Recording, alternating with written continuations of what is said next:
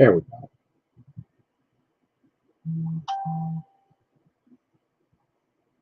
There we go.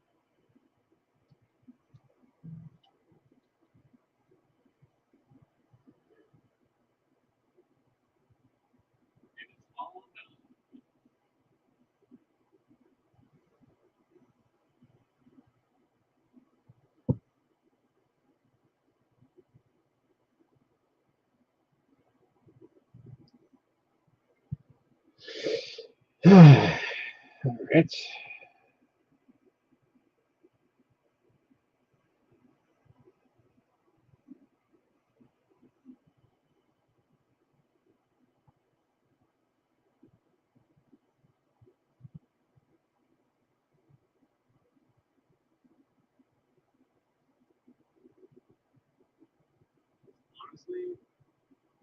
Wow, they blocked that. That's crazy. What do we have today? Nothing, just kind of chilling here. We're gonna be cleaning up the area here a little bit today.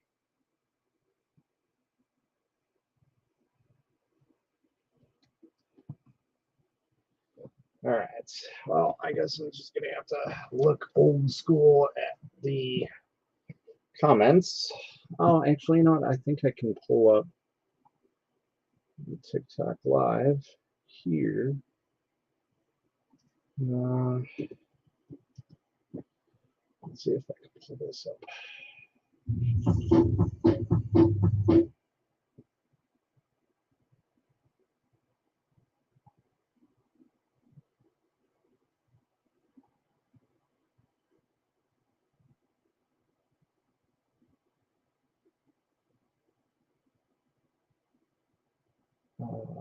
Probably not then. I am going to be on for a little while, yes. It is currently 11 o'clock. I will probably be on till about 3, I'd say. I'm just trying to get my my TikTok chat over here.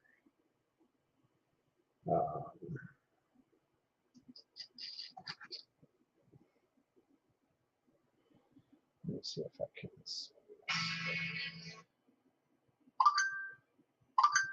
Yeah. So what's up, Midland?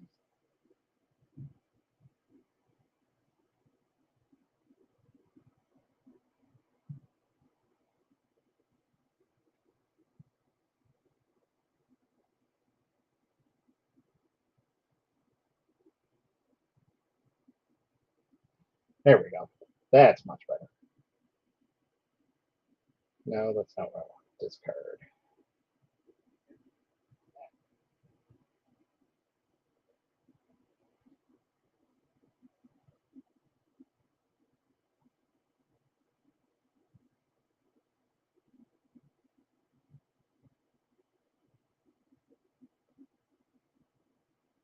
So yeah, with the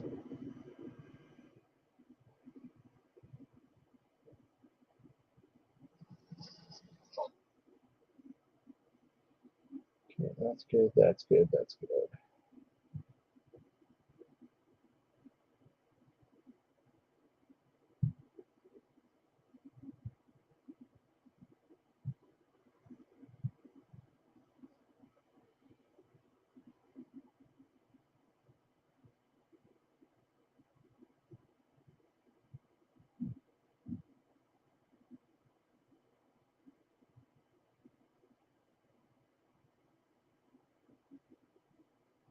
Okay.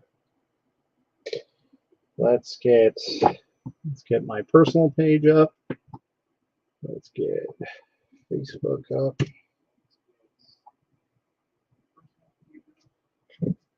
Let's turn this down.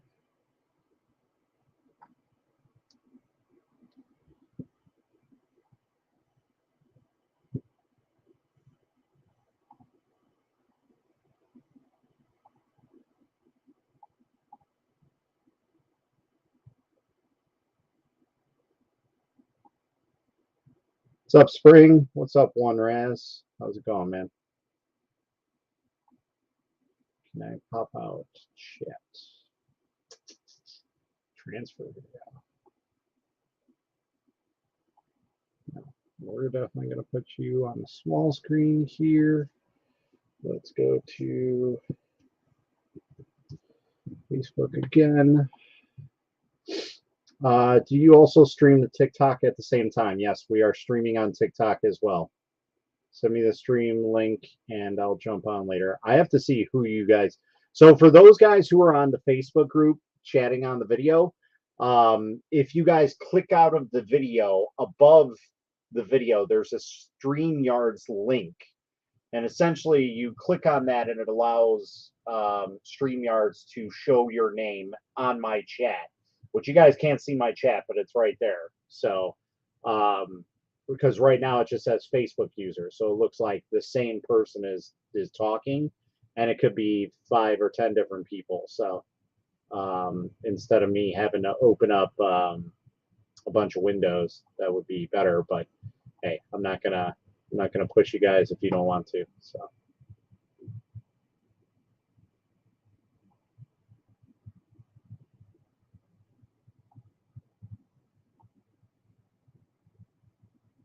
Can we pop out this chat? No. Because that would make sense to pop out this chat.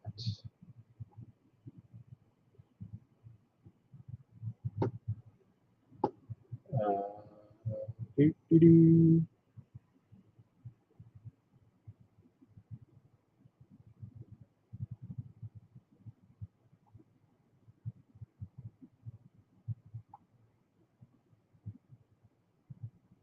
Can I really not have that like that? Like, does it have to be one or the other? Because if so, that's dumb. Please check if your speaker volume is too low.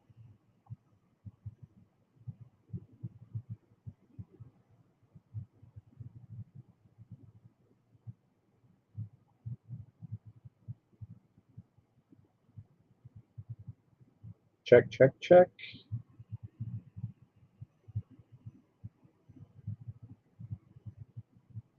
Is this still going? Yeah, still live. Okay. Just making sure.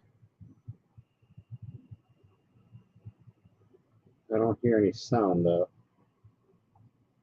I hope there's sound on in TikTok land.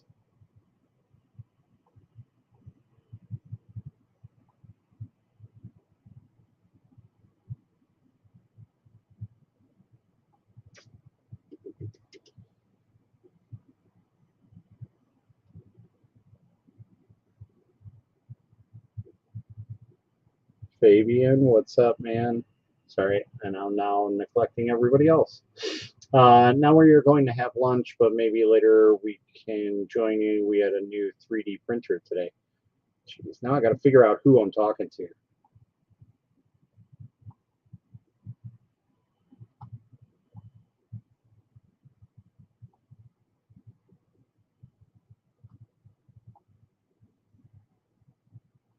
I hope that you guys in TikTok land can hear me.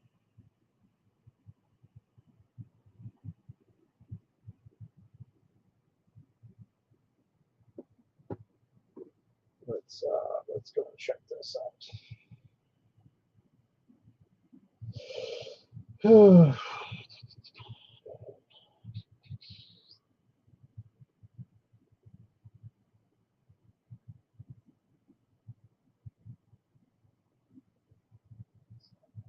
Ah, yeah, you can.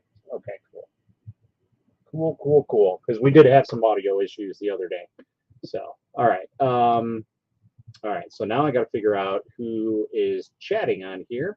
So give me a second. Let me go to my group, and we can figure out who is chatting. Close that. All right, so we got Wayne, we got Joel. Now we are going to have lunch, but maybe later we can join you. Oh, cool. That would be awesome. Yusu, right? Yeah. Pretty sure that's who you are, if I'm not mistaken. Send me the stream link and I'll jump on later if that's good with you. Yeah, just let me know.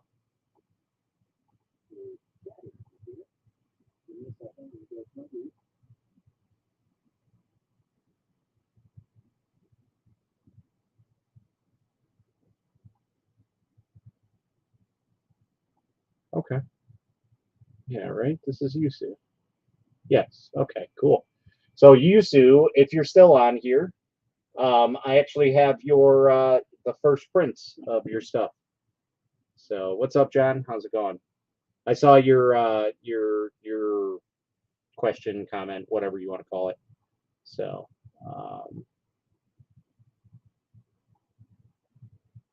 I'll send you the link right now.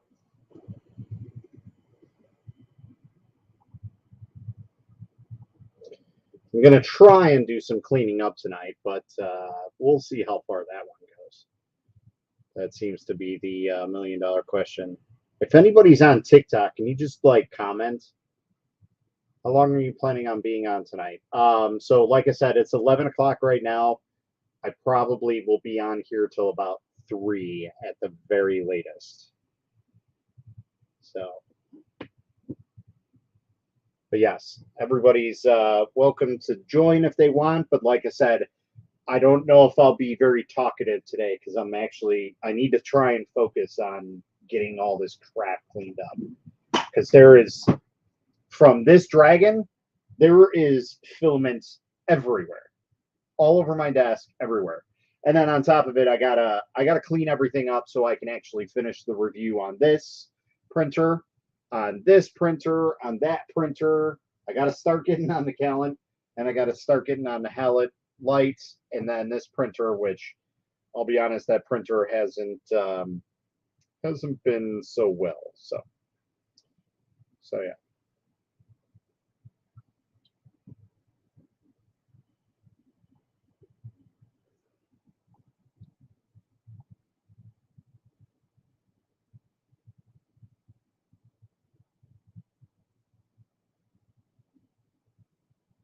Is there nobody chatting on here either?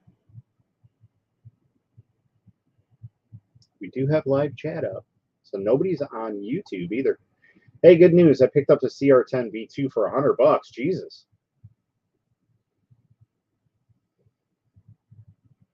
Yeah, that's a deal. Like, you'll be lucky to get a Ender for that much where you are.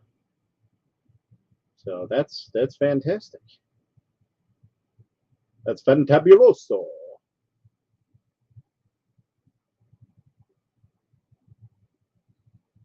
All right.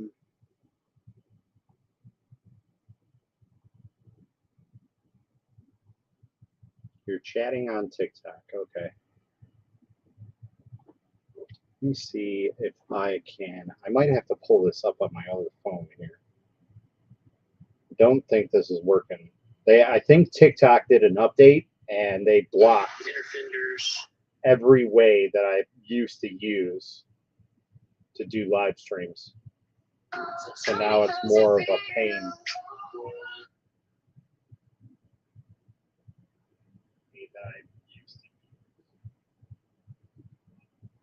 So there's 10 people on TikTok. Just moved over from TikTok. Okay.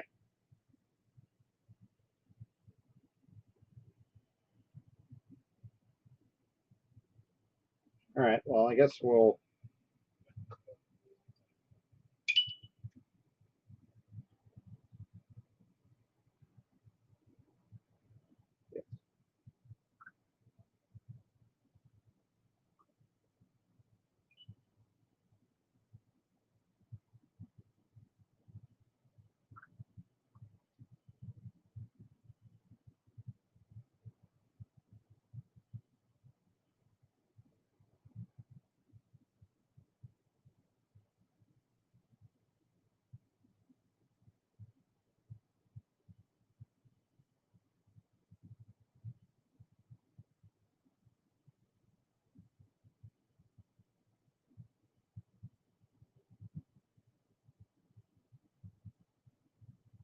Yeah. So something's up with this. Do live chat.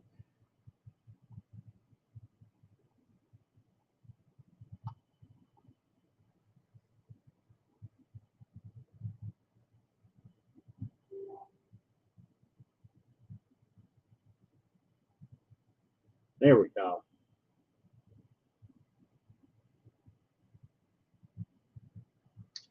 It's just TikTok not working today? Or is it the fact that I'm watching my own TikTok on my channel?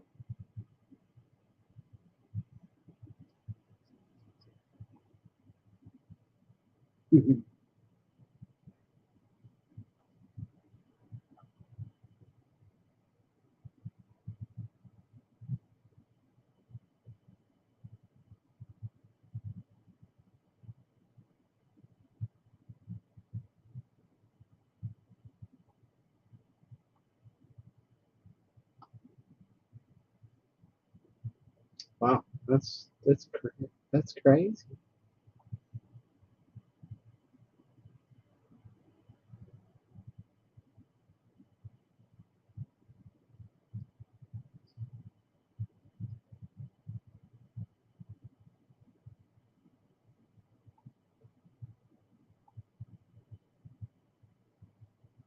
Hmm.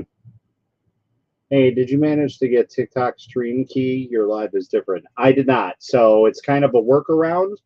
You have to have over 3,000 subscribers on it, and you have to apply for essentially a gamer setup. If anybody's on TikTok, can they just chat really quick? I think something is up with the stream.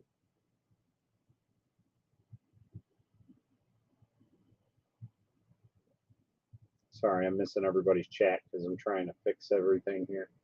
I will try to get another cheap printer this coming week. Cool. I know you know a lot of resin printers. I know there's a resin printer that is white with a red glass. I think it's an Anycubic, but not sure. White with a red glass.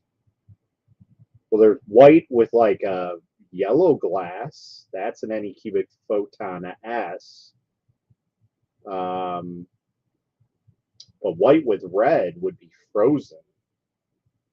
And if you get that, that's a frozen Sonic, which that is an insane machine. Like that's a dental machine.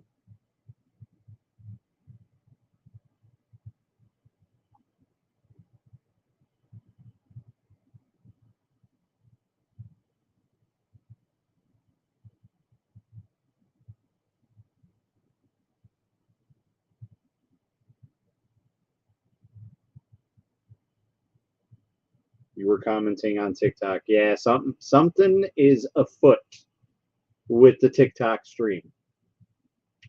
Because I cannot see TikTok's chat.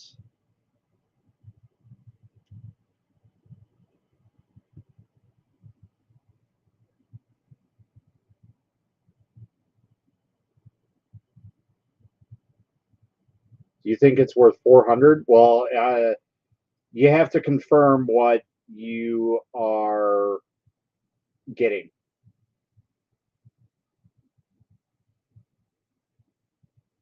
You can tell that, yeah, so some of the platforms do have a huge delay. So.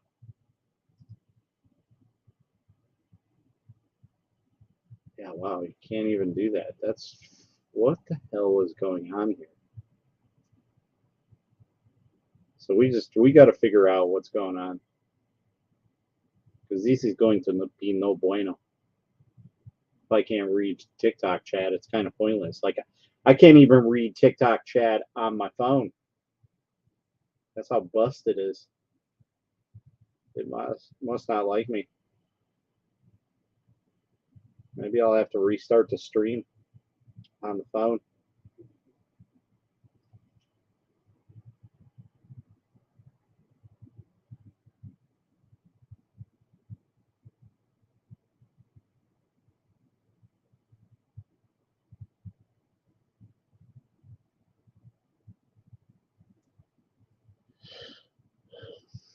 All right, I think I'm going to end TikTok and then just try and redo it. I'm going to reboot my phone too and see if maybe it's something with it. I think I know why, because I was doing AirDroid, and AirDroid was messing with it. So the only chat I saw on TikTok was what I was typing. Yeah, so I just ended the TikTok. So we're gonna we're gonna see if we can try and redo this right now. This is this is crazy. All right. The design is great. Yes, it is. Let's see here. Kick Not. Yeah, it definitely is. I don't see you on YouTube. I don't do anything with TikTok. So I am on YouTube right now, live streaming this exact stream. It is my Akuma Mods YouTube, and if you click on that, it should be on there. So, what's the issue? Some issue with TikTok. TikTok is not working right. YouTube chat is in the TikTok stream, right? I know that, but I can't see who's chatting via TikTok. So, something is weird. No, because if somebody reported me, I wouldn't have the ability to go live. So I see a kitty cat. Yep, this is her domain.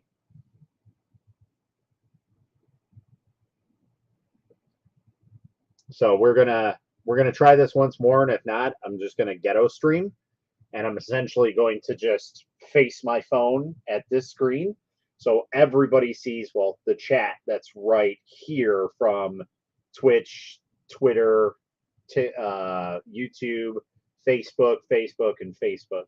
So you don't do anything with TikTok. That's fine. I'm just I want to have the ability to stream to multiple platforms if possible. So that's all.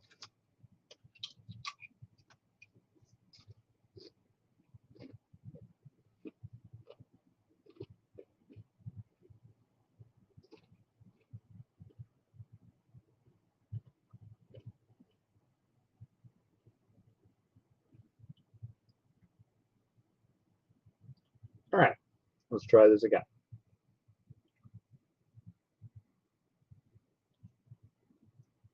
TikTok will have access to all of your information that is visible on your screen or played from your device while recording or casting. This includes information such as password. Yeah, I know that.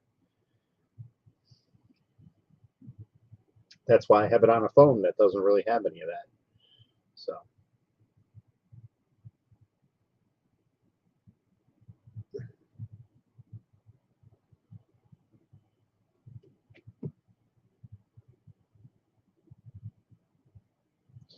There we go. Now, let's try this again.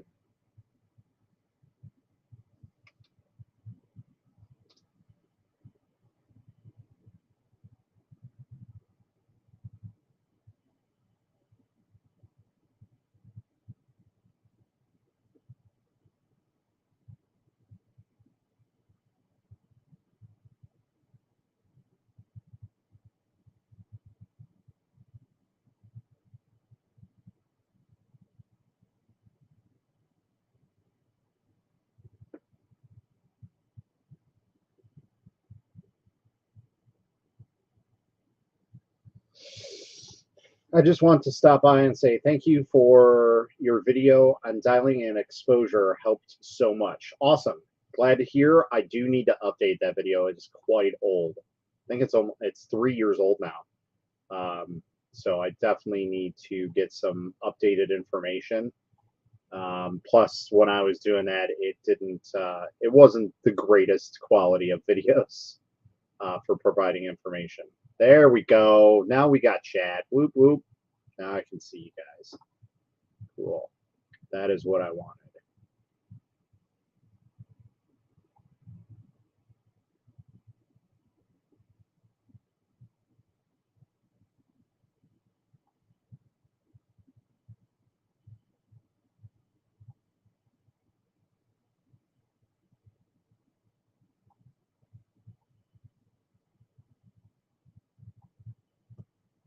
Check.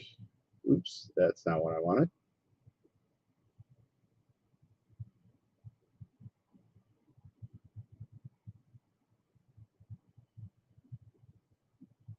All right, so I finally fixed it. All right, now we can see TikTok chat. Whoop, whoop. That's mucho gusto. That'll help me a ton. All right. So, how's everybody going?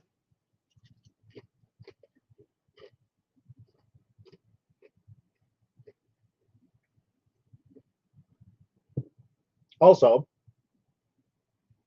for you guys that are in TikTok lands, if you look somewhere on your phone, there's going to be a image that's going to look like this and this. It's basically two boxes. One's facing this way, one's facing this way. If you press that box, it'll turn your phone to do landscaping mode. What's up, I think?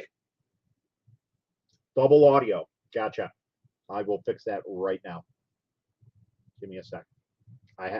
Don't worry, I have an app for that.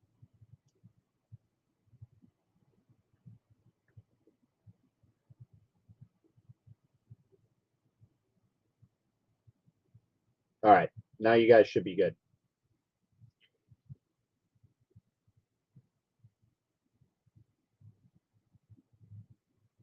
Bruh, that's awesome. Workshop is now in my basement, dealing with some moisture issues. Any suggestion? So, I mean, moisture issues are going to be something that's going to plague you regardless of who you are and what you're doing. Unfortunately, that's just something you got to deal with. I have to deal with it my same self because I work in my basement. So just FYI, that's just how it is. So, no, I don't want picture in picture.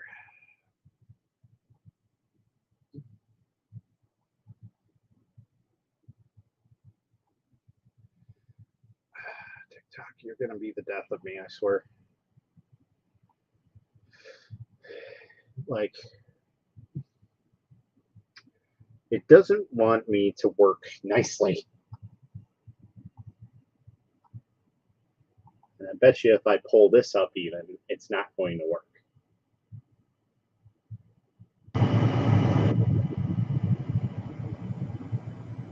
Because it says currently streaming.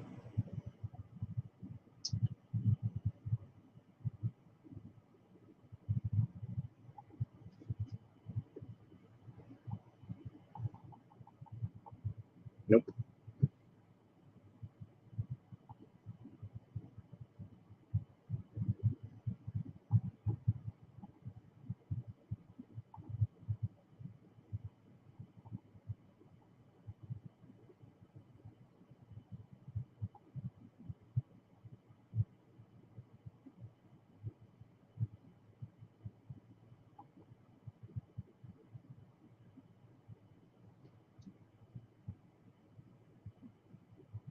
Unstable network. Please check your internet connection. Well, I should be pretty good. I'm on my 5G, so shouldn't really have issues. All right, so everybody's here. Everybody's in chat. Everybody's on TikTok. I wish it had. Oh, it does have a viewer count. All right, cool. So maybe I should try and have. Maybe I can do this.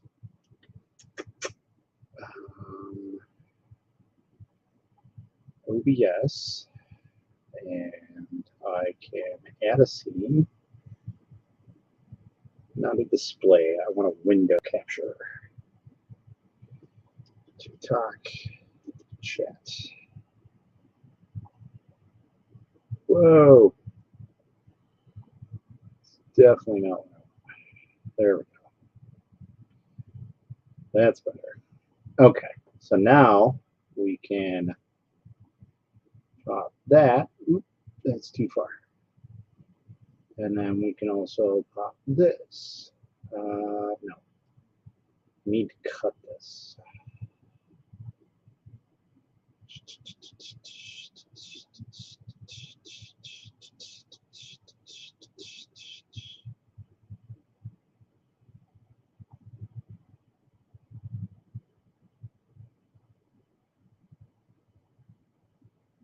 Because yeah, that's not gonna work.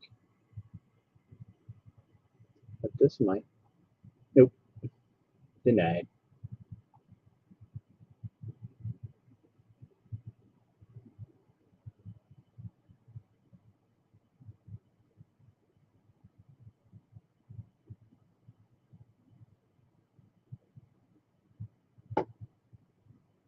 Hmm.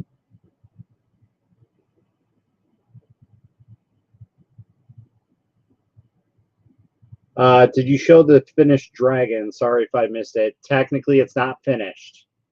It still needs a lot of work, and I think I'm gonna just call it as defeated right now. And the reason being is it's got a raft on it, and I didn't put that on there, but the settings that I got from I'll just erase this for now.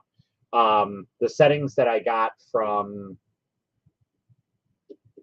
10log had a raft on it, and I didn't realize that when I was printing. And then I started, and I'm like, you know what? It's already going. Hopefully, it's a good raft. And unfortunately, it wasn't. So it's just kind of slashed on there, or molded on there, not slashed. So yeah, that basically is where we're at right now. Is still got a little bit of supports to remove to make it flex, which shouldn't be too bad, but the raft is basically not going to come off. So we even tried using a heat gun, and it didn't really work all that well. So, oh, so you fixed chat? Yes, I did. Yeah, I fixed it. So.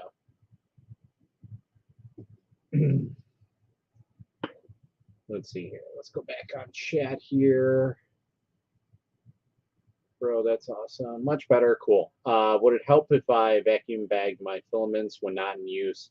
Should I buy a dehumidifier? So actually, I saw somebody on TikTok the other day, and essentially what they did is they bought a storage bin, and they put all of their rolls of filaments that they have inside of that. And then I guess at Home Depot, now obviously this is for people in the States. I don't think there's a Home Depot outside of the US. But at Home Depot, apparently you could buy silica gel or silica beads.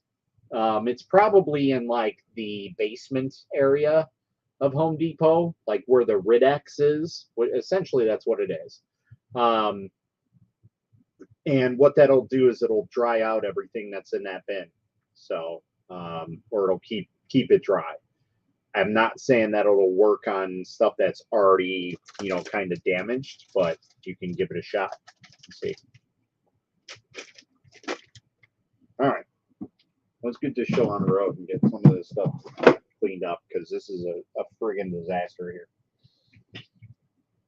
We got rolls of filaments everywhere. We got all kinds of stuff. But yes, so for those who wanted to see the dragon, here's the dragon.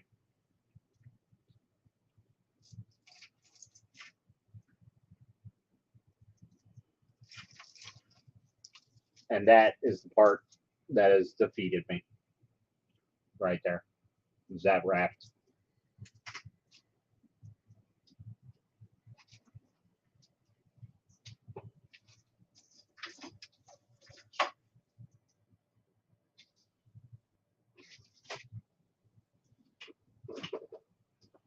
All right.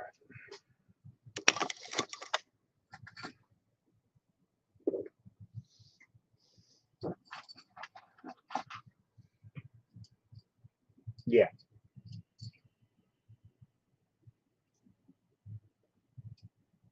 So that dragon is exactly the same as the resin one we printed. So the final length will come out to be about 13.5 feet once it's all uncoiled and everything. So I do still have the whatchamacallit, the resin printed one, right? So this is one part, and this is the second part where it broke. But this one obviously came out much better and much easier than the FDM printed one. I'm kind of toying with the idea of maybe reprinting the FDM one, just letting it roll. Just because I have the filaments, I have the time, and that way I can do it correctly. Because two things that happened with that FDM print. that essentially came from one thing. So I use 10 logs profile for that printer for Simplified 3D. What I forgot is when you import a new profile, it essentially imports everything. So all of my custom supports that I usually use are completely wiped out of there. They're saved on my profile, but not on this new one. So the new profile has its own support structure set up, and then it also had a raft on it. So those were the two things that basically killed that print. So I'm tempted to either just do another one with my support setups and then also bring down the infill to 15% because that was 25% infill. So it is a little bit heavier, and it'll cut down the print time, and then it'll also make it easier to remove the supports because essentially with my resin printers and my FDM, if I use Simplified 3D, I'm not using any tools to remove any supports. I haven't in a long time. And if I do, it's usually a pair of tweezers. It's not, side cutters. Like that stuff, that FDM print, I had to use side cutters to get that stuff off, which again, I haven't done in a very long time. I haven't used a pair of side cutters in probably 4.5 years. So pretty much since I started. What's up, Mo? Just cleaning up the shop area and chit-chatting. Silica gels have a shelf life and only last so long. Right, exactly. So on top of that, the ones that I saw on the TikTok, I have the TikTok saved. And essentially what it was is it's a little container that you have, and I guess they're reusable. So they're reusable silica gels. I didn't think that was possible, but I guess it is. So story of my life. Yeah, exactly. That's the story of my life right now. But yeah, I need to get some form of declutterization because here I'll show you guys what my desktop looks like. So my apologies for the extreme close-up, Mr. DeVille, but essentially this is my desk right here on the right side of my desk, and then this is the left side, which isn't too bad. But then we got all this stuff here. We got all this, all that. There's you guys, and so on. But and then I got to clean up here as well because this has just got paperwork and documentation for printers and stuff and what have you, and little miscellaneous junk. So I really need to get some sort of I guess control on it. And then I also got to make sure that those boxes are broken down and taken out as well, because some of them have filaments in it, and then some of them actually have stuff in it that I need to get out of there. But that's essentially all prints on that one side of my desk. So I need to get it all collected and everything and get it out of here, because like I said, most of those prints that you guys saw is on this printer, and that's just more or less because I've been slacking on printer reviews. So I need to get the ball rolling again, because I just haven't done it in a while, and I need to get back to it because my content on my YouTube channel is just peaking down. So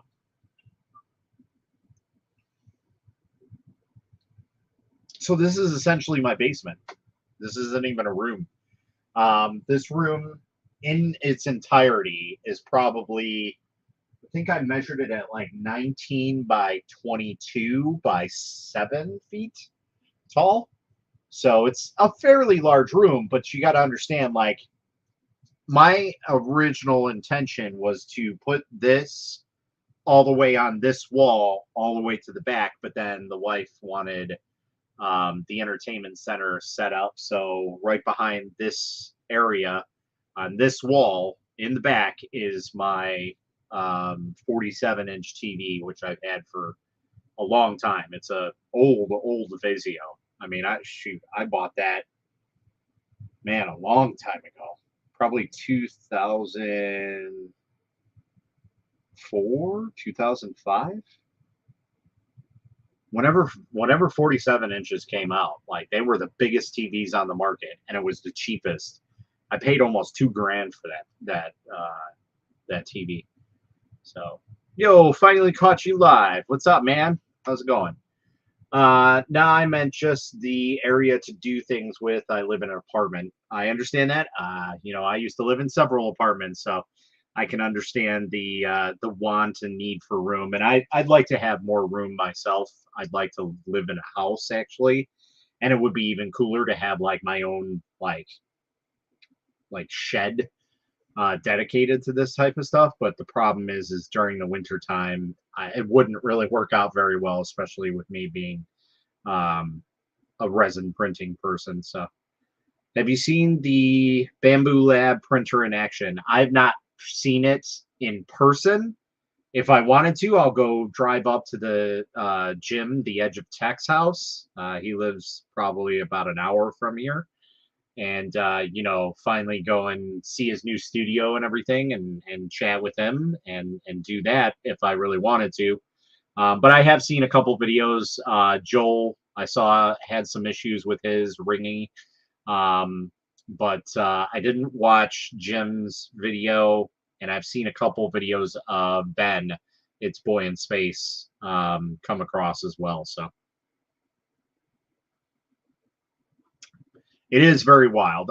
So I've seen that in the past, back when it was just a thought, and some of the technology that they wanted to pack into it was just insane.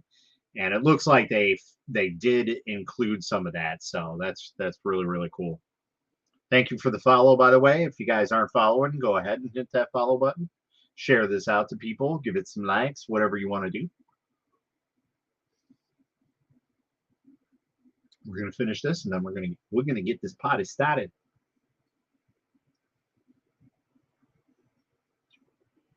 And I got a mount, so I broke my old mount for my paper towels. So I resin printed ones, and I'll show you guys. No matter what anybody says, you can print functional parts. And this is not dialing anything in. In fact, I was using a speed setting on this Anycubic M3 Max. So if anything, this probably shouldn't have came out the way that it did, but it did. So essentially, this is a mount, and there is a screw in piece on each side. So there's two pieces of this. The other one I got to dig out of here, but essentially it screws into place, as you can see, into this area, and essentially it just screws in super easy. Boom. Screws right in. Super functional print. This is solid, obviously, so I mean it's a little extreme. And this is just standard resin. It's nothing like ABS like or anything that is of an engineering type. So it's not like, oh, well, you cheated, you probably used a higher end resin. No, in fact, I used the lowest quality of resin. So low, in fact, that this is expired resin. Yes, resin does expire. So this resin expired back in August 19th of 2021. So it's almost over a year old, or almost 2 years old from its expire date. So its expire date was August 19, 2021. So that's essentially the last good date. Now, I know what you're probably going to ask next is, what do you mean expired resin? Well, resin does have a shelf life of about a year. So that's why it's best to use it as quickly as possible and then restock if you can. And even if you go past that 1 year, because I do have several resins that are well past a year. Some are probably even a year, over 2 years old, I'd say. The only thing that you would have to do is, I suggest using it on a smaller printer than a bigger. But I mean, it'll work on a bigger printer. You just have to constantly mix it. And you can tell that the resin is kind of failing a little bit here and there by some of the stuff that's shown on the print. So you see that like that bubbling on the sides here, right where my finger is. Yeah, that's a product of expired resin. So essentially, this print is not, how do I want to say this? It is not a structurally sound print. It might be internally okay, but with that layering like that, that means that the structural integrity of this print is probably not what it should be. So essentially, it's like the clog nozzle in a way, but not super clogged, partially clogged on FDM. Excuse me. Let's see. He did a speed test earlier. Cool. It's just more fun to print dumb things like a Rooktopus. I have no idea what that is, but it sounds interesting. So either way, I need to mount that really quick. Let's take off my my resin mixer here. Put on the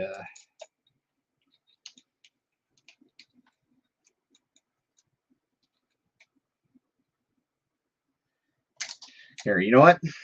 Since I let anybody join that they want to, I'm going to put my invite link up here for you guys to join if you see fit.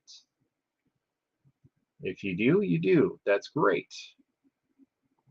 Anybody is welcome to join. It don't matter who you are, how many followers you have. I don't care. It doesn't matter to me.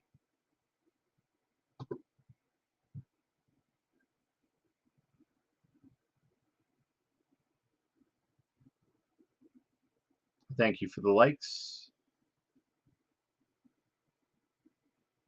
All right. So yeah, the link is down below. If you guys want to, join, go ahead and type that into your browser. And essentially, you will join me on the video chats. If you guys want to, that's fine. You don't have to. It's not something I'm pushing you guys to. I know a lot of people are kind of iffy about being on live. That's perfectly fine. I am here to, kind of chat with you. Even if you don't have anything to chat about, just kind of sit and chill. You don't have to chat. In fact, so much so, I can make it even easier for you guys. Somebody showed me this the other day, and essentially, it's ambient music. So it kind of takes away the weird background of me not talking. So I kind of dig that, and it's super chill music. It's free, and yeah, so that's kind of cool. So, all right, man, I'm gonna head out. I got an early day tomorrow. See ya. All right, have a good one. Yeah, I kind of have. Well, it's not an earlier day, but I got to be at work tomorrow, so it kind of sucks. But hey, it is what it is. That's the luck of the draw. Oh well, not the end of the world. So, either way, let's get to mounting this so we can get it up and out of here. What did I just do with that? There it is. So if you guys want to see what I'm working on, let's try and get you all set up here if we can.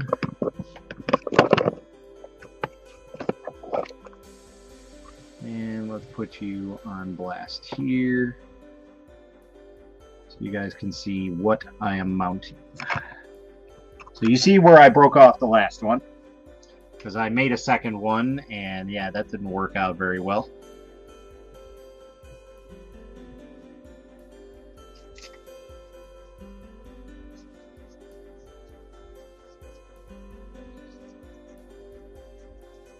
What's up, Jeff?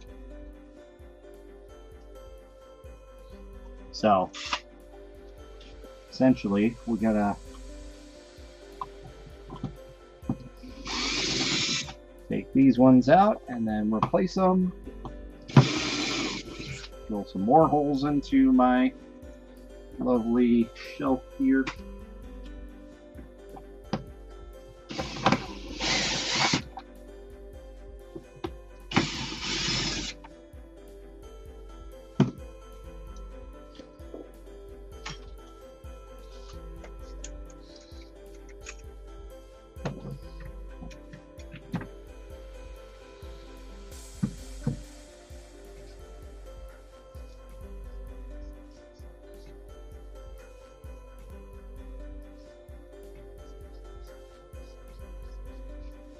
All right. So now what we're going to do is we're going to use one of these existing holes. And that fits in perfect. But what we're going to do is turn down the clutch on this.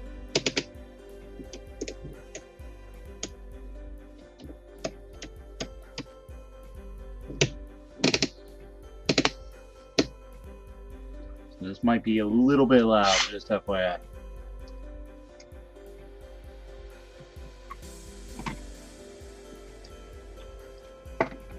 Oh god, I'm dropping things.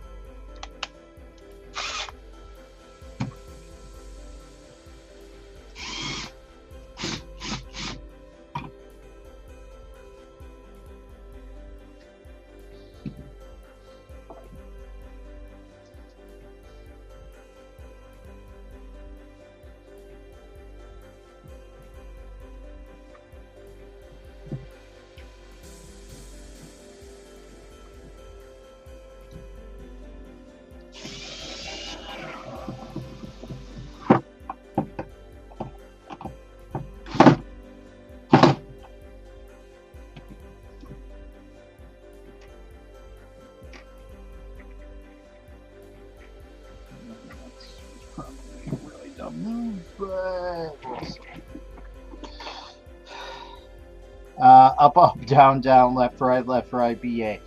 Yeah, exactly.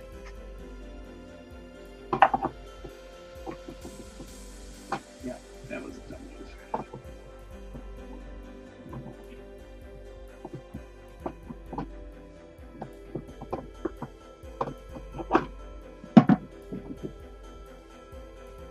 Essentially.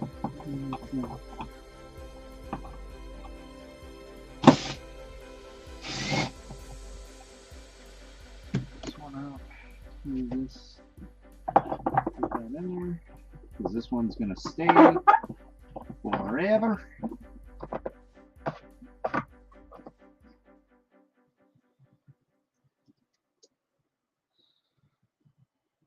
Your shirt brought me back, yeah. Hell yeah.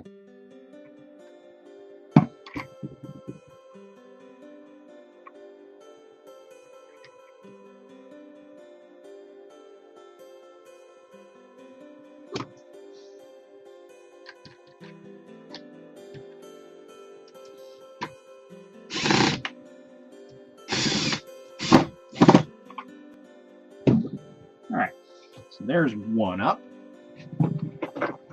Get it? One up.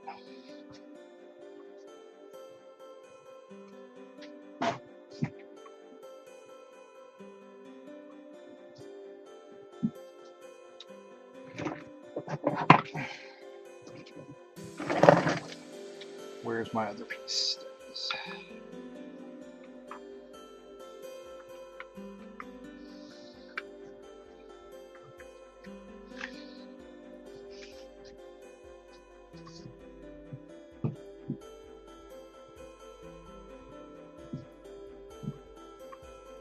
Okay.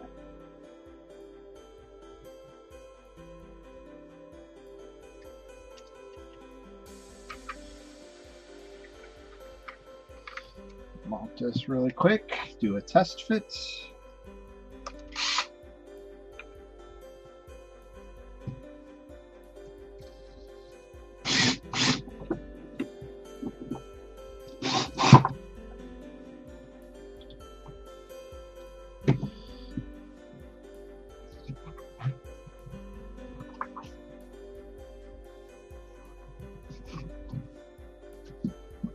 have to move that back just a little bit.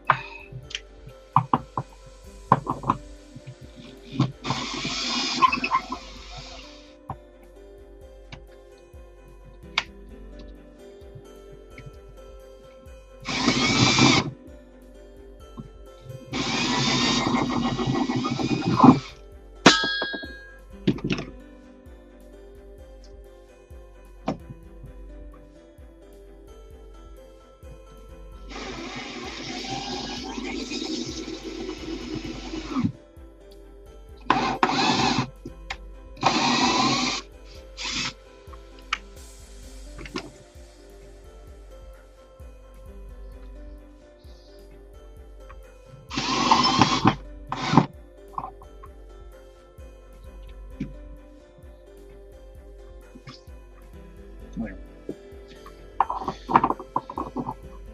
That's much better. Now we have some play. So if we got a bigger roll, there. I'm happy with that.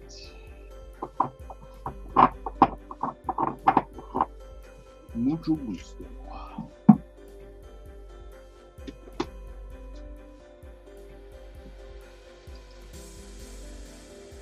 Let's see. Are you on your YouTube live? Yes, I'm everywhere live. Facebook, YouTube, Twitch, Twitter, TikTok. I have some funds coming in. Was thinking of getting into resin. Is a frozen mega an okay place? Yes, that is a very, very big resin printer. So just FYI, when you fail big, you fail expensive. So just be aware of that.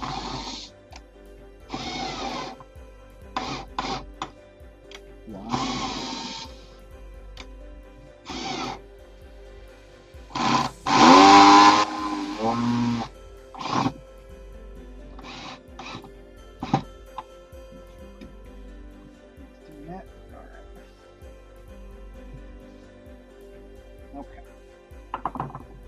So now we got the roller back in place. Come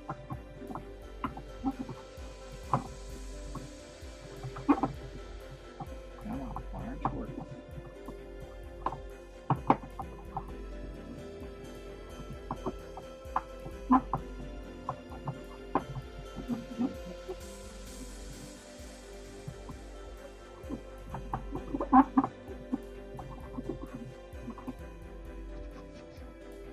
Okay, that's weird. Does this work? 1 second ago.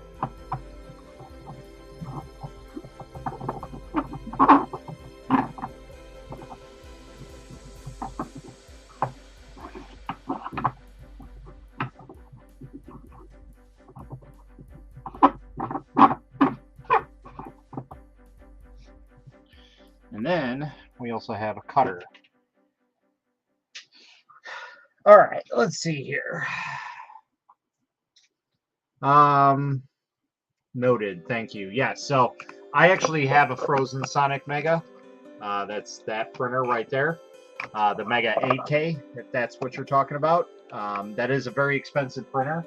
When it's all said and done, it's probably going to be about $2,500 sent to your door. But I will tell you, you will have one of the better printers out there on the market in terms of size and just sheer abilities. So how do I go live with you on YouTube? So there's a link on this video, https://StreamYard. You can go ahead and type in that link into your browser, and then you can jump right in.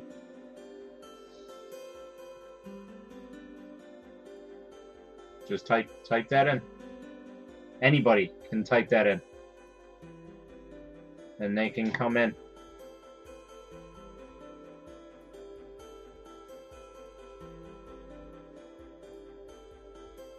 Now, the other thing that you can do, instead of getting the Frozen Sonic Mega, which, I mean, is a great printer, there's this printer, which is just slightly smaller in terms of build volume to the Frozen Mega.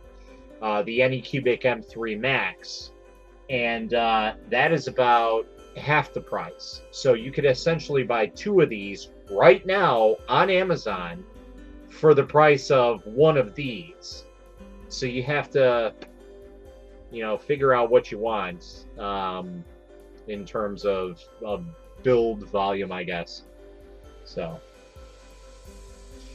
now we also have this this cutter piece. I guess we'll put this up as well, just to see how it goes. If it'll do it okay. I think it might be too small actually for this type of roll. Totally is. So I guess we're not using that.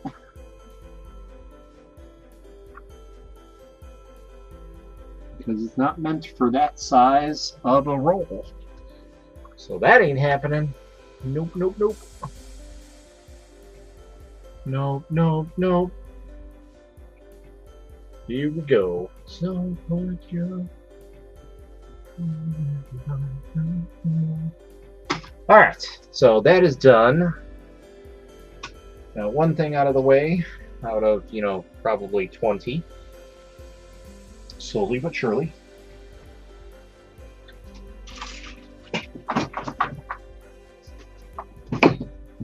Alright. So now we need to get all of our resin stuff together here. Get that. I think that's it for resin right now. That can go back down there.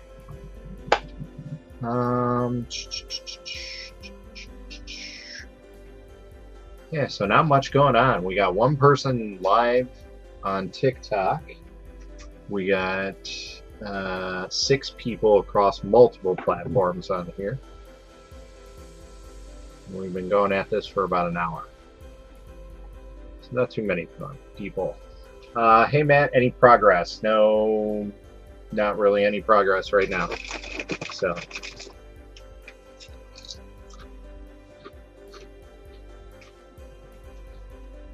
This right here. Type this in.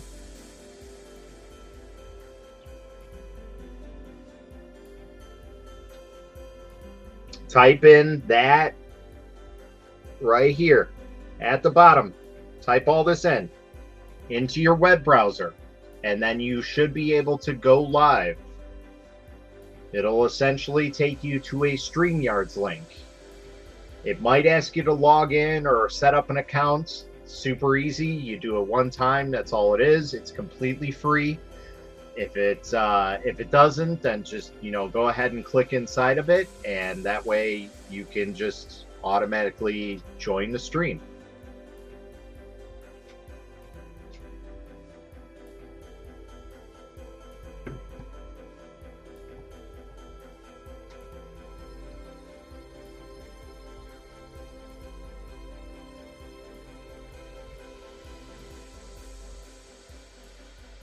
Thank you. I would have to say a messy setup, as always. All right.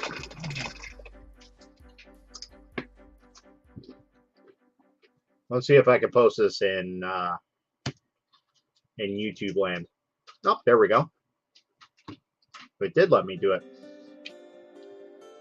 So there, click on the link in chat if you guys want to join.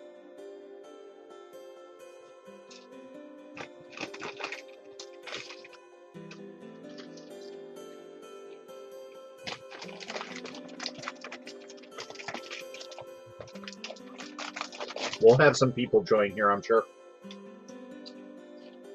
in the next hour or so.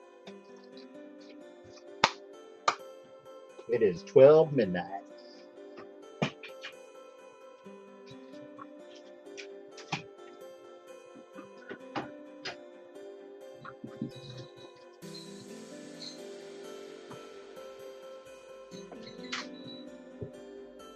Oh, I heard somebody pop in.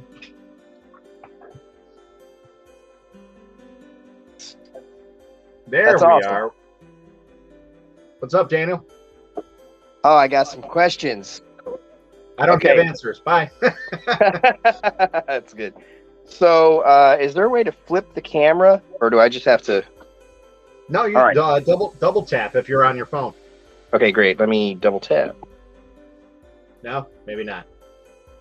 Cam? Nope, that's not it. Nope.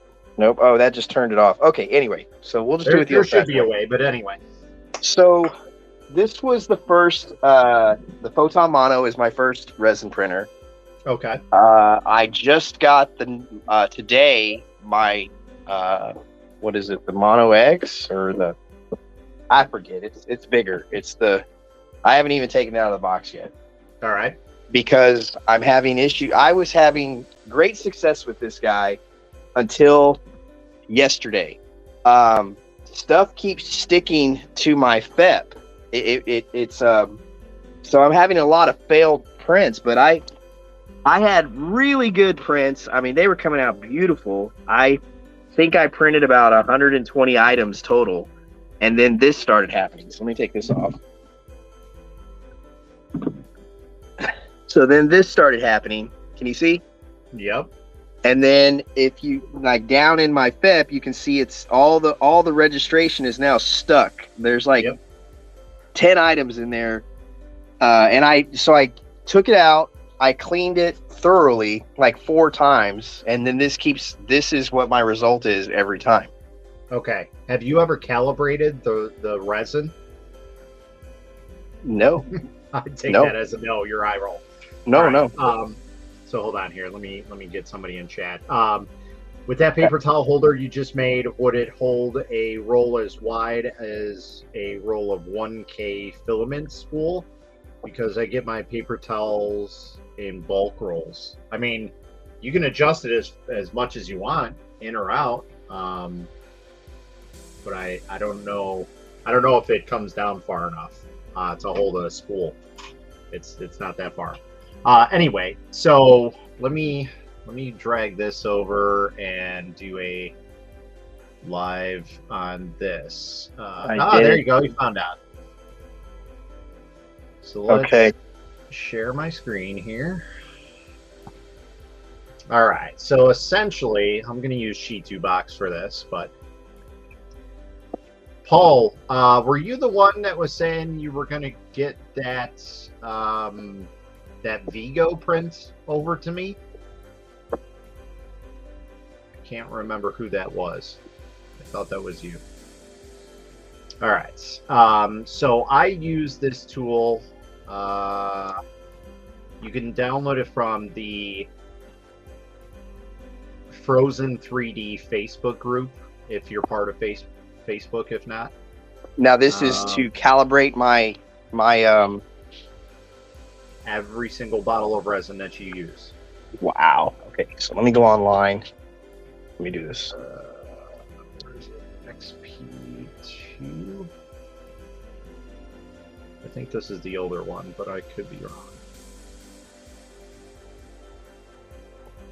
Yeah, this is the older one, but still, it's basically the same. They just kind of made it a little bit better. But essentially, this one would work. So what this does is, all right, so let's say I'm using Sheet2Box, all right? I have these normal profiles set up.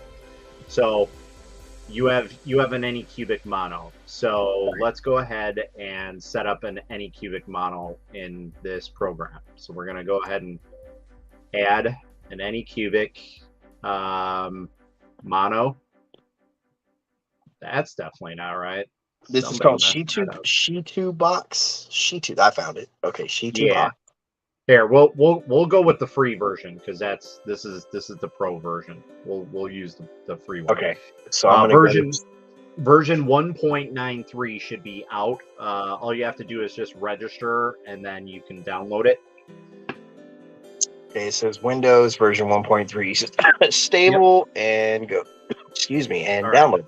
So essentially, when you install it, you're going to come in here, and then you're going to click on Anycubic, and then it's going to have all the new printers that are on there.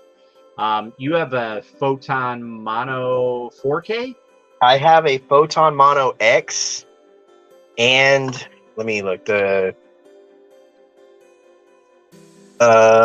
What was that one? I have a Photon Mono, and I think I have the Is the X the next one up? Okay, wait. X is the big one, yeah. Yeah, I have the X and the Mono and the X. I have not taken the X out of the box yet because I wanted to get the Mono working first before I dive into a whole nother one. Okay, so let me go to the website again. I'm trying to download. It's asking me to subscribe. View new supported firmware. Yeah, you don't have to do any of that. You just have to log in or sign up or whatever. Okay, so Shitu Box sign in. So I need to give a email address and a password. Sign up. There we go. All right.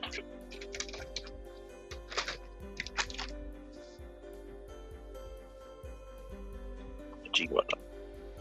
There it is. So I was looking at some other tips and tricks, and they were talking about PTFE lubrication on the FET. Nope. Okay. Dial in your settings. That's not needed. Okay. Let's see. What that does is it essentially thins out the resin so much and makes it brittle. So that's not something you want to do. Okay.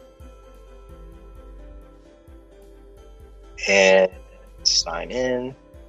Account not existing. Oh, I need to sign up. But that's what I said.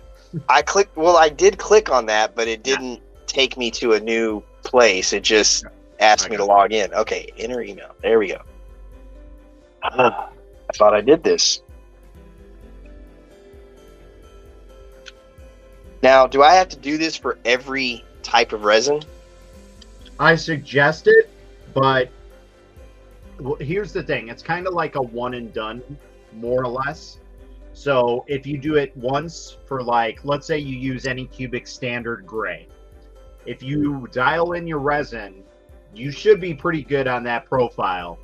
And if you start seeing that there's issues, like it's failing again, then you might have to recalibrate it. Okay. Because they do change formulations all the time. So, let's go to choose your application: dental, animation, games, merch, mechanical part. Sorry, hang on. I'm sorry for that. Ooh. Okay. Other products. Okay. Please enter the pattern 878 G. How's your day going?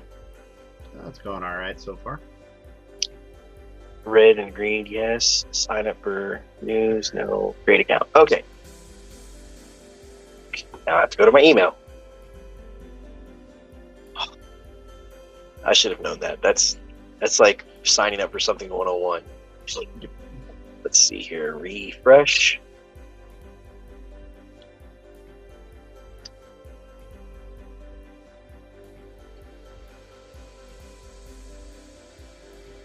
Here we go. Verification. Thank you. Where is the link? Please. Verification. All right. Okay, I am verified. Let me sign in one last time.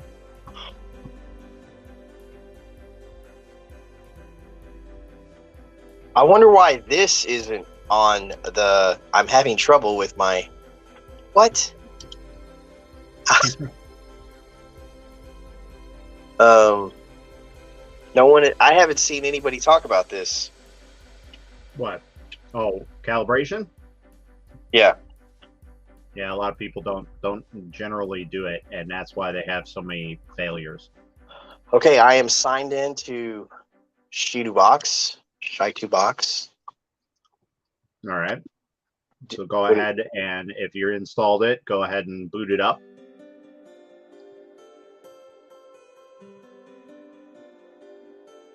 I thought I downloaded it. Let me go check my downloads folder. Nope. Okay, where's the software?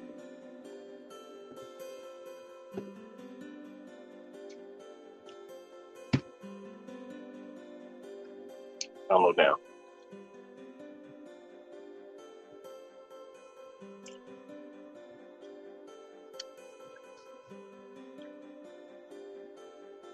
View new support firmware. It keeps.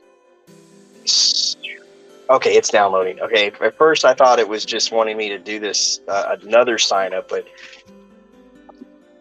that can't be right. It says 15 minutes to download. No. Well, it keeps changing, but dang, that's a long time. Okay, so I have to 8 minutes. 9. Okay. So whenever I see this screen, when I open it, I'm going to go on to the top left and open up for Mono X. I mean Mono. Yeah. Okay.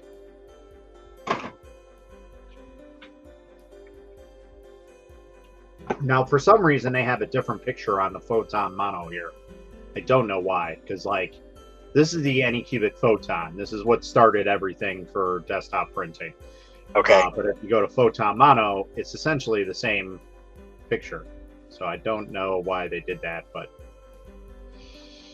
hey, because the SE is basically the new version of that.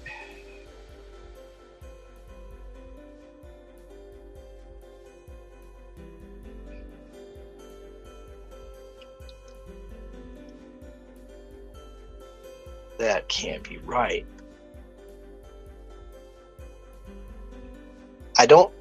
This is a brand new computer and it's telling me 20, now it's at 20 minutes. 19 minutes to download.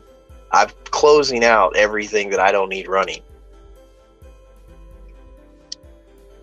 Might just be your internet connection, or it could be the hosting server on Shitubox. Who knows? Wow.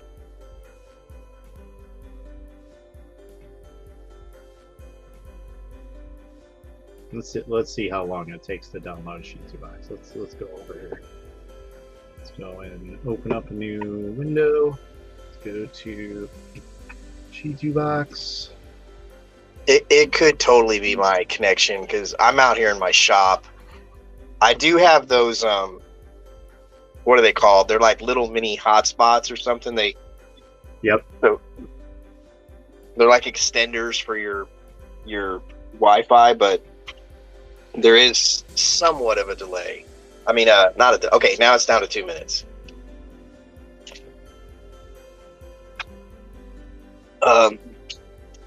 So what's your main specialty? Like, are you printing strictly for yourself, or what's your main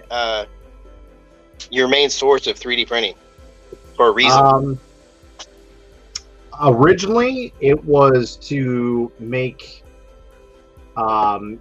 pieces for retro gaming systems, and that's how I started. And I was gonna make handheld gaming systems with Raspberry Pis and everything, and that's what started it all. And then it just kind of moved into miscellaneous stuff. If somebody wants something printed, okay, that's what it is. But for the most part, what I do is more or less reviews for companies. So I test out their machines, make sure everything's good. Like the Mono, the Photon M3 Max. I had that probably 2 weeks before they even announced it to the public. The same thing with the Viper. I mean, most of the machines I have are what people would consider alpha models before they even hit like retail shelves. So, Okay. Like the Creality Halide Sky, I can't update it. I can't use any new slicers because it's got a completely different board than everybody else's.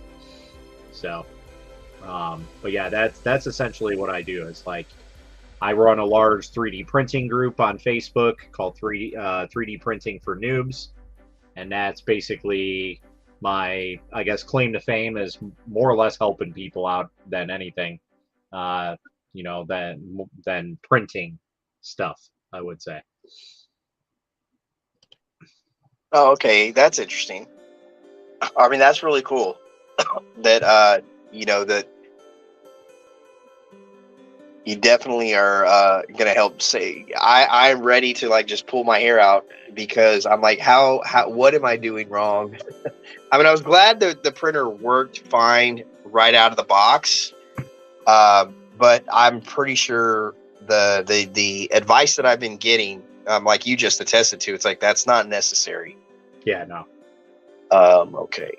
Yeah, so this is my group right here. We have about 75,000 members on it right now. It's on Facebook. Yeah, it's here right now on this. Let me go. Let me go. Here. Do you want to restart the source manager? What's going on? Do you want to restart the resource manager to achieve the thumbnail of it? Yes. Yeah. Okay, run it. Okay, I was gonna let me go to your Facebook group while this thing is doing its thing.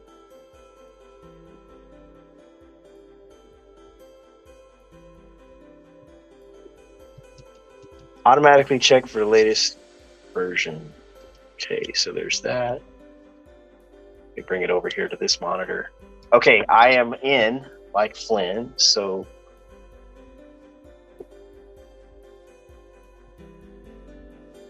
new project open, recent settings. All right, hold on. Give me 1 second. Hey, time. Anyway,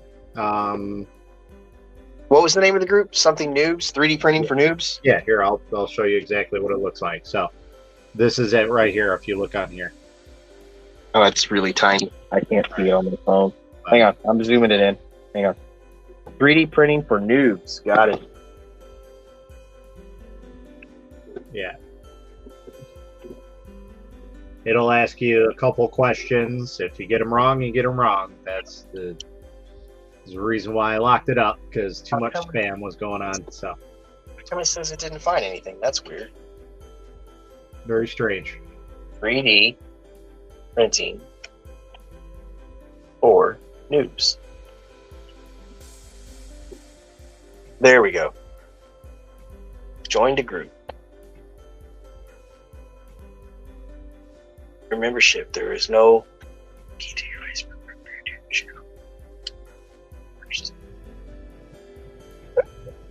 At the first. That's hilarious. There. 1, 2, 3, 4, 5, 6, 7, 8, 9. I believe that's the third. Man, should put on my glasses. I make it hard just because there's so many people 4, 5, 6, 7. that Okay, can ask. I think that's right. Okay. Yep, awesome group. Thank you.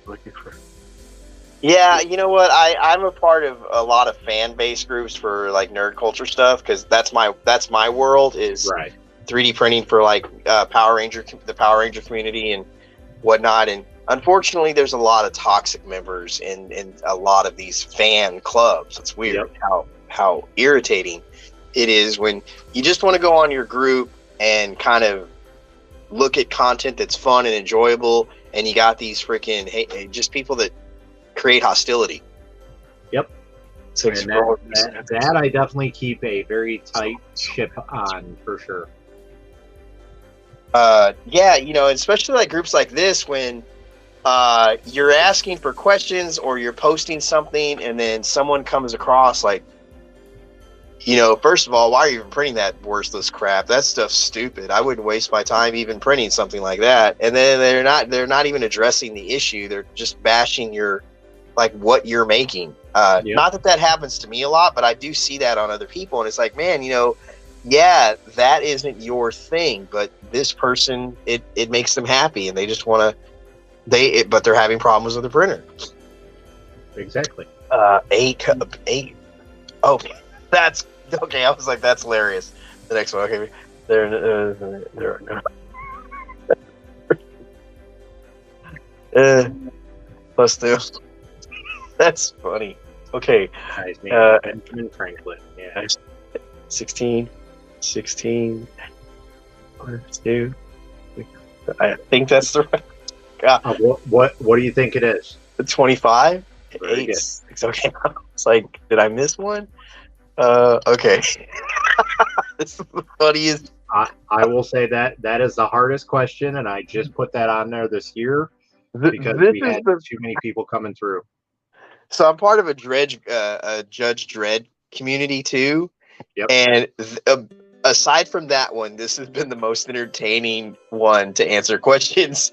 The Dredd one, they really make sure you know the lore because they ask you certain questions based off characters. Like, hey, who would win in a fight between this guy and this guy? And you're just like, if you don't really know the characters, you're gonna out yourself, and they won't let you join. Because some people, unfortunately, just want to join just to make fun of people in the group. Let's see. Okay, I have it loaded, and is this a slicer? It is, yes. Oh, okay. So you've probably been using Photon Workshop for your printer. I have been. Yeah, I personally am not a big fan of that, but you can use that if you want. I personally use Sheet2Box. It's just a little bit easier to get around, and it Okay. just seems to have a little bit better abilities with it. So Do I go to the top left and create a profile for the mono? okay, so you should have something set up here that says like settings, Yes. right? Okay, Yes. so you're going to go ahead and go up to add new printer on the upper left of that. And then you're going to see I don't- no? No, it's not giving me add new printer. I Okay, clicked on so settings. So here, look at the screen here. Got it. So your setup looks like this right now? Yes. Okay, so you're going to go to the right here. It says settings. When you click that, it'll open up this window. Oh, that's settings. Okay, I Yep. went to the one on the top left. Yeah, no, Okay, not that one. machine profile. So then you're going to go up to the upper left here on the corner that says add new printer. Thank you. Okay, add new printer. Any Then you're going to cubic. go to any cubic, Click OK.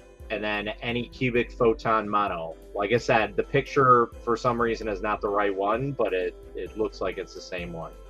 It gave me any cubic, but it didn't give me the.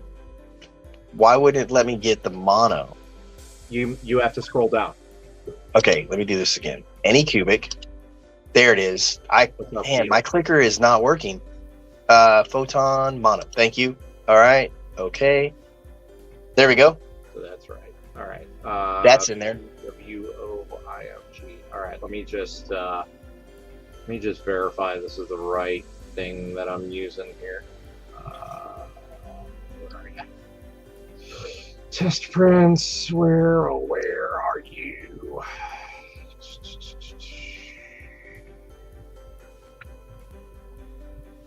If I can find you, that would be green. What's up, Keatle? How's it going, man? Hey. Just printing dragons. Printing some stuff. Yeah. Outstanding.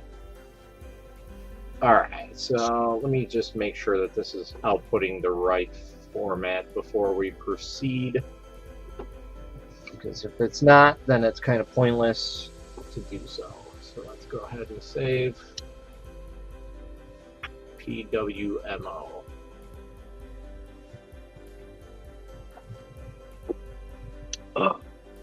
PWMO. All right, cool. All right.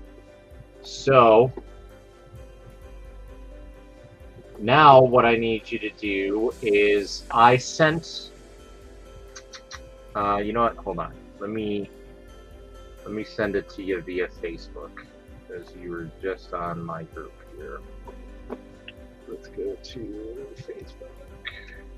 Through Messenger, or are you going to put it on the group? Yeah, I'll send it to you via Messenger. Okay. And I'll send you a link to this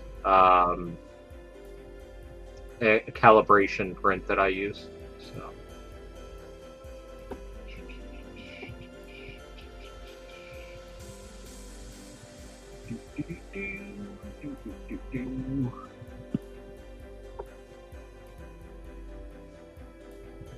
So just check your spam messages really quick for a Google Doc from me. There it is.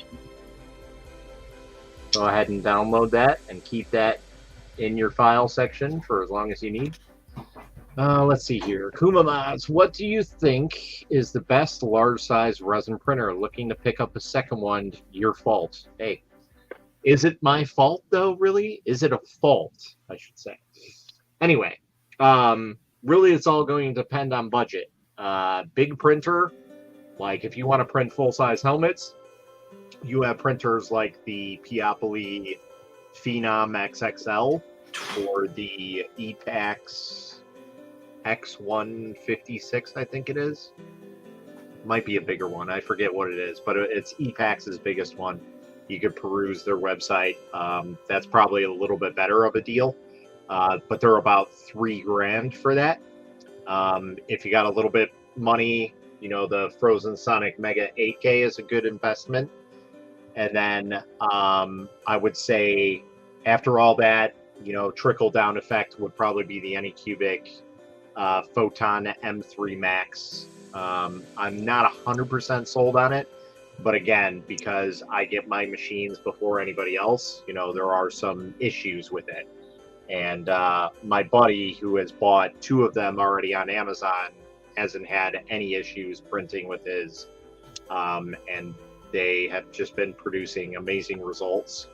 Now, I am working on a speed profile for it right now, so that will be out probably, I'm hoping tomorrow, and I'll probably end up dialing that in a little bit more, but essentially it'll be out there for people. So, all right. So go ahead and throw that into the slicer. Do you know how to use this? Probably. I threw in the, it is in my slicer, but I have. All right. So it's on the build plate right now. Yes, it is. All right. So now what we're going to do is we're going to go to the settings tab again, where we added the machine, right? Okay. Now you're going to have these tabs that say machine, resin, print, G-code, and advanced. Got it. Go to print. Okay. That's essentially all of your information for the resin that we're going to dial in. So Got it.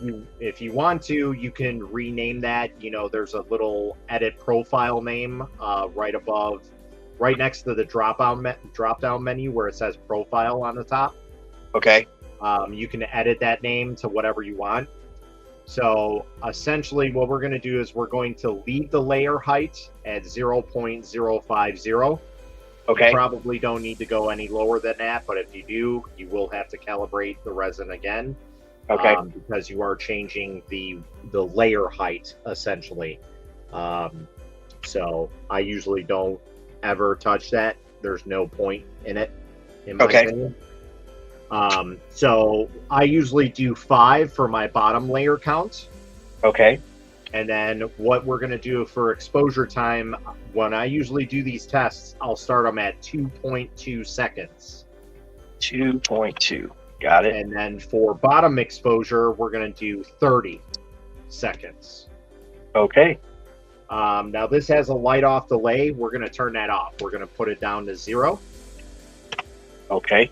And everything else should be good. So we could go ahead and click the X on this menu. Okay. And then you can go ahead and slice, which is the button right below it. And essentially it'll take 13 minutes to print this. Probably in reality about 15 minutes. Okay. And then what you're basically going to do, I mean, you can always message me on Facebook and just show me the printed results. Okay. All you have to do is you just have to wash it off. You don't have to cure it. You don't have to do anything else. Just wash it so I can kind of see the details. But essentially, you're just making sure that the print that you have on your in the slicer looks very similar to the print that you have coming off your bed. Right. Okay. That's essentially now what you're doing. Calibrating the resin. That's my problem with it. So that's mainly the issue with why it's sticking to my vat too much. I mean, is what's happening is whenever it goes down and back up, is it having too much adhesion to the FEP and it's So- pulling itself apart? Yeah, so there's three things that I always tell people about resin printing. Number one is exposure calibration. Okay. Okay. So that's essentially what we're doing right now. That is step number one, because that's going to determine whether or not your print is overexposing or underexposing. If you overexpose a print, no matter how it's supported, whatever it is, the print might be too brittle and it'll separate from the supports. And that's where you get a lot of people that, you see where they have supports printed but no print. That happens a lot. Okay. The reverse effect of that is underexposure, where the resin is too soft, so it basically gives away, and you might get the print to stick to the supports, but it might come out like half-assed. Half of it's missing, whatever it may be. Okay. So that's why we dial in the resin settings to make sure that we are exposing at the proper print times for the resin we're using. All right. So that's step number one. Once we got that calibrated, then you can move on to step number two. Step number two is what would be print orientation. So I'm gonna throw a print in here and kind of show you how to kind of work with something. So I'm gonna use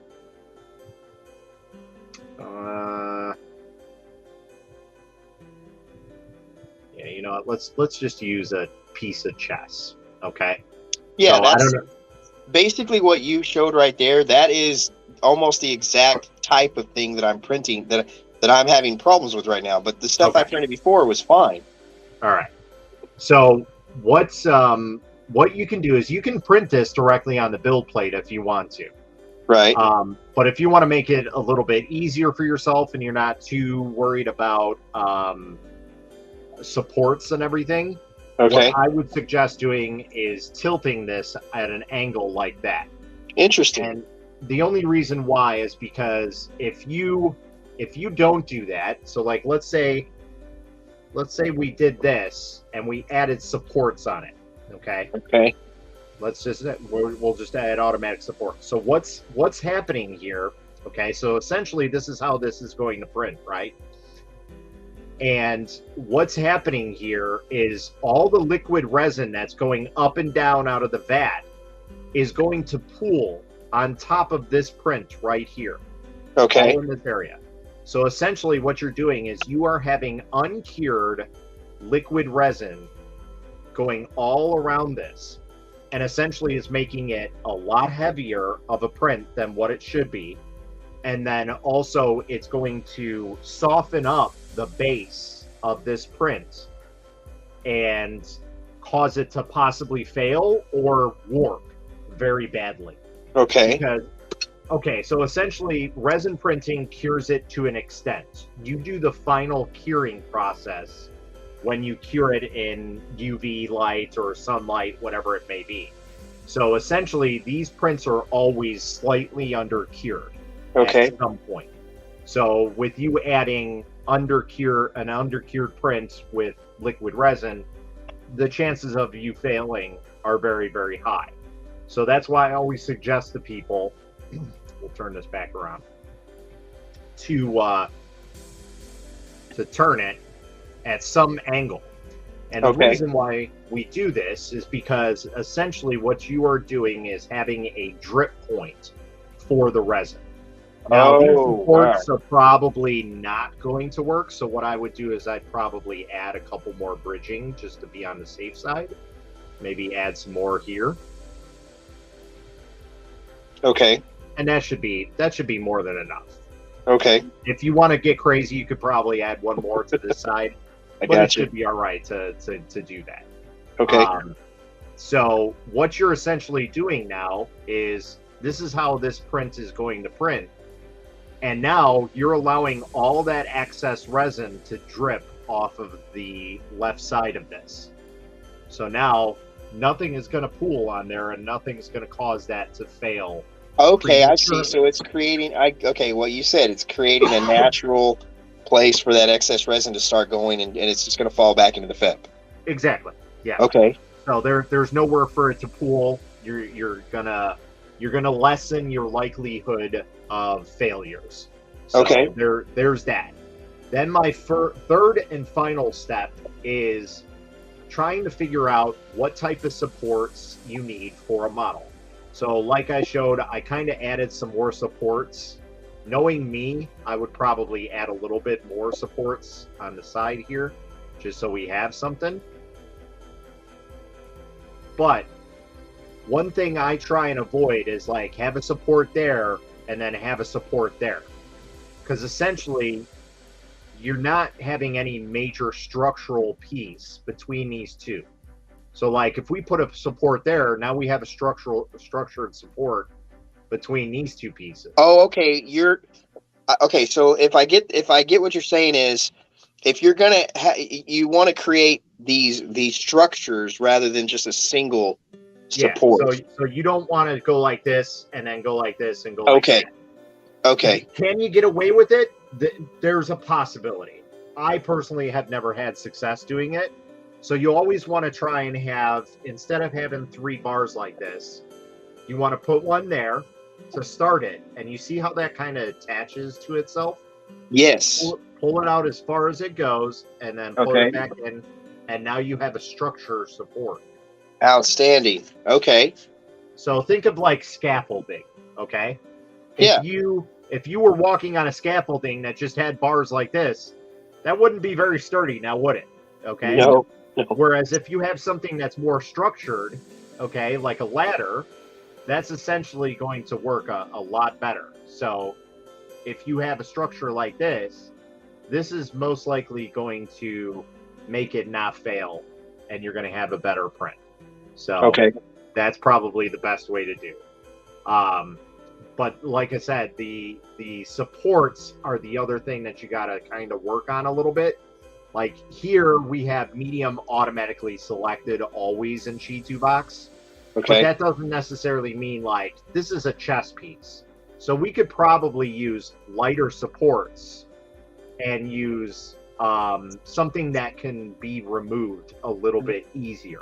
What does So, that like- mean? Because I can't see the difference yet. Because I haven't So- used this as much. Right. So here's light supports, right? So let's add on some medium supports and kind of show you the difference. Yeah. So you Yes. see the difference in size between the medium and the light? Okay. So Now now let's- it's got more of a diameter. Yeah. So Okay. let's go to a heavier support. Now you can see it's even bigger. So essentially, per model, you're going to adjust this. Yeah. Now- Right. You can absolutely do a mixture of Okay. medium, light, or heavy, whatever you want. But my suggestion is if you're going with a heavier print, you're probably going to want more of like the outer support. So let's say this was scaled up to like 400% for whatever reason.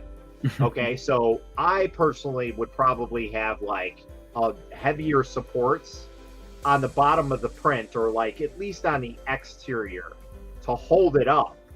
And then if I needed to, so here we'll just do this as a talking point basically. So essentially we have our setup here. Now we still need some support in the inside here. I don't really need anything super heavy because all of these heavy supports are going to hold my exterior. That's Okay. usually what I use heavy supports for. So Okay. I'm going to use maybe some light supports. I don't need to use heavy supports on the insides if I really don't need to. Now, if you want to get crazy, you can do like heavy supports all the way on the outside. So you can see the diameter tip between the small or the light and the heavy. Okay. So essentially what I can do is I can do heavy all the way around here to make sure that this print goes off without a hitch, right? Right. So I know that all of this exterior is supported, all right. And then the light, I can just have it wherever I want. But again, if we're worried about like maybe the exterior is not 100% and it is a very heavy print. Let's say this is going to weigh like, I don't know, it's basically going to take two liters of resin to print. Okay, let's just assume that. So it's going to be a very heavy print. What you can do is you can also add all your light supports if you want. Okay, that's a little crazy, but still. If I wanted to just be on the safe side, I can do like maybe a square pattern on the inside here of heavy supports. And that way I know I have some extra support on the inside. Okay. Okay. Now this is just kind of an extreme case. You don't necessarily have to follow it, but if you want to work on it, that's perfectly fine. It does require a little bit of, I guess, years of doing this to know how prints are going to print a certain way. Most of the time, people are just going to use automatic supports, which are this plus platform or plus all. So I'm just going to choose medium supports, and I'm going to do plus platform, and it's going to create medium supports for me already. So now, plus platform. Yes. What is it mean the bottom of the support, or no? So really, I don't know if there's any difference between them. To be in all honesty, I've not seen any difference. So like I just switched between platform and plus all, and there's literally no difference between them. So Okay. I really don't know what the difference is. okay? It might tell you. No, usually sometimes if you scroll over, it'll tell you, but I don't know what the hell the difference is. To be honest. That's why I was like, what is? Yeah. I haven't seen. I usually just use plus platform and just call it a day because, Okay. like I said, they're pretty much the same. So, but again, you know, I always tell people if you are going to use auto supports, 100% of the time that I use auto supports, I always go back in and add some more. This is case in point right here. Okay. This print may print the way that it's supported. But Okay. I'm concerned about all this area right here that is unsupported. So what I'm going to do is I'm going to jump off of this Okay. and add a couple more supports here and there, just to be on the safe side, because I don't want a failure. So that should be pretty good. You can maybe even sneak one more in here if you really wanted to, but that should be more than enough. And that's my awesome straight line. That's how good I am. But yeah, I mean, again, if you also want to get crazy and you're worried about like all of this unsupported, okay, well, we can add some more here and just kind of go like that. All right, so there, and there. And that should be more than enough for this print. But again, you don't necessarily have to do all this. You can print it directly on the plate if you wanted to. Right. But you know, I just- like what the idea is. You know that I have seen a problem with that drip. Yeah. So that's something. No, I usually don't use a raft. That's something that I see a lot of people do, and they don't really understand that. And they're like, "Why did my print fail?" Well, your print failed because the print, like I said, is not necessarily 100% cured when it's printing. It's probably like 70% cured, give or take. And when you add liquid resin on top of that pools, you're going to either have warping, cracking, or it's just going to fail totally. So, but again, you can also print this directly on the plate, and the way that you know that it's on the plate, you can drag your cursor and move it, and it'll be green. Okay. So if we move this up off the build plate, you can kind of see that, no, not that one. Okay. So you can kind of see, like, I just moved it a little bit. So now it's not on the plate. Now it is. So you can always move some things around, but again, we can print this.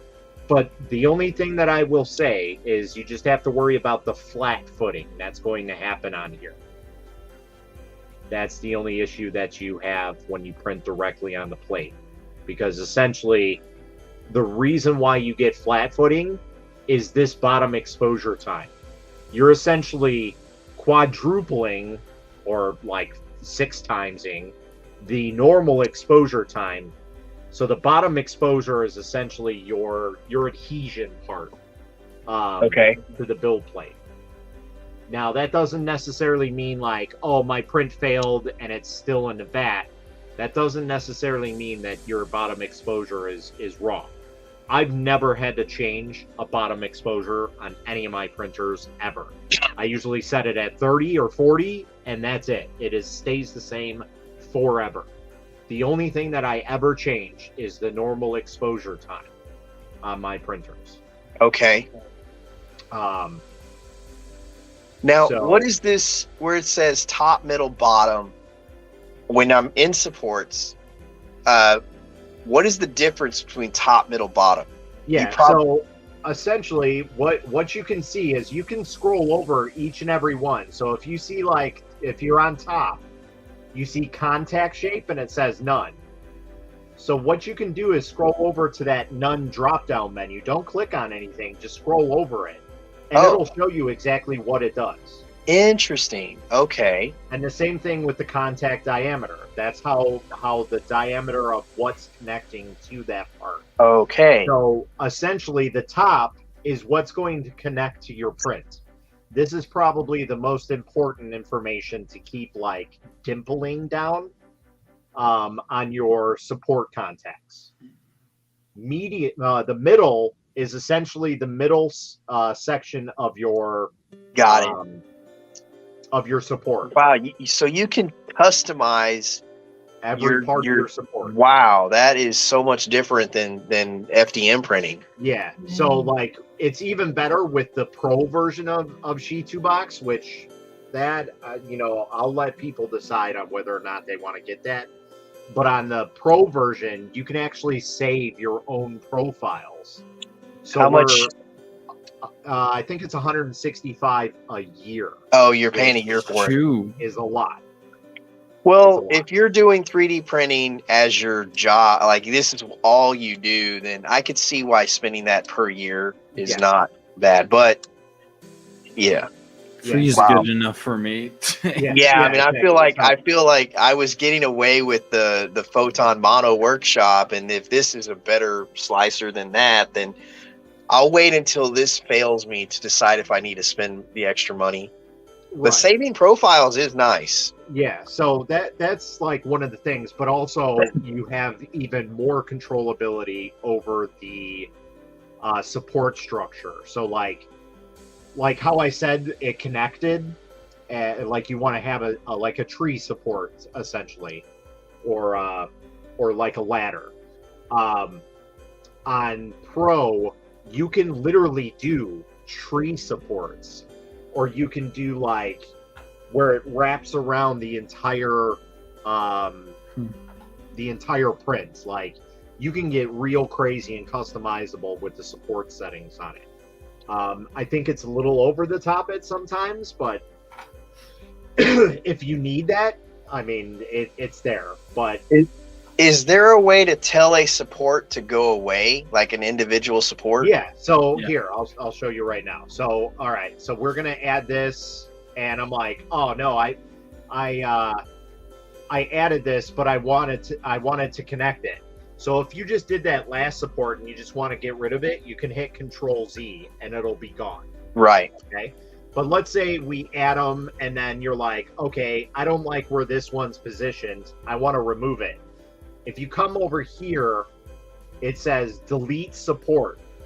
So you can click on delete support on the bottom here, select that support, it'll highlight in red, and then you just hit the delete button on the keyboard. Yeah, I'm You can looking for it. select- I'm still in it says top, middle, bottom, raft. Okay, so go all the way at the bottom. Oh, You said- okay, I see see where it. says Deletes, remove all? okay, I was looking for the thumbnail, the picture of it. Okay, delete support, and then click on the one. So here's the thing: you don't have to just click on one. Let's say you have multiple supports. So like, oh, I accidentally added these two supports in. I want to delete them. You can select as many supports as you want to, and delete both of them at the same time. So I clicked on one, and then the next step is to click on wait, that's not right. So here. So Sorry, do that again. all right. So I added automatic supports, right? Okay. Let's say I don't want to support this. I want to print this flat on the build plate. I messed up. I can do remove all if I wanted to. Or let's say we just want to keep it and I think this is a little bit overload. All right, I just want to get rid of this. So I'm going to go ahead and click on the delete support icon. Okay, now I see that. I mean, I saw it, but I didn't see the next step. Yeah, it's right above the remove all. Now you're going to And click then on the one that you want. It's going to highlight it click on red. Click on one, or you can click on multiple at Okay. a time. Okay. And whatever's highlighted in red will be deleted. So, all right, I want to delete all these supports. I think it's too much. I'm going to hit the delete button on the keyboard, and they're all gone. That's what you did. Okay, I was looking for another button. I mean, another. It's on the physical. It's just the keyboard. delete button on the. So what happened was I created these supports, and it's putting them inside my my model. Okay, so that's another thing that happens with hollowed models. Let's see if we can. Yeah, my model's hollow, and now I Okay, can see. so here we'll do that. Let's do a hollow print because this should be able to be hollowed. All right, so we're gonna turn this into a hollow print. Now that's another cool thing with Sheet2Box here is you can hollow it out and dig a hole on your print. So we're gonna hollow this out. We're gonna keep the wall thickness at 3. That's usually pretty good.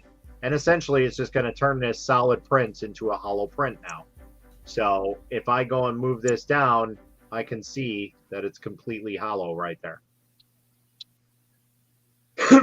All right, so now we're going to go ahead and support it, and we're going to do automatic supports and see if maybe it adds some supports inside of it. Sometimes it does, sometimes it doesn't. This time it didn't, of course. When I want it to, it doesn't. Let me see if I can. Let's see if this will work. So let's go ahead and move this that way, and that way.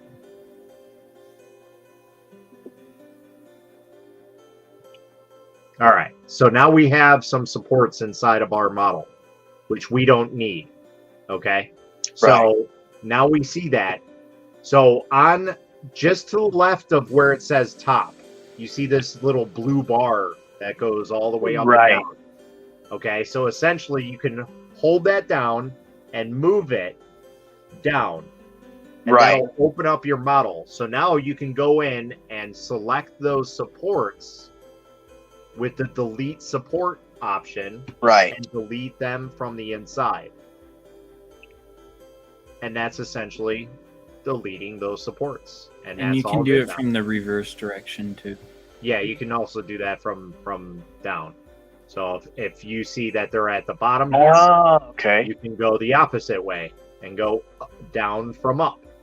So like, let's say you have like a weird area or a pocket that you can't get to with the top down, you can go bottom up.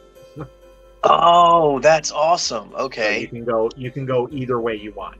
That now is so very cool. Going back to hollowed prints, one major thing that a lot of people forget about is drain holes. So, all right, so we made this chest piece hollow now, right?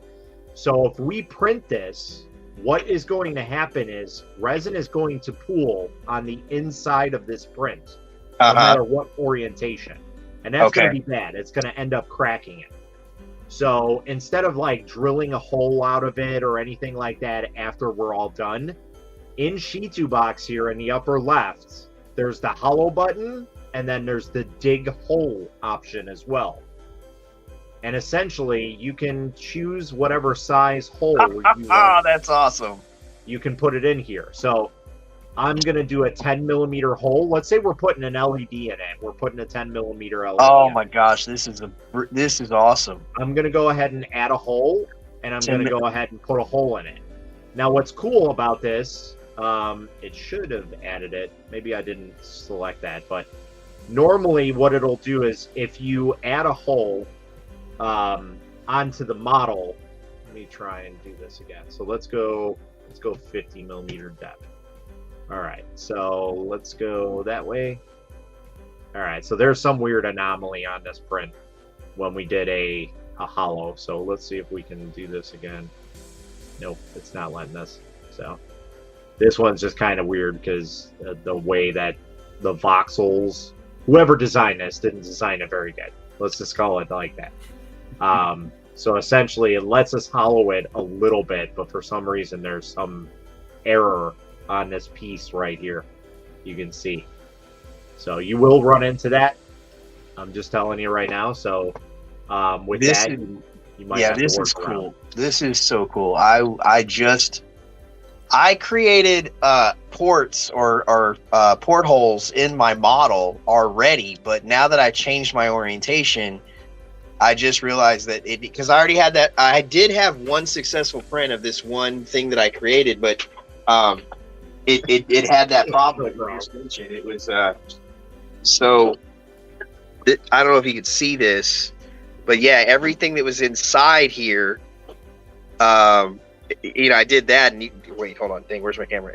When I did that, I could see the resin was, like going up and down. So now this is my prototype. My second one, I made portholes so that it would just drain out. But this orientation is different. Yeah, exactly. So you don't have to design it that way. You can just do it all in here. That is So- very cool. Like I said, you can hollow out any I print you can't want. see your thing anymore. I can't see your tutorial Hold on, anymore. Change. Let me switch this back over. Oh, you were looking at my thing. Okay. Yeah, so you can essentially, like I said, hollow out any print you want. It don't matter what it is. But like I said, you will come across some weird I'm clean. I anomalies. took a shower. You want a hug? Hold on, my daughter wants me to give her a hug before she goes to bed. I love you. If I go to YouTube, Okay. Okay, that is very cool. And then, okay, so now I have a hole in the top of my model. What do I do to fill that to seal it up when I'm done? So usually what happens, I don't know why it's not doing it. I don't know if it's something that they came out. Okay, so here.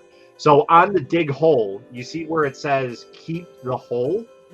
So essentially, let's say we need to add another hole here. So Okay. what we're going to do is we're going to add a hole. And now that hole that I just made is on the build plate here. Oh, because you might want to recreate that hole. Yeah, you might want to seal this hole back up. So now you can support that little hole Yeah. and print it with it. It makes you Okay. a little cap. That. Oh, that's cool. Okay. All right, I'm Yeah. a fan. I'm a huge fan of this slicer, man. He's a Phantom Man. Okay, so now I need to do back out, do Control Z, and then recreate the hole and tell it to keep the hole.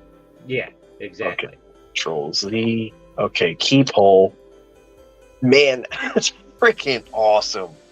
Okay. Oh, and you can change it to a. You can change from a circle to a hexagon to a square.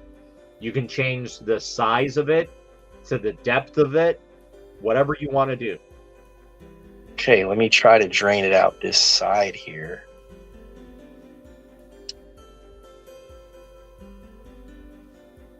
This is neat. Okay, I love this slicer. I'm probably gonna have to buy it because I mean I can see myself wanting the other features. All right, so if you want to see it, I'll pull up Pro. I do have Pro here, so I'll show you the difference between mine and the one that you're looking at right now.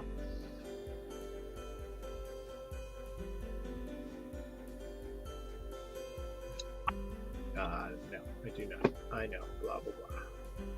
So I always work on beta versions, so there's never it always pops up errors at me. So let's see. We're gonna do open a file. Let's go ahead and find that same object. Where was that? Wait, did it dig a hole through my hole? What does it mean, dig continuously? Does it? It's only 10 millimeters though, right? Or whatever I set it for, right? Yeah. Yeah, it should be. So let me. What does let me dig hole continuously mean? Well, let's find out here. Let's go ahead and check this out. I don't. Oh, that's hollow. It's all right. I know what I'm doing. Dig hole continuously. That's a good question.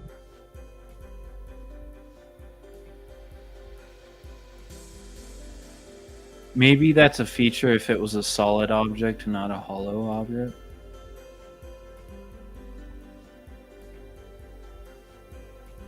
Maybe.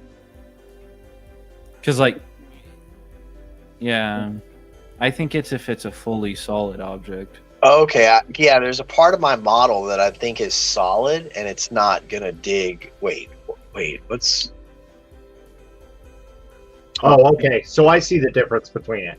So essentially, the dig hole continuously, it allows you to do as many holes as you want without stopping. Okay, So when you click this off and you just hit add a hole, it goes away. That's it. So you just dug that one hole. That's it. but if you want more than one hole, like Yeah. you're gonna need like 3 or 4. Okay, gotcha. Right. So like I said, all right. So I did continuously hole. That's going to go okay. away, but my hole digger is still going to be here. So I can dig another hole and another hole and another one and so on and so forth. So You know what I like about that feature is I can't really tell exactly where I want this hole, so I can dig a few, and then when I get where I really want it, I can clear them all out, and then remember where the last one was. Yep. Yeah, I mean you can do all kinds of crazy stuff with this. And then with like the pro version, you can make some really crazy stuff. Like you can essentially make your own snow globes in a way. If you've ever been to the mall and you see like those laser etched yeah, like I've seen 'em. rectangle squares that light up and they have an image inside of them, yeah. you can make something like that with clear resin.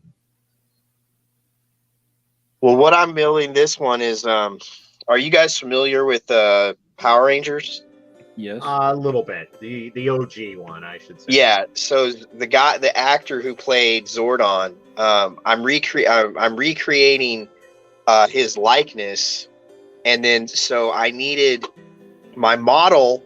So his face is inside there, and then you can see through it and see his face inside there. But I still need, so all of that is hollow except for like a 0.5 millimeter or a 1 millimeter. I can't remember how thick my outer wall is right here. Yeah. But man, let me get my light. Maybe you could. So my prototype, it turned out okay, but let me see if I can shine some light in. Can you see his face? Oh yeah, I see it. Okay. So my issue was, what did you just said something? You said something that made me think of how this is going to fix my problem with the prototype. So like a snow globe. Okay, so snow globe. So I definitely needed the laser thing, whatever. Yep. So that's like the same thing I'm making. It's like a snow globe laser thing, and it's like the prototype came out okay. But I'm kind of glad that I had this huge failure, because had I had a successful print that first time, I wouldn't have even looked into this calibration thing, and I wouldn't have found this slicer. This has so many more features than the one I'm using, and it's going to make my next project a lot better. I'm kind of glad I had this problem now. I mean, yeah. So here, I'll kind of show you if I have it set up. I think I do. So this is Shitubox Pro, and let me see if I can find that file again. You'll need to switch back to your screen. Yeah, give me a second here. There we go. All right, so God, I forgot where that was. Wow.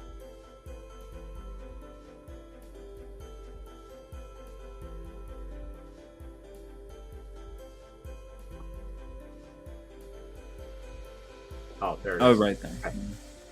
All right. So essentially, what we're gonna do is we're gonna scale this up like 300%. Okay. So let's say this is like your Zordon thing, and we're gonna print it. Okay. So over here is my support setup. Now, as you can see, there's different support styles. There's default, there's vertical, there's upright, there's connections, there's 2-point, there's small pillar, there's branching, there's contour, there's tree-like. So, like, if you do some crazy stuff, like this is contour. So essentially, it just goes crazy and adds some crazy supports to it. Wow. So it's kind of like tree supports in a way. Yeah. Just not as fancy or as crazy looking, but you can also do tree supports on here. So you can do that and that and that and that and that and that off of one section and kind of have it just hold that piece right there. Kind of like a suction cup almost off of one support. I like how when I duplicated this model, the workshop one, it just sticks them in a random weird place. This one kind of already put them in an optimal place on the bed. Yeah, so it won't 100% do that all the time unless they fix that, because that was a gripe I had with a couple slicers where if you did, like, let's say you could fit 4 on a build plate. If you tried to do 5, like, you could technically fit 5 on there. The auto program sets that outside, so you would still have to manually move some things around to try and fit that in here. So there still is a little bit of a glitch with that, but it is nice to have. It should automatically keep it within your build volume. So yeah, there's that, and then like I said, there's different profiles here. So like I have one directly from Frozen. That's kind of like a mixture of like medium to a lighter support. So I use that a lot. But this one, like I said, you can have light set up already, heavy, Frozen, default, like all kinds of different things. And essentially you can change all those same effects, but you can save that profile.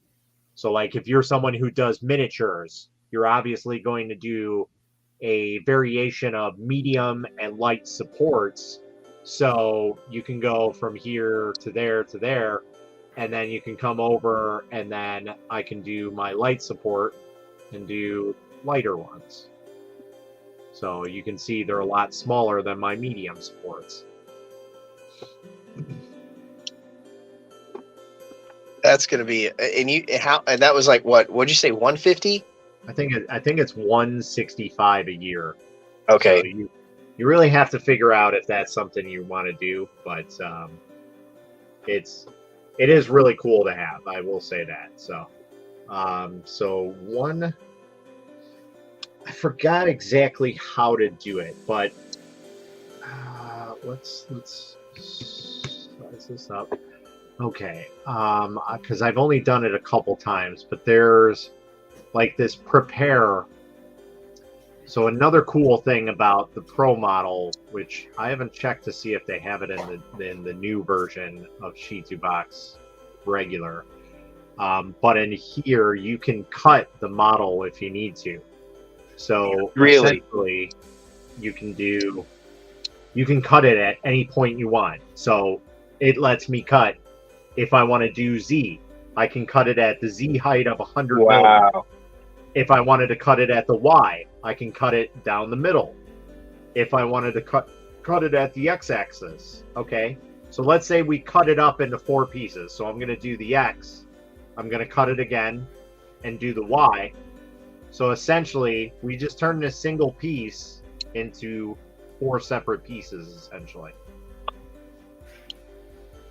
That's awesome. Now, okay, when you're assembling, Oh, that's right. I was only selected on the one, but when Yeah. you're going to now assemble these pieces, are you using resin Yep. to assemble resin to resin?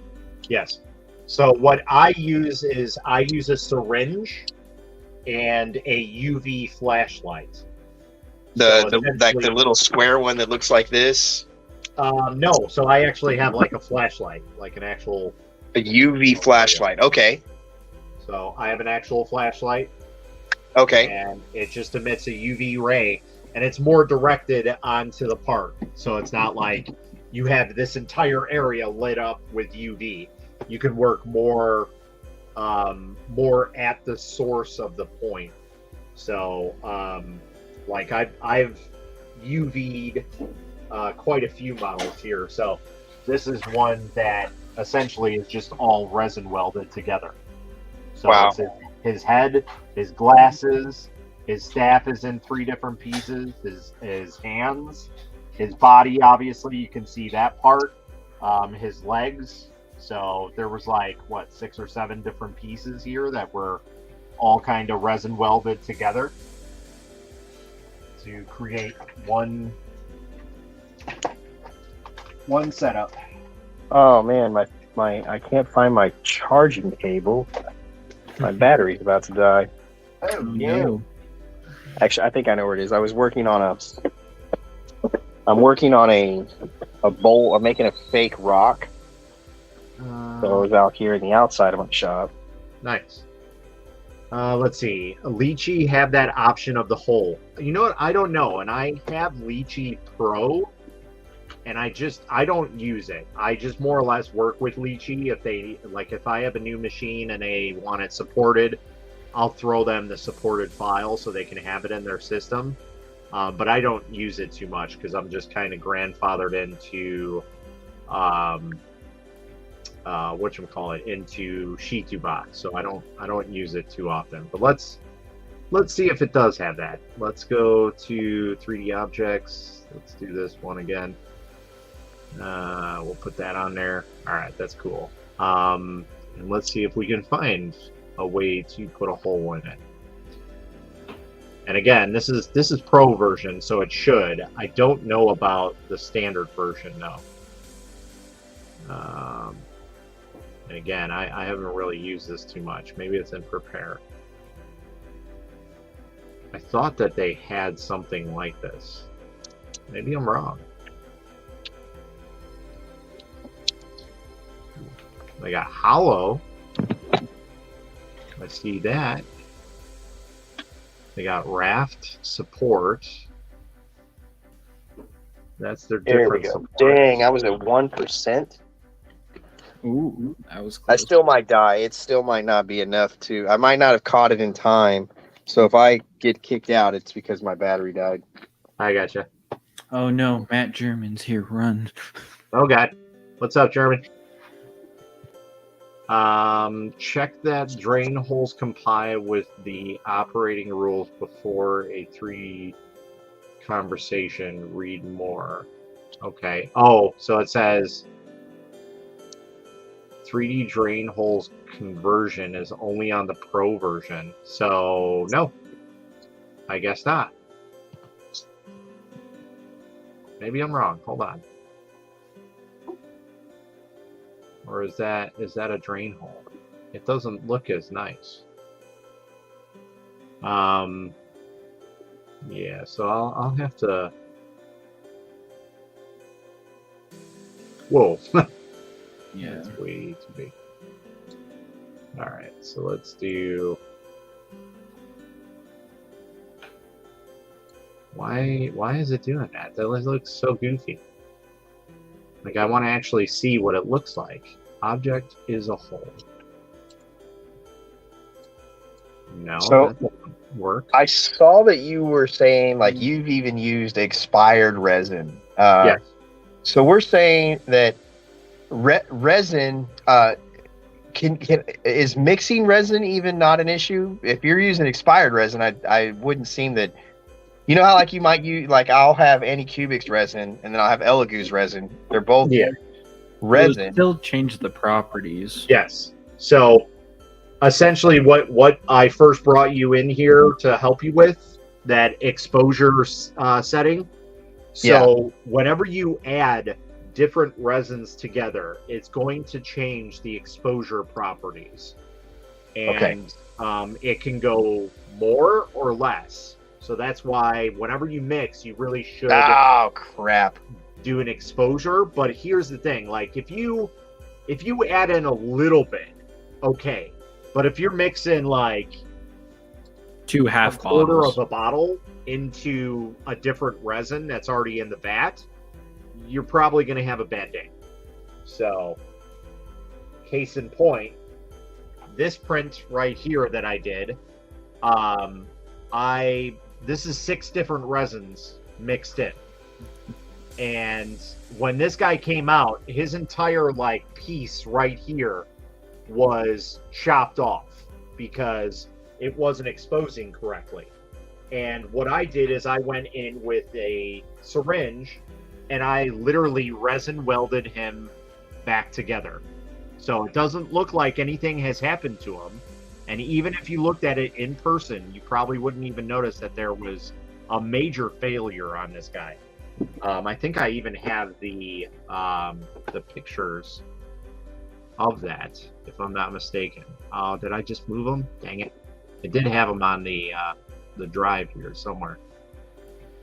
Oh, here it is. So I did it on a live stream, actually. So I had to take pictures from a video. So they're not the greatest of qualities. But essentially, there's me UV resin welding him together. And that's when he's all completed. Let's see if I have a shot of him up close. So that's what he looked like before. Ooh. Oh, we lost him. Anyway. Oh, So no. That's what he looked like before. He had a huge gash in his arm. And then all I did was resin weld, and now he's fine. So it took a little time to flow it correctly and everything, but essentially I got it. Yeah. So we're going to stop screen sharing. All right, so let's see who is on here. I have Elegoo. All right, I got to get back with them. Go back with that. All right. That's fine, because I should probably get back to actually working on what I was supposed to be doing, as I always get sidetracked. But yeah, who was that? There was some guy asking why a lot of people say that Lychee is better than Shitubox. I use Lychee and never seen all that support in Hole's operation. So that's more or less a, I think, user kind of experience. Yeah. It's the same thing, Cura versus Simplified versus Prusa. It's a preference thing. Same thing with like vehicles, automobiles. You know, some people like this brand of car, that brand of car. They're all the same price range, but you know, some people just like that, you know, like a Honda has better reliability. But an American car company, well, I'm supporting American cars and companies and things like that. So it's a whole preference thing, you know. Not everybody's going to have everything that you want. But Shitubox Pro does provide a lot of crazy stuff. But again, that is the Pro. So how is it all, dear? It's good, man. How's it good with you?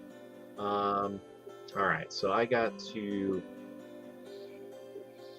Okay, I got to figure out how I'm gonna talk to these people. I'm trying to work with Elegoo for once. Oh no. I always love that when I'm like, I need a formal letter. I can't write formal letters. Yeah, and that's essentially what they're asking for, is like, what would you do? And I'm like, I know I've sent this to several people before because they always ask me. Yeah. And I used to have like a copy and paste thing, but I don't have one anymore.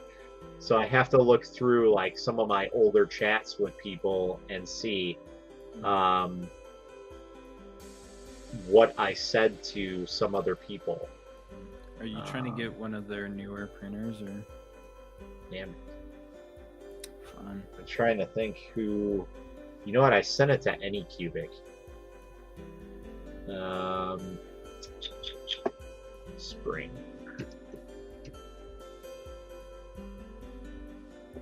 I've been trying to get an in with them for a while. Yeah. Yeah. Like teaching techs, his like thing, and I think Make Your Muses is too, where they like send out like, hey, this is our criteria and whatnot. I actually have Michael Law's agreement. Yeah, but like I think they both have theirs public, and I've read through it, and I'm like, this is too PR for me. Yeah, it absolutely is, and that, rightfully so. Like those guys do a lot of reviews, and they get so many people contacting them about this or that. So I mean, they just try and cover all their bases, I guess, in a legality way. Yeah. But I mean, they do this for a living. This is just more or less like a side, I'm just gonna do this for shits and giggles type thing. So But I don't know. It's just so weird because like I'm a person that grew up around PR talk and stuff, and I can always tell too, especially when media does it or other companies. You're like, talk to us for real on this subject. Don't PR it. Yep. You gotta love it. It's fantastic. Let's see here. Damn it! I might have to go through my email. Thanks. You're welcome, Leonard. Because like I literally had to send like a 2-page paragraph to Ncubic for this, which I'm fine with. It's just the fact that like that's what took me to try and at least get an in with them, and it was just a lot of work that I usually don't do. It's just like, you guys want to work? That's fine. This is what I do. Yeah. I don't go out of my way to literally write a paragraph of this is what we're all about and how we're gonna do it, and PR. We're gonna put your machine through 1,000 hours and exactly. Tell Give them you- a bunch of BS that I probably won't even get halfway through. So yeah. Yeah, and see it, and if I ever have to write those, I'm just so dyslexic. Like, I'll get through one paragraph and I'll be like, this is all I can write, but I know I need to write more. Yep. See, and I have that same problem where I'm just like, okay, this doesn't look like a lot, but I just don't have anything else, so it's gonna get sent over.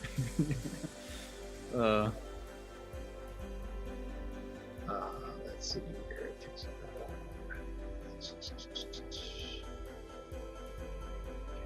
Better check if that one printer's finally working. God, it didn't even reply back on that one. NordVPN, what?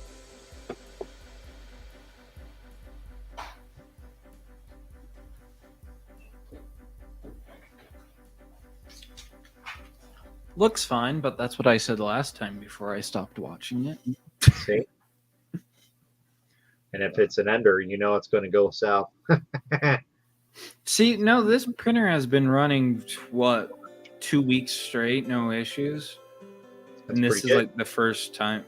It's because like this printer was helping me finish all the commission stuff I need to finish. Yep. And now I just barely switched it over to starting to do all of the dragons for my booth. So, and it's printed like 4 dragons, and this 5th one it's having some weird issues with. So, interesting. Okay.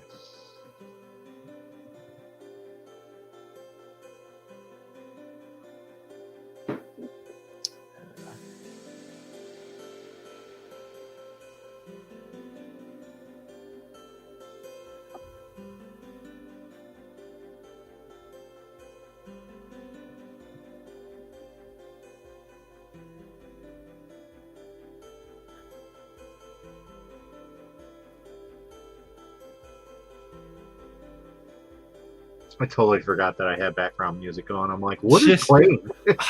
It's the TikTok one, and it's on a very small loop. Like Let me Like change even it. when I joined, I'm like, oh, he has the TikTok stuff on. it like it's literally like one like strum on like Here, whatever we'll instrument we'll this change it is. up a little bit. We'll do daydreaming, whatever that is. What's up, Andrew? How's it going, man? Yeah. I don't know. It's so weird when I hear people being like, I have to level my bed after every print and all this, and and all this other stuff with Crowley, and I sit here and I'm like, I run my printers for weeks without needing to touch them. What are y'all doing? People mess with things too much. Yeah, all my printers are stock except one that I added a BL Touch, and that's just because I wanted to play around with learning firmware, like flashing firmware and BL Touch and all that.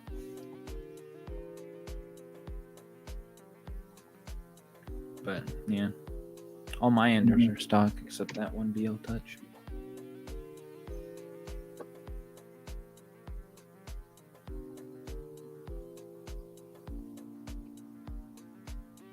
Like, I'm the person that even went out of his way and bought one of Tim's plates, and I haven't installed it yet because What's wrong with you? yeah, I don't know. Just I enjoy the glass. I like the texture the glass gives, and I have a friend that has one of those, and I don't know. It's one of those things that, like, depending on the print, it would be nice to have that texture, and others I'm like, no, I just want my nice glass bed. Not too bad. 7:30 a.m. and am thinking to myself, what the hell am I awake for? Then see you still live, so staying up. Oh, Yeah. well, last week we were up until I think 3 my time. Yeah, I was on till about 4, I think, my time. Yeah. So, Granted, it was a fun night. absolutely. Well, we had like 9 people in here. Yeah, we had a lot. That was a lot more than I'm used to. So It's because Ben joined, and then everyone's like, "Ooh, I want the clout." I was here before Ben joined, so I wasn't trying to get that clout, so I'm off the hook, right? I totally still didn't screenshot it and brag to one of my friends. Look who I'm in a call with. damn right.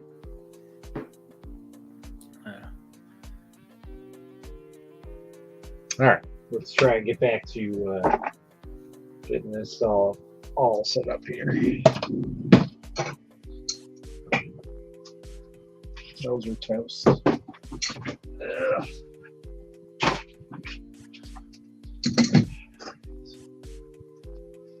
I got a nifty new thing I gotta try out. Oh, no. Where is it?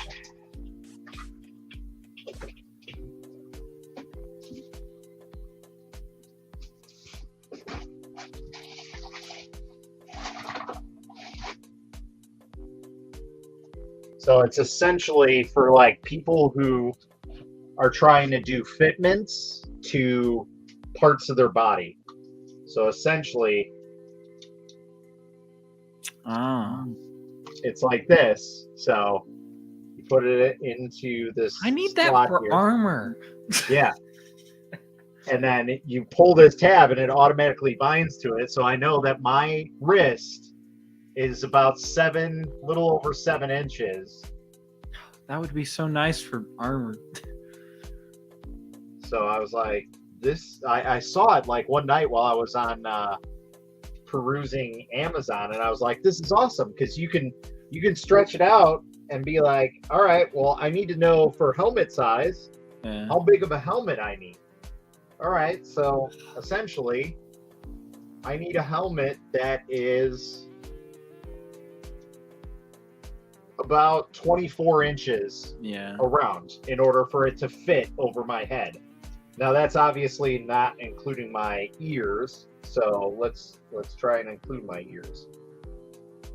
So yeah, essentially, in order for it to fit over my ears, it would probably have to be like 24 and a half inches Yeah. around That for would me be to get so that. nice because like one of my commissions was some armor pieces for this kid. Yep. And it was so weird being like, how do I, because like I have, is it called Armor Forge? Is that what it's called? Like I was using that program, whatever it's called.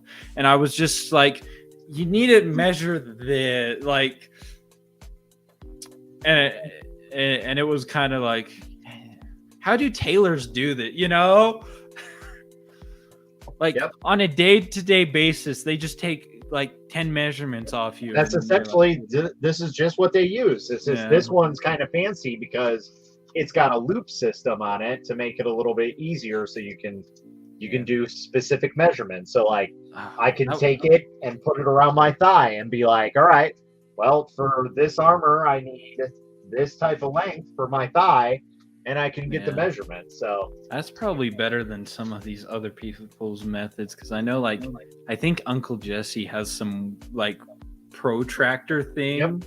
and I'm literally going to message them tomorrow and let them know about this because I wanted to see how good it was.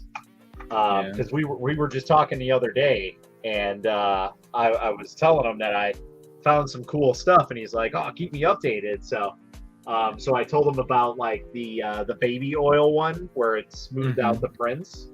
I got to check and see if I can do painting on that because that was something that a lot of people asked about. Yeah, essentially I got to send him that one because I had seen that like weird contraption thing that he made. And I'm like, that's great, but the problem is you need a big printer in order to print those. Yeah. So that's the downfall of it. Unless you Whereas do it, yeah. if somebody spent, I think it was like $20 for this kit, and it comes with a couple different things. So it comes with that system, this little retractable thing that you can use, and then it comes with a normal one that's like this that a tailor would use. Yeah. And it came with a like body one, so you can do it for your entire body shape. But I'm like, you just press this little button and it like retracts in there. So I'm like, this is perfect. You can get perfect body measurements for your entire body. It's awesome. Yeah. So Yeah, that's nifty. I wonder with the baby oil thing, if you like throw it in the UV chamber, if that will like evaporate all the oils. Maybe that would help. yeah, it could be. Because I think that's what everyone's worry is that like oil residue still left. Invite, please. Oh, I don't know if I want to bring Matt in here. No, that's fine. Let me shoot that out if I still have it. Is that Matt German or someone else? Yes, it is, Mr. Tactile 3D. Ah.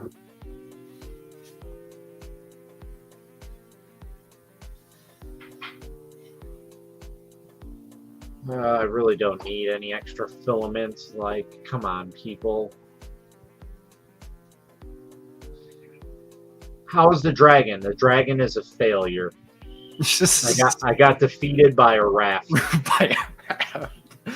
I mean, if I really wanted to, I can spend the time and remove it. But do I really want to take literally an hour to remove a raft that's probably, I don't know, maybe 2 feet long, if that? So. Okay. I don't know if anyone's leaked the video to you or yet, but have you seen Lightspeed's new filter he's been using? No. Oh. I didn't even know he was still on TikTok, to be honest.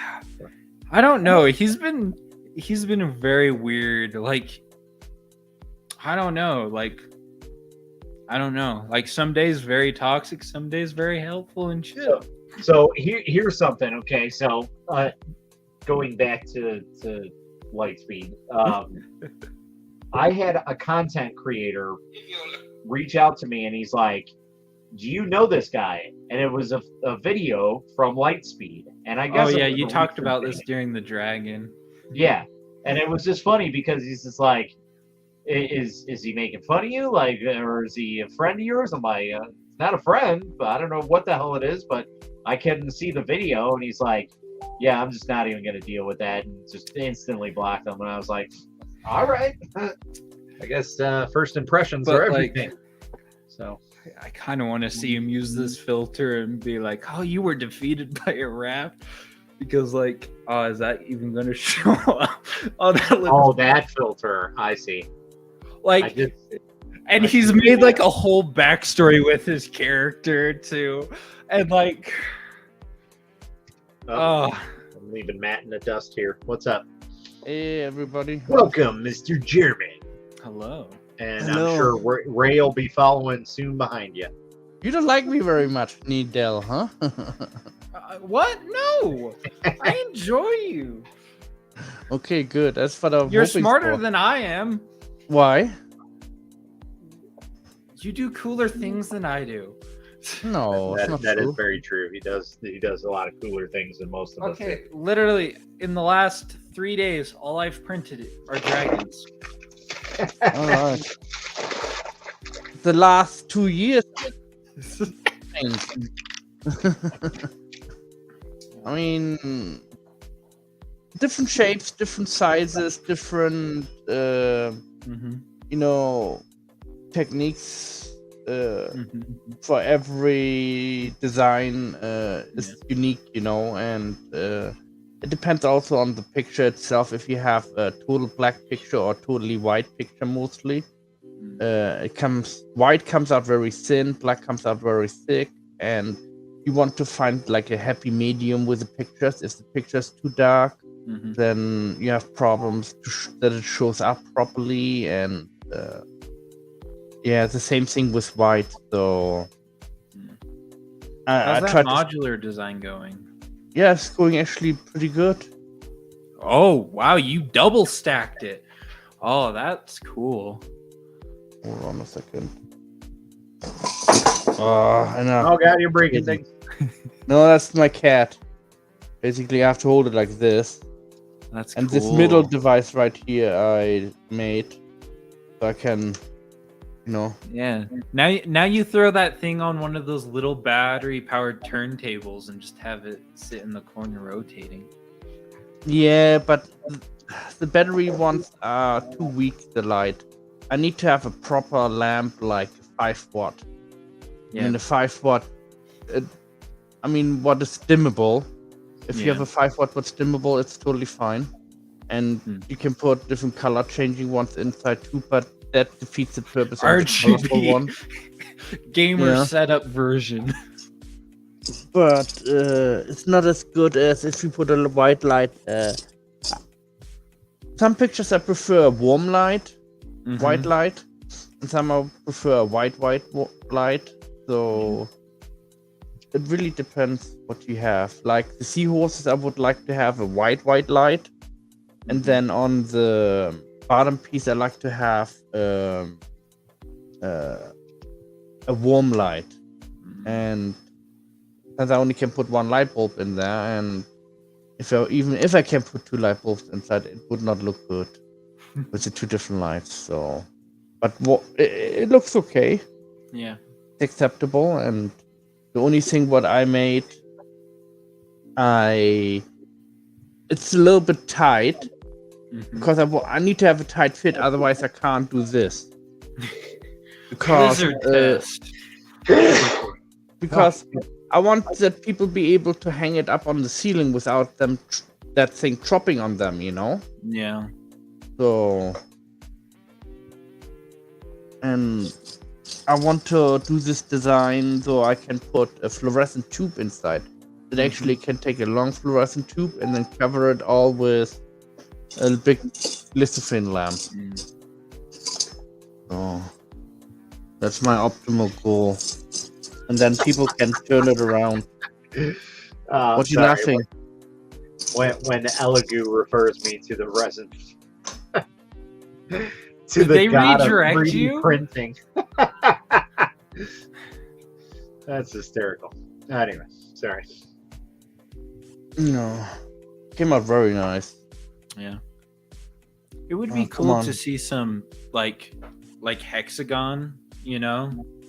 Yeah, hexagons are good too, but I have to make him in a certain size. If I Yeah. want to make him in square Mhm. or mostly because you have landscape and portal, right? Mhm. And pictures. So you have to do not the landscape, the portal one.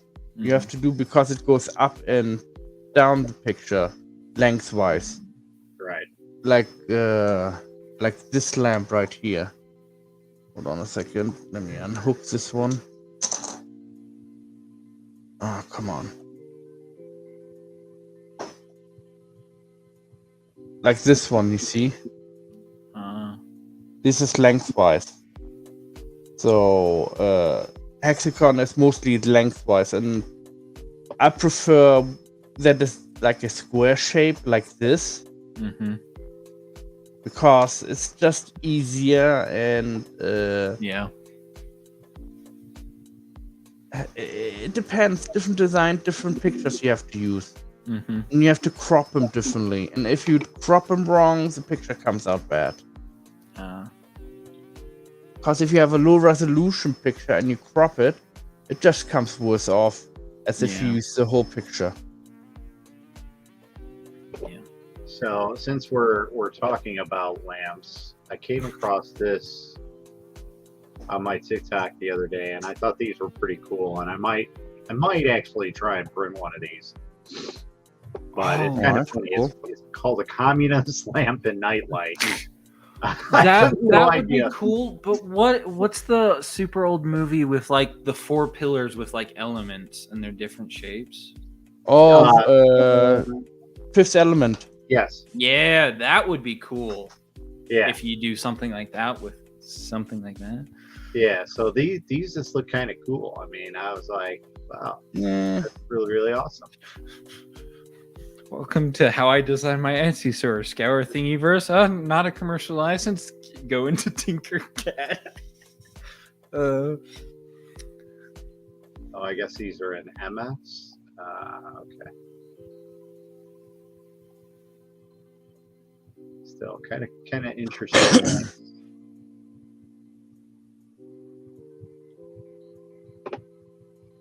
Yeah, It's very interesting. So Nita, what's your name again? Keto? Keto? Keto? Keto? Alright. Keto. That's an unusual name. Well, that's In Europe it would be. that's my gamer tag. Oh. But like my real name and Keto, like most people in real life call me just Key anyway. So Okay. Yeah. My name is, well, Matt, but it's Matthew, you know. yeah. So Now is it MATHEW? yep. Or Matthias. That's how we say it in German. That's Matthias. my boss's name, and I'm pretty sure he's from Germany because our company is based out of Germany. Okay. And he just came over from the UK, I think, but he's definitely got a German accent on him. So, Cool. what's up, Sniper? How's it going, man? Oh no. Sniper's here too. Sniper. He's gonna come in and make fun of you about your raft on your dragon. Oh Jesus! I was so ticked off when that happened, and I was like, "This is probably going to be the death of me." But I'm like, I already sent it, so. Oh yeah, what happened to your big dragon? I didn't see it finish. I got defeated by a raft. So it's Oh, no. it's here. It's on the printer. Most of the supports are removed. It only took about 3 hours. Wow. But the raft fused to the bottom of the print, so essentially it was Hey. a failure. Hey, but he is the only person known to print that long on that printer. Yes. Like He anybody holds the else record. was That's a not compromise? even close. So the 10 log D3, Oh, that 10 log. print was 320 hours.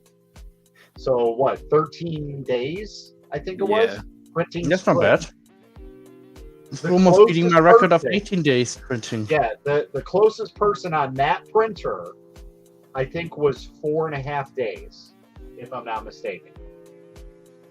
Wow. So, So it does have endurance if you have it properly running. and that's the funny thing because You didn't tune it at all, did you? No, I didn't touch anything. I took That's a pretty profile good. that they had Even on their better. website, threw it in there, and then just hacked it up to do the multicolor, and that is it. I did not tune a damn thing. I don't ever tune a printer. The same thing goes for the Viper. The Viper, it's all stock. Yeah. So Yeah, like my nothing much. G-Tex I are all grabbed- stock. Nothing much. I grabbed a contact from your live the other day from RepRapper. Oh, J Threepwood. Yeah. So it's funny. Like I posted a picture about that, and J Threepwood was like, "Hey, that's my filament," because he works for RepRapper, and I was like, "Yeah, you guys send me your stuff all the time." And I'm like, I figured I might as well put some use to it, you know. It's I just got it sitting around here, so. So on Friday when you did your live, a rep from RepRapper was in your live, and I decided to message. Cool. Hopefully that worked out for you. Yeah, that's Jay. Yusu was supposed to stop in here too, because I have their new co-extrusion filament right there. That is a dragon, and it should be half green, half blue. So I haven't taken a look at it because I got to do a TikTok for it and everything. But that's their new co-extrusion filament. So.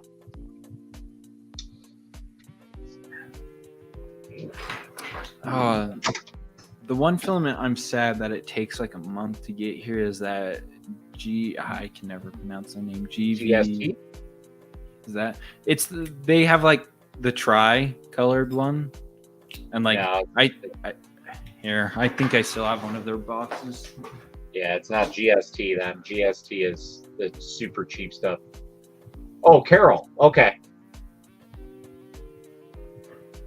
My chat doesn't seem to be working.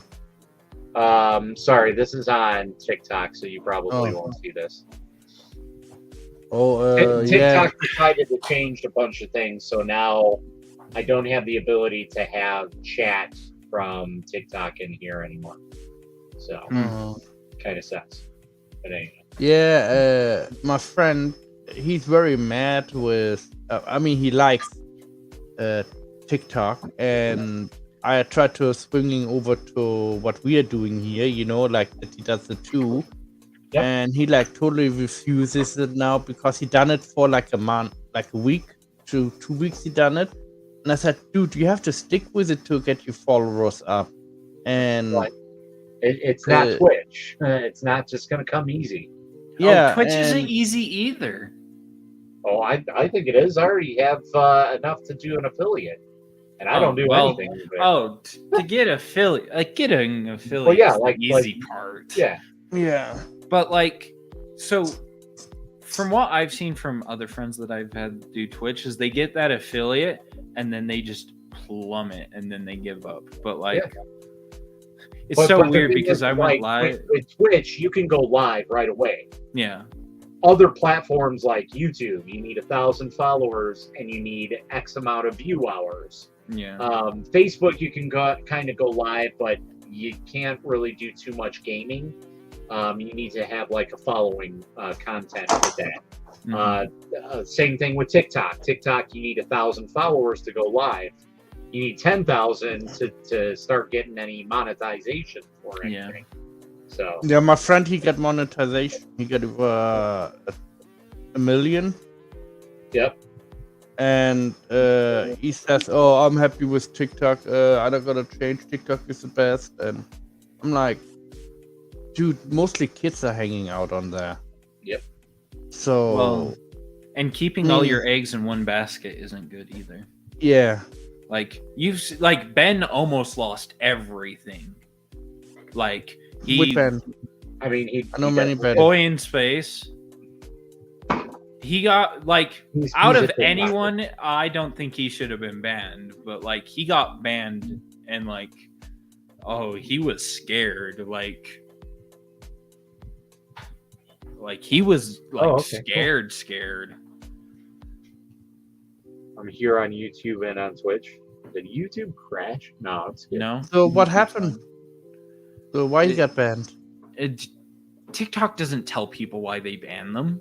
Yeah, so they have some weird things that they do that are just kind of out there compared to everybody else, and unfortunately, some people are the unfortunate police. victim of that. So, Like you could literally go to like anyone's channel. Like you could go to like the most PG, most like TOS person in the world that would have nothing to even ping for a violation, and you can still get them banned because people can mass report. And like once their AI was like, oh, a lot of people are reporting this person, we got to shut it down fast, because like you got to realize how many videos are being posted to TikTok.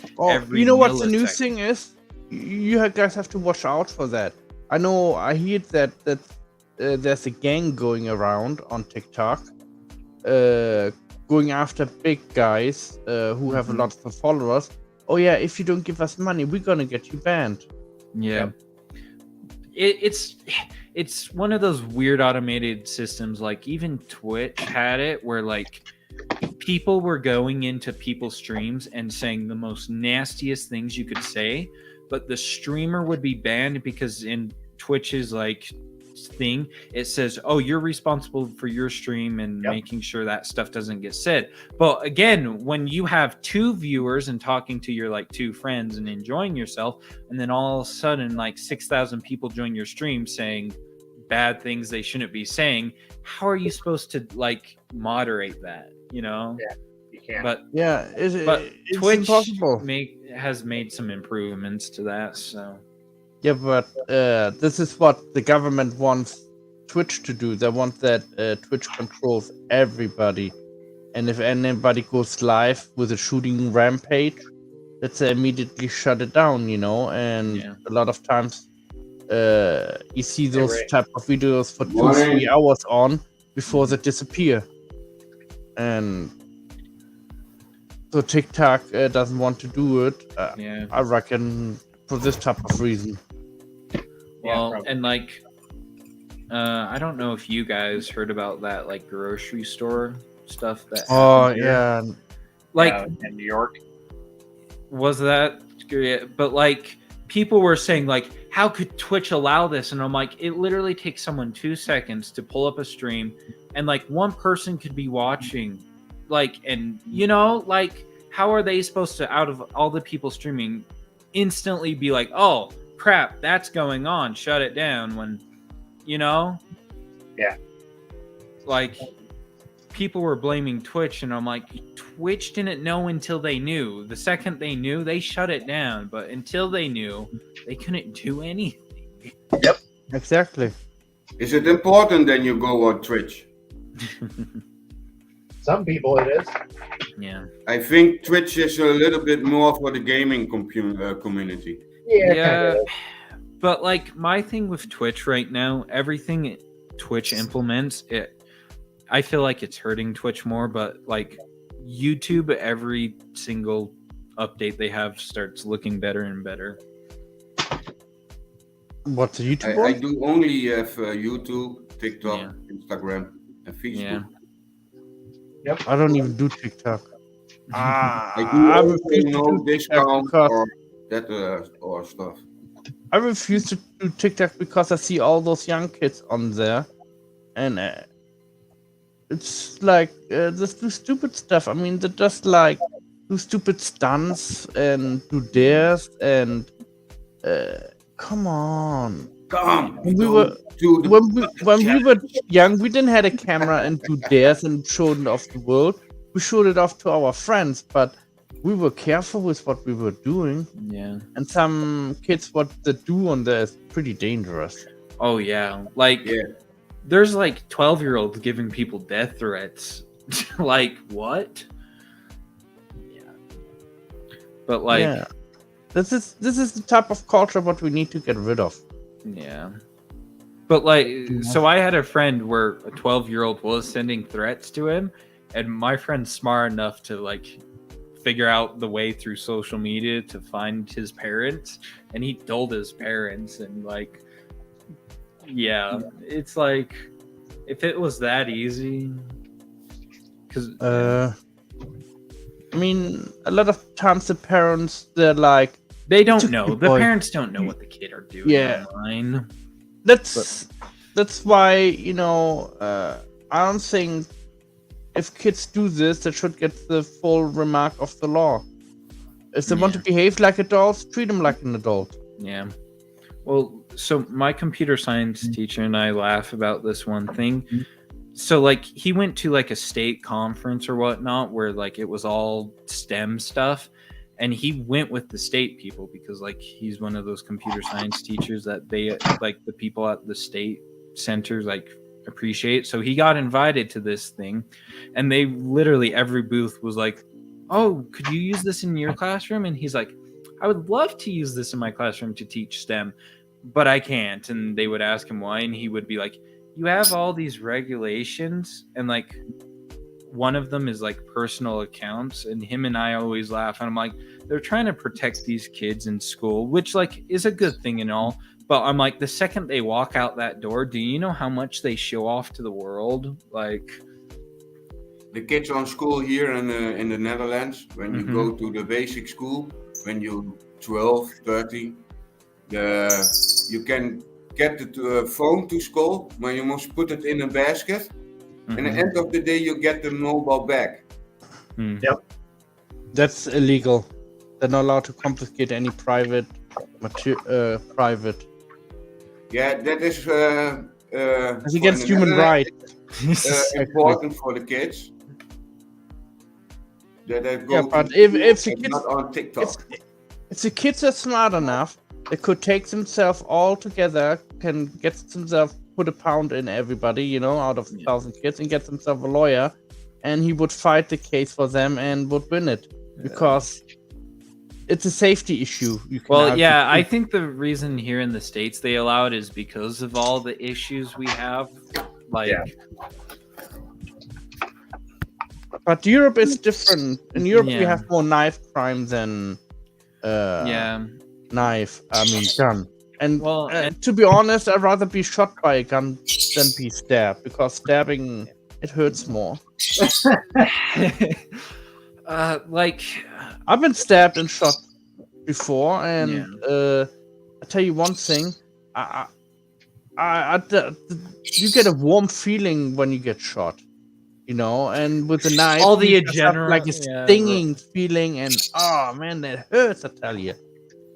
Yeah, like It's like like a paper cut. Yeah, but like my thing with like all the issues, I'm like, yes, we need to find a way to fix all these issues, but I'm like, you can take all the guns away you want. If someone's gonna walk out of their way to hurt someone, they will find a way. They will do that. Yeah. You could take away every weapon and someone will still find a way to hurt someone. Yeah, somebody build a bomb. That's why I not understand. Or use a car. Why the government in America not go through with the weapon situation there. No, they don't need to change nothing on. They have the right to bear arms. I mean, I'm not a gun fanatic, but and I don't love guns. I actually hate guns, and I do think the Americans have the right for the Second Amendment of carrying guns. Yeah. So the problem what they have is, and they only can solve that problem by outgrowing this problem. I mean, by each generation needs to change significantly to better themselves. Yeah. And they need to have a free healthcare system for all the mental health people, because a lot of people are over in America mentally ill, and there's no support system for them over there. You are not mentally ill, Matt. Okay. Actually, I am. I am diagnosed with autism, Asperger's. Yeah, but but Matt have a mild form. I mean, Yeah. there's I am of high it. Those are the functioning, ones we are. and I tip very well on the Asperger's syndrome. I just got my results. Is it true you have burgers in your bum? Yes, I do. But like, so like I grew up in an area like very like country southern place. So I grew up with guns. I learned how to respect them. Like I can pick up a gun and use it, but I also know how to respect it. You There's should some be afraid kids of my But a age, lot of they people see a don't gun respect that. and they see a gun and they just like full out panic attack, you know?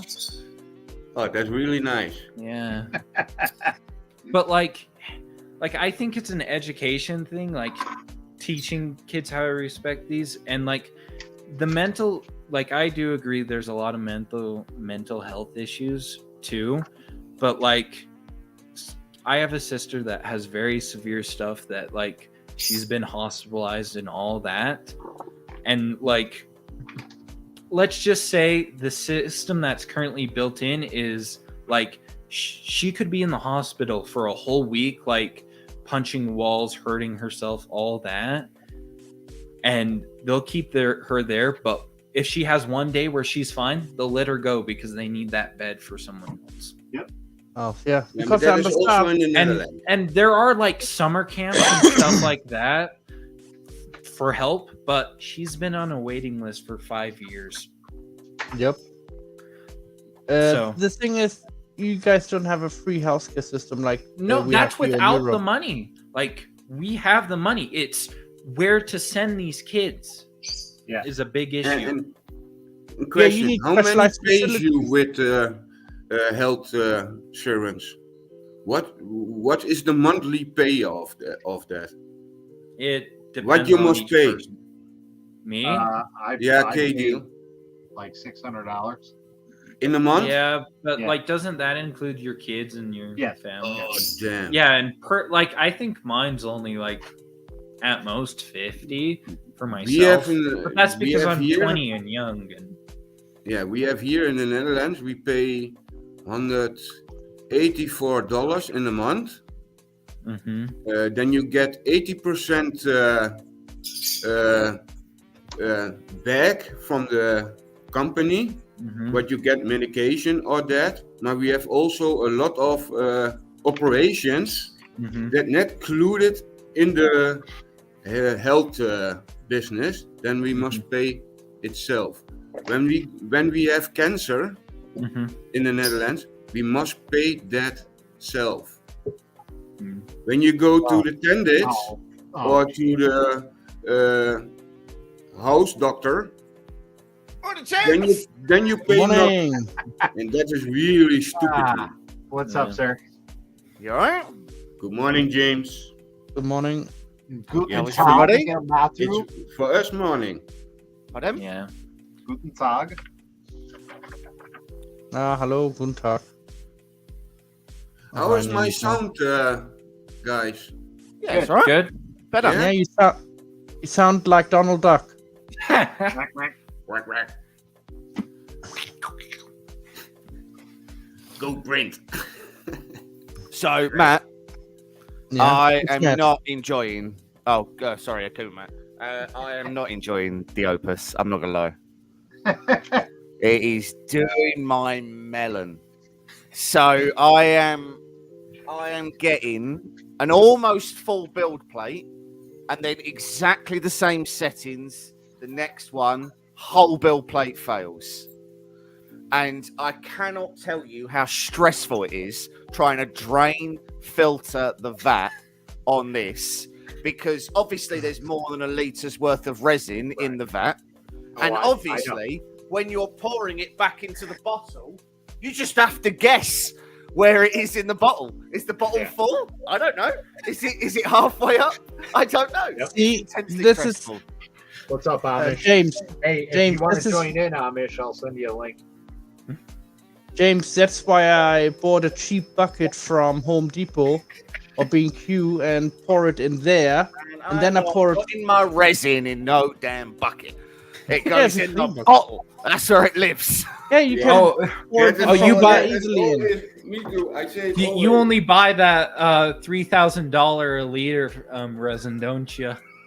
That proto pasta grade resin. I am currently using Anycubics resin. I tried Ellie Goose resin. That was not good.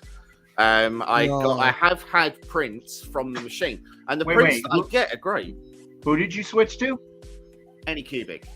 So literally the same resin. They're manufactured by the same people. I mean, I bought the thing that you told me to buy. I don't know. I don't know. Why you're pointing the finger at me. the Isn't issue I'm- anything in that brown bottle the same company? So the issue I have think you're tried having is the Eason, resin needs to be transparent consistently resin. mixed. 1 second. Sorry, what was that? The I have resin used That needs looks to be nice. consistently mixed. So when you're done with your one plate, mix it up, do another plate. Yes, I've tried that. Actually, I can start And up my machine. normally today. half of it fails, Wow. and not the same half either, What else? which makes it more annoying. Yeah, that would. This is That's annoying. probably a resin. Do you mix your resin properly? I mean, Do I before mix you my start the resins machine properly? up. Yeah. Well, so here's how I mix my resin, and I'll show you exactly how I do it. I put the lid on, and then I go shake, shake, shake, shake, shake, shake, shake, and then pour it in the vat. There's nothing else than that. I'm not a Yeah, but bartender. what was the I'm not liquid Tom in the Cruise vat? this thing where I'm like throwing up in the air and doing like tricks and You all should sorts get one of of stuff. those battery powered like coffee like stirs. Did you sing the national anthem? That helps sometimes. Do I sing the national anthem? No, Which one? because like most people, I know like the first 8 words, and then I don't know the rest of them. Which national anthem? I think more looks like North Korea. He looks Texas like one. Like whose? Akuma. This is not a problem of me. The yellow effect in it. Nope. That is a common effect of all white, clear resins. I can see the yellowish on there. That's Yeah, a but bit it's yellow not on there. terribly yellow. No. When No, you not put it in purple. the light, more in the light, you see. Yeah. Did you clear coat it? Not yet. Yeah. So what I normally do if I want to keep the transparency and stop the yellowing, What is that? then what I've found is I don't. Oh, is that your resin mixer? Is it? Yep. Yeah. Nice. So what I do is so it comes straight out of the printer, gets IPA'd. Although Matt, you don't actually use IPA anymore, do you? You're using Denatured alcohol. that was it, denatured alcohol. Yeah. Yeah. So you can use that. Then I hit it with a non-yellowing clear coat. Then I cure it. I didn't know that. And that keeps a lot of the transparency, so it doesn't go as cloudy, and it stops a lot of the yellowing. But the reality is there's not many clear resins that over time won't go yellow anyway. There's Yeah, some that's that go normal. yellow at That's different normal. speeds. Some won't go yellow as soon as you cure them, but a lot of them once you cure them. It's actually one of the reasons why. So we're doing that Chevy Impala, and it's a real problem trying to get the windshields done because they come out lovely, they come out nice and clear, and then you go to you leave them for 10 minutes and then bang, they're yellow. Yeah, that is... It's really annoying. Yeah, what I Really know, annoying. what I see on the Eason resin, when you make parts what thin is, small, then is it, you can see it in. You But just is need to it buy some property quality thin, resin. That's then you can see the yellow effect in it. Right. This does not yellow at all. Oh, the Monicure stuff. Yep. There you go. Can you send a link for me for that? Oh Isn't it yeah, like Yeah, $200 You got a bottle, though? $130 to buy it. Sure. Yeah, I must try it. I must make my suit. It is very expensive stuff, but you get what you pay for. If Yeah, you but need that it. is also with iPhone. Yeah. I like iPhone. When I brought iPhone resin in, I know it's gonna not fail It's nice, smooth. That's what you want from your phones, is it? A smoothness to them. Yes. I don't want to cut myself on my phone. That's my only bar of entry. No, you don't want a phone that will explode on you on airplanes. Yeah. What was I that? had one of those notes. You had one of those? Yeah. I have never taken something away from my testicles as quickly as I did as soon as that news article came out. I was like, wasn't that like 2014? there was a when ghost that in my phone pocket. came I was out? like, oh god. When did that phone come out? 2014? Oh, 2015, I think. 2015, 20. It wasn't as long ago as I like to pretend. Like, because it was the Note 10, I think. It was either Note 10 or the Note 9. I That think is it's almost the 9. 120 euros. Yeah, if you go onto 3D Print Monkey, then I'll send you the link. You can get it. You can get it there. It's £120 though. Mm-hmm. Like, don't get me wrong. If you've got a specific purpose for it, and I mean, at the end of the day, you're doing a full size My Iron Man purpose suit. is the suit of the Iron Man. Yeah. Was played. The The arc reactor The arc chamber? the reactor, reactor. I have seen it on Franking build. He make it with transparent resin, the cap of it, and it comes really nice, smooth out. If you wanted to do it cheap, Acrylic? cheaper, then I would imagine the only way you could do it is print it in FDM and then epoxy resin cast it in sand. Yes. With regular epoxy resin. You can get a clear epoxy resin for like 20, 30 quid. You could do that. Or you don't have to you don't have to FDM print it. Obviously, you can resin print it in any colour and then cast it. I have a little bottle from epoxy resin. Yeah, you could probably get away with doing that. Like, you can get away I can make a mold. casting it. I have yesterday a good price of a camera, James. I have a big love in my car today. Yesterday, I have brought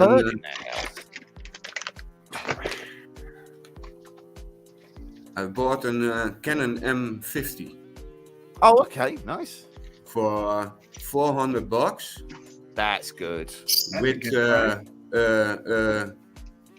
a stative on it. Yeah. And Boya Cleves microphones on it. And the Ronin microphone. Someone got a bird. Yeah, that's right.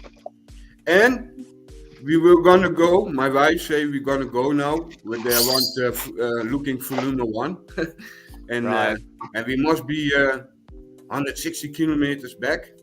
And the man asked, "Do you have nog interest in another camera?" What you have? An D60 with 300 meter lens. Right. 50 a 300 bucks. mil lens, not a 300 meter lens. Jesus. Yeah. You'd 50 bucks. That'd be a nightmare to cart around. Yeah. It's a good price. They So say we actually it we was used a broken. couple of our cannons are fairly cheap. And then we've got a Sony Handycam. And the thing is because all of our shots are static, we're not moving around or anything else, and we're not using sort of dynamic ranges and all that kind of thing. Actually, it's fine.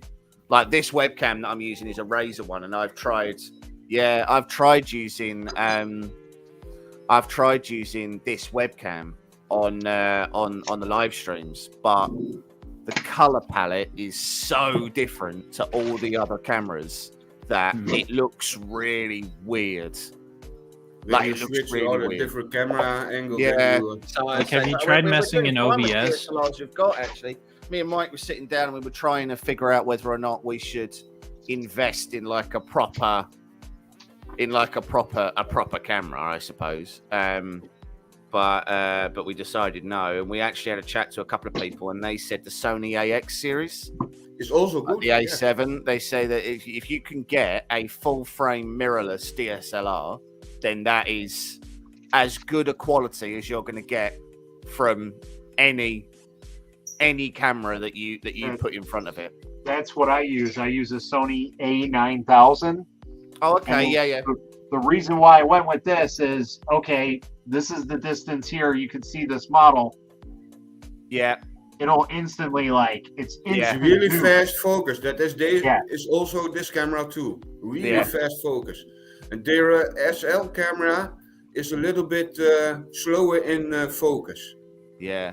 So we've actually got a couple of motorized sliders coming so that we can start doing some better shots.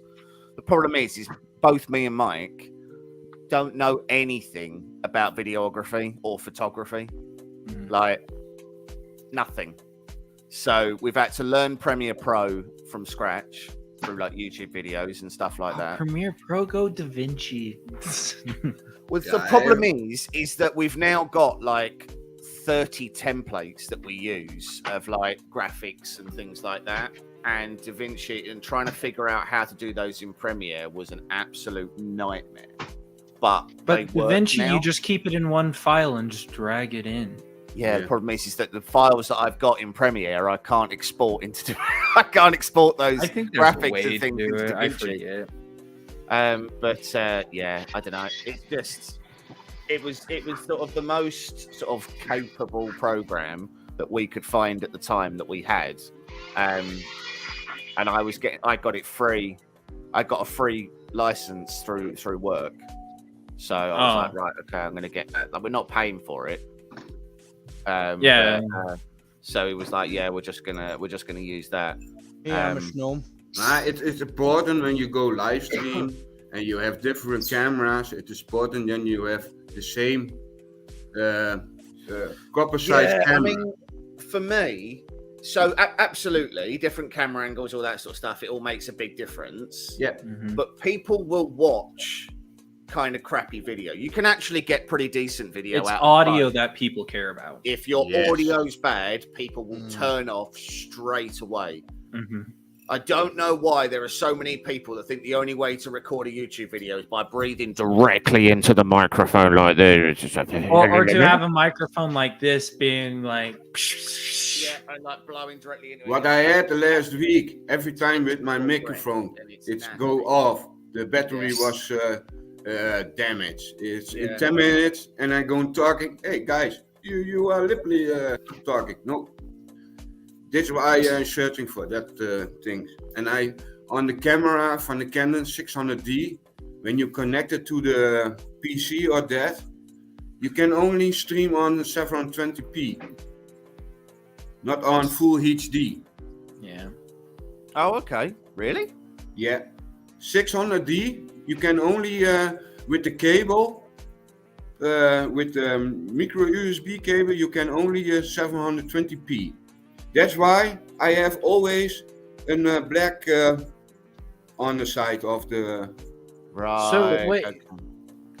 could you not use like a capture card? I Would that work? use Magic Lantern on the Canon. Yeah, so Magic Lantern in theory anyway, Magic Lantern just extends your recording time. So most DSLR cameras will only record A lot of 28 other minutes. stuff, huh? Yeah, I've got Magic Lantern on my Canon because DSLRs will only let you record for like 28 minutes because after 28 minutes they're then classed as a video recorder, and if they're classed as a video recorder, the tax is different. Yeah. So they're all limited in firmware. That's literally why it is. So if you buy a cheap DSLR, the reason why it's cheap is because the tax rate is different, and that's why they only record for 28 minutes. That's weird. It's insane rule. It's made up in I think it came in like the early 90s or something. No, kind of in the early 90s. Must be the early 2000s. I think that's what Jerry's problem was. What? Was that first just camera- to tax the film industry when it was just Yeah, starting? no, it's to tax the camera industry, because what it was originally what you were limited by when you were recording on a camera or on a camera was just a camera and a video camera was just a video camera. Yeah. And what limited you was how much film you had in the camera. Mhm. And then digital cameras came along, and all of a sudden, all you were limited by was the flash space that you had on the machine. So there had to be a way to differentiate between regular what is a camera and what is a video camera. And the answer is that if you can record over 30 minutes, then it has to be billed out. It's taxed as a video camera. How does that work with your phones? No problem. It's so Splits the files. when you have a Canon camera, you have the normal firmware on it of the fabric. Yeah. You put the SD card in your PC. You put there the file from Magic Lantern on it. You put it in your camera. You put the camera on, and it is done. When you put the SD card, a bootloader to it. It just Yeah, refreshes when a you- bootloader to it that lets you customize what you can do. But actually, if you record for more than 30 minutes on a phone, it will normally split it into multiple Yeah. files. It'll be seamless. You wouldn't know, and you just drop them into a timeline. And you can stitch Yeah. them back together, but it will be 2 files. So, from a legal perspective, It's not- It's yeah. not doing that. But at the same goes, it doesn't really matter on a phone because a phone is a phone, not a camera. It's not a DSLR camera trying to not be a video camera. Because if you could Yeah. record for an hour on a mirrorless DSLR, Yeah. then why would you ever need to buy a video camera? What would be the point? Yeah. And if you had a video camera that also took pictures, why is that a video camera and not a regular camera? Yeah. There has to be something the other one does that the other one doesn't to be able to do it. A lot do 12 minutes. I love the program Magic Lantern. It is brilliant. It's a community-driven it's crack piece of brilliant. firmware. But you can put it also on the Sony Yeah, or the other cameras. yeah. It's got a compatibility list, but yeah, it can really unlock a lot of stuff in your camera. So you can Almost actually all get, Canons can be. you can get autofocus rings that go onto the front of Canons that Magic Lantern will connect directly to, and it will enable you to put a Sony lens onto a Canon camera, and the autofocus will still actually work properly. I must an EF mount buying for on my M50. Then I can Yeah. put this on it. Yeah. And that is, I think, 20, 30 bucks for the mount. It's not a lot. I mean, the big problem that you have is that I mean, whenever you buy DSLRs, it's the lenses that cost you money, not. I mean, the camera's expensive. Like if you were to buy an A7 over here, an A7 is Matt frozen. Or is Yeah. he Yes, really I am. still? Oh right, okay. Wasn't sure if it's just really still. So yeah, if you buy an A7, I think the body of the camera is like, you can pick one up for about, I think you can pick up a Mark II for like £700, and then a Mark III is like just over Yeah, but £1,000. that is a little bit shame from Canon of the products from the Marks series.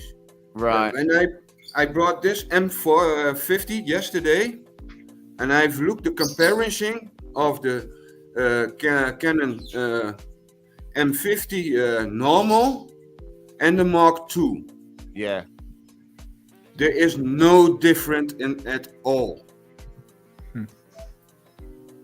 It's only my the microphone. digital plate in it. The sensor of the digital from the camera, that's different. Look on Canon M50 VS MK2.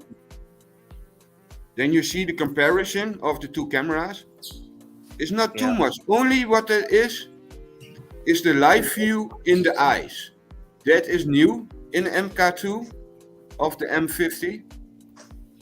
But I have that in my camera also. When the new update, it's in it. YouTube live streaming. It's Oh, you not can too. live stream. Yeah.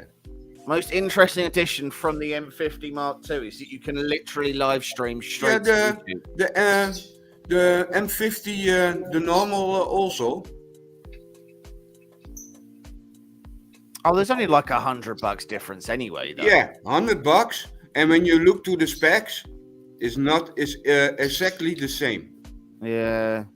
Only 2 options are new in it. Yeah, so the thing with the Sonys, so that the A3 is very different. Yeah. And the Mark III on the A7 is very different, and they're full frame mirrorless. Yeah. So they're really good, and I want one, but at the same time, like we'll be dropping £1,500, £2,000 if we have to get them, and then a selection of lenses as well. Because again, all the lenses we have are currently for Canons. So like dropping all that money on that is just like, oh, I mean, probably I have 3 things on the camera. What I think it's be needed for live stream or nice pictures. That is good software in it. It must be fast. The shutter must be fast. When you have a low shutter, you have terrible pictures. And it must be nice connected with other stuff. I have the Robin S CS, and it's work really nice and smoothly. It's connecting with the app. It does things. It make a tracking follow on it, and it's a bust, that thing. It's light. You can put almost all lenses on it from Canon. Yeah. Andrew's saying he's just moved to the GH12. They're great cameras. I'm not sure what the GH12 is, to be honest. The mirrorless ones I've used, it's good, but lenses kill it. They cost too much, and they're not and there's not much variety. True. I mean, again, the reality is we aren't shooting a lot of dynamic content, right? We need a macro lens to do some close-up stuff, and we need a long lens. Well, not a long lens. We need a medium lens to be able to do the camera pieces. That's all we need. So for your it's B-roll. not loads of kit that we need to buy that goes with it, but those lenses will be really expensive because most of the lens kits that you buy are like a 50mm lens stock, and really what you need is like a nice 12 and a nice sort of 30 to 50, and you can get away with them. But This normal lens cost normal $300. it's just too much. Normally. Yeah. To the hands, what I see yesterday on the Netherlands selling site, the ass $250. Hey Vincent. Hey everyone. Hey Vince. Hey, Vincent. So what's everyone printing at the moment anyway? Get this off of cameras because no one comes to a Cool Mods for camera talk. What's everyone printing? Dragons. I'm moving all my stuff, so my printers are out of commission. You're moving all your stuff. Yeah, Yeah, I'm building nice my print. Another house. I'm building my bigger workspace. Right. And did the stuff with my uncle, cleaned out the house, so that took a while. How long do you reckon until you fill it?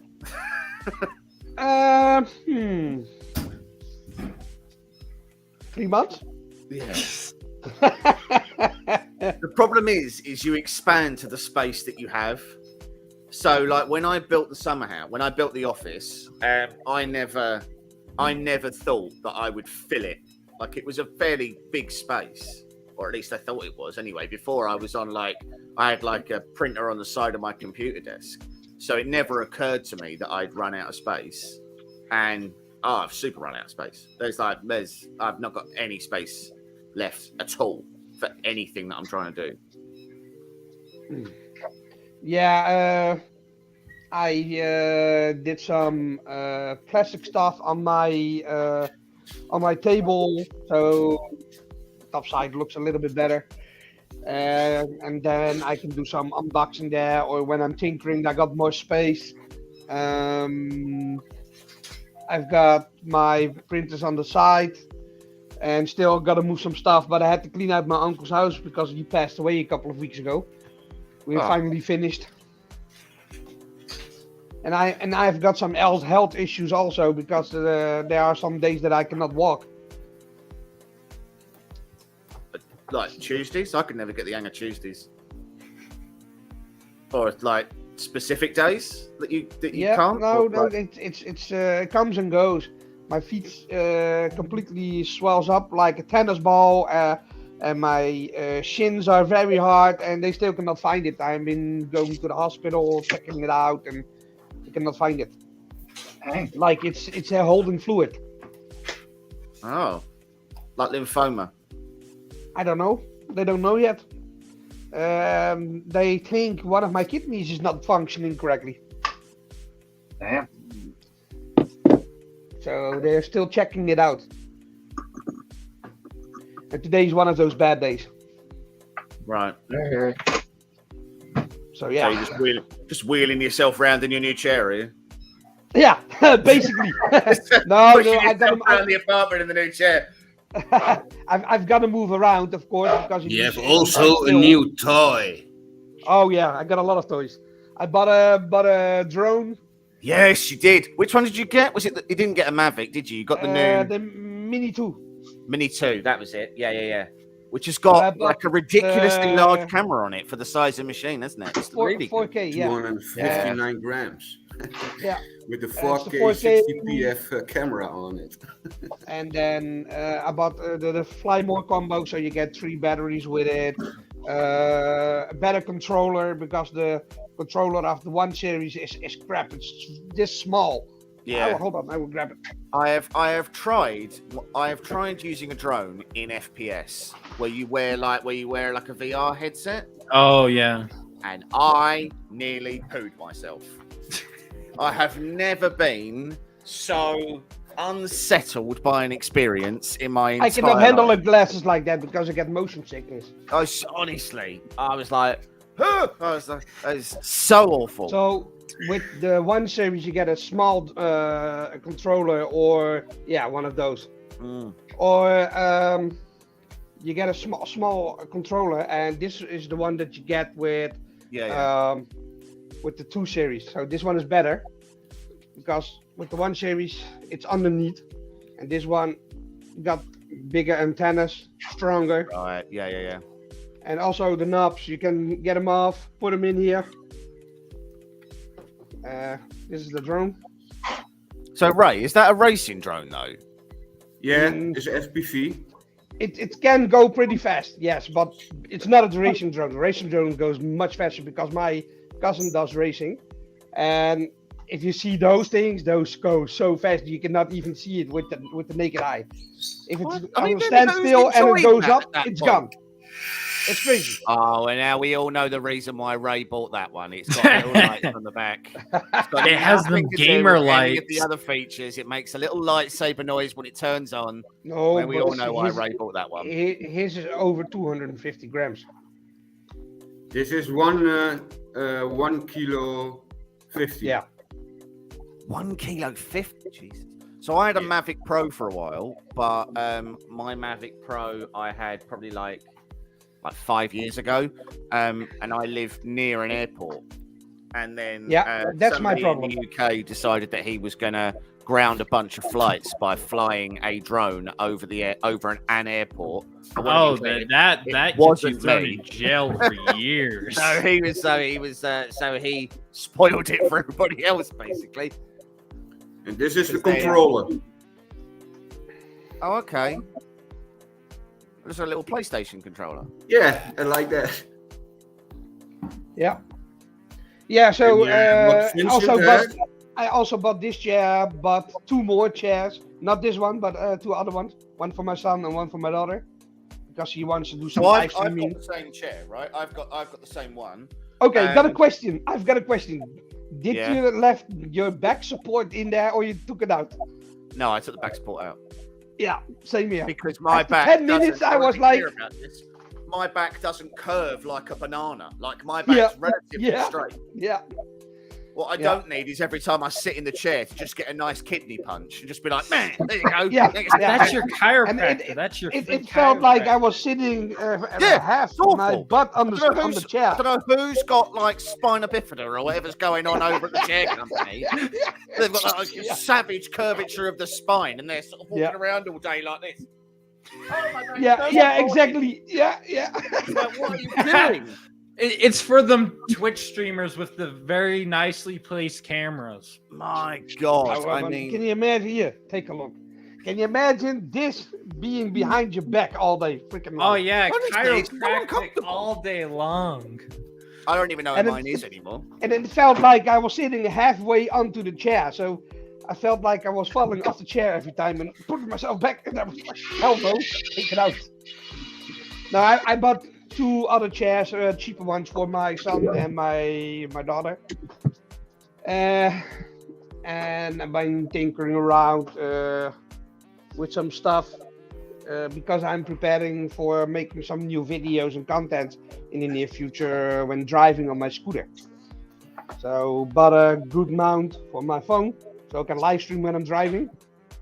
So you can live stream while you're driving. Yeah. Oh, okay. Well, that'll be in the newspaper. What do you mean? Why would you live stream while you're driving? What are you driving? Where are you driving? Just for fun. I drive all over the country. Right. He's following all the chicks. Yeah. That's when you get Oh, a man, filming the mask, blood. take all the cameras and have like 20 different angles. Yeah, and I got a GoPro on the other side, so this is basically my dash cam when I'm driving on the scooter. Because in the city of Rotterdam, you need a cameraman. Some people cannot drive. I mean, that would just encourage me to not get on a scooter. Like the least protected thing I could possibly get on in an area where people don't care about your life. Like, Yeah, I but don't the thing understand. is, I'm a driver and I'm not scared because I kick a dent in your door easily, and I jump off my bike when I'm driving on the hood of your car. I don't care. It happened to me once.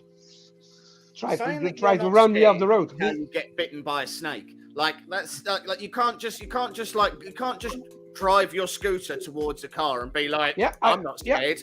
And then Yeah, I like, do that. that's not a healthy attitude to have in life. Yeah, you but I shouldn't do be that. afraid of the car. The car will Nope. kill you. That's a healthy Nope. fear. Nope. Do Nope. you know how many people would gun it in front of me when I was on a 4-wheeler when I Yeah. had right away? Yeah. I almost Yeah, but that's crashed different. into so many This people. is when somebody is trying to go to my lane and try to push me off my spot when I am allowed to drive there. Because with a scooter we have to be on the road. Usually we are on the bike lane, but it's not allowed anymore. When you say scooter, do you mean like the electric scooters, like the stand-up Yeah, electric? 50 cc or one that goes 40, Lord. 40 kilometers an hour. Yeah. All the two-drive vehicles in the Netherlands what have 50 cc. It must be a helmet on it. Right, but the problem is that if your death will buff out of whatever it is that can kill you, There is a scooter way with no more helmet. careful about The what's big going problem. on. You know, I'm not scared because I've been driving almost for 30 years. So Right, but you'll still be dead. You'll just say in your obituary, oh, he was driving for 30 years before a truck killed him.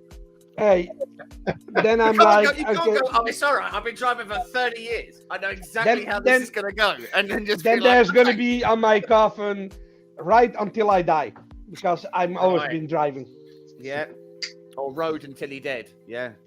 I Yeah. think the stupid people that are driver, the people that don't like driving, and that's why they're bad No, drivers. but it's a difference between being an idiot on the road or Well, take yeah. a look where you drive. That's I way honestly, different. I cannot James. wait until they're all James. just automatic cars. I can't. I'm gonna I can't send you wait. today. But I a enjoy video. driving. I do Yeah. not. Driving is James. a chore. It's an activity that gets me from A to B. I want to be at B, and That's inconveniently, what I'm the bus currently is located for. at A. So I need to shorten the distance between the two of them as quickly as possible so I can carry on doing the other things that I'd planned to do that day. The driving portion is an inconvenience in my day. I'm then try to- trapped Did you in a ever car hear of with my teleportation? wife, who Yeah. I then have to have conversations with that invariably cost me some level of money, and I don't want that. try to park in the city of Teleportation. Rotterdam and take a look how long it takes you to park your car in the city of Rotterdam, or what it costs. That's crazy. I'm not gonna pay like 10 or 15 euros for an hour and a half to park my car somewhere. Yeah, but That's that is freaking also in mad. London. That Yeah, is it's crazy. also in London. That is no. Yeah, true. The difference is, and Elon Musk has said this: when true autonomous cars become a thing, society will ultimately be divided into two groups of people. There'll be those people who own cars and those people who only rent. Because what will happen is that your car you'll go to work, and then rather than parking your car will go into a pool. And other people will ride share, and and your car will then go to work and drive itself around all day, and you'll get paid for that. You'll get paid for that. As well. I show you something. I don't know if you can see this on camera. Hold on. Oh, hold on. Damn it. What was that? There was a woman with big teeth. Yeah. I hope Hold they on. are self-cleaning Take a look. cars then. This is me on my GoPro. Take a look what a car driver does. What the? Okay. This kind of shit happens in Rotterdam. What the hell? They missed their exit by like 4 Yeah. lanes. Yeah, and then you 4 move 4 lanes. lanes straight on the road. This kind of shit happens every time. You're supposed to go the normal way and then turn around. Yeah. Supposed to is the Well, keyword. I mean, to be clear, you're just supposed to remember where your exit is and take it. Like you're not supposed to always have to stop. Probably and not turn around this- into the area. and try and go up This again. This happens so much, and people don't watch where they are going because basically, oh, you're on a scooter, and basically what happens is the young people here driving like nutcases between the cars and everything. So the cars are like, your scooter, I don't care. That's what happens. No, but I'm working on my driver's license still, but I switched to automatic, and I'm getting driving lessons in electric car. What, So, you need for driving the- lessons in an electric car? Because I've got a problem with my feet and I cannot handle the clutch. I can shift, but when you let the clutch go, I've got not enough feeling in my leg to do that. So every time I pop the clutch and the car stops, so I switch to automatic. I thought you said you've been driving for 30 years, but you've not got a driving license. No, not for the car. I've been So then driving what a have you scooter. been driving for 30 years? Scooter. Not driving. You've Um, been moving faster than the average person. That's not the same. Yeah, but my scooter is not like standard. I souped it up. That's like with saying, every- oh, I jump on a trampoline every now and again, so I'm basically a helicopter pilot.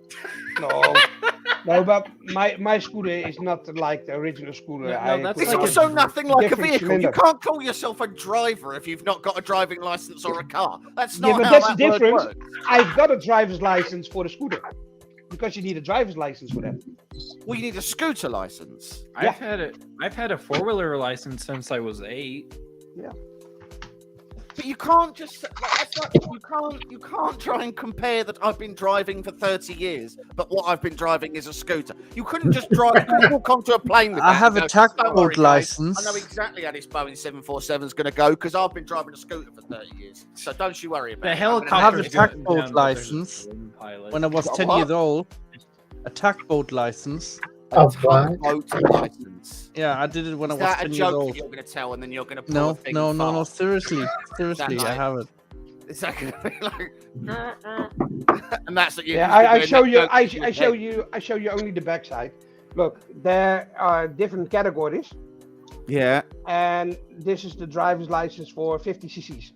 So you got A1, that's a motorbike, till 250. So A2. interestingly, in the UK, you can drive anything up to a 125 on a provisional license. No, not here. So Never anything been. up to a 125, you only have to take a test for that. You can just literally go and fill in the form, and you can drive on a provisional license. No, here you Um, get driving tests and everything. And then if you want to go above that, then you have to. And to be clear, and it's only motorcycles. Sorry, you can't drive a 125 car. If in fact there is a 125 car, which there probably There is. is. It'll be a Fiat or something like that. But yeah, you can drive anything up to a 125. You can drive on a provisional license. You don't have to get a full No, license. the rules are very strict here because if you change something about your engine and your scooter goes above 45 kilometers an hour, then the fines are very high. Even if your scooter goes 30 kilometers faster than is allowed to, they take it off the road, take your license plate, and it has to go to the DMV, if I'm correct, something like that. And then they have to check your whole scooter, your engine, and everything before you get your license plate back. And it will set you back about 400. So over here, the rules on the electric scooters are a little weird. So, you are only supposed to be on the road, but you're not allowed to take your own scooter on the road. It has to be a rented scooter. No. And the theory is that a rented scooter means the company is liable for the thing to be road There's taxed, insurance to be on it. insured, to be maintained, and all of that stuff. There has to be a displayed serial number on the thing, on the scooter, but not a license plate. And then you're allowed to, and then you don't have to have a license or anything else. You can just literally. This is tap the it one on that the I'm app. driving now. Right. We in the Netherlands is so GoPro on the back? The bicycle, James, is when we have the not when you go with the bicycle, put one knob and you go 45 kilometers, but you go with the steps. Right. Yeah. That you have not insurance here in Netherlands. You can free Yeah. around. Then you have the pedal bikes. That must be speed pedal bike. That must be 45 kilometers. You must an insurance plate on it and a helmet. And you need to load on the road. Where I drive. And you need on the road with that. So you're not allowed to drive on the bike lane.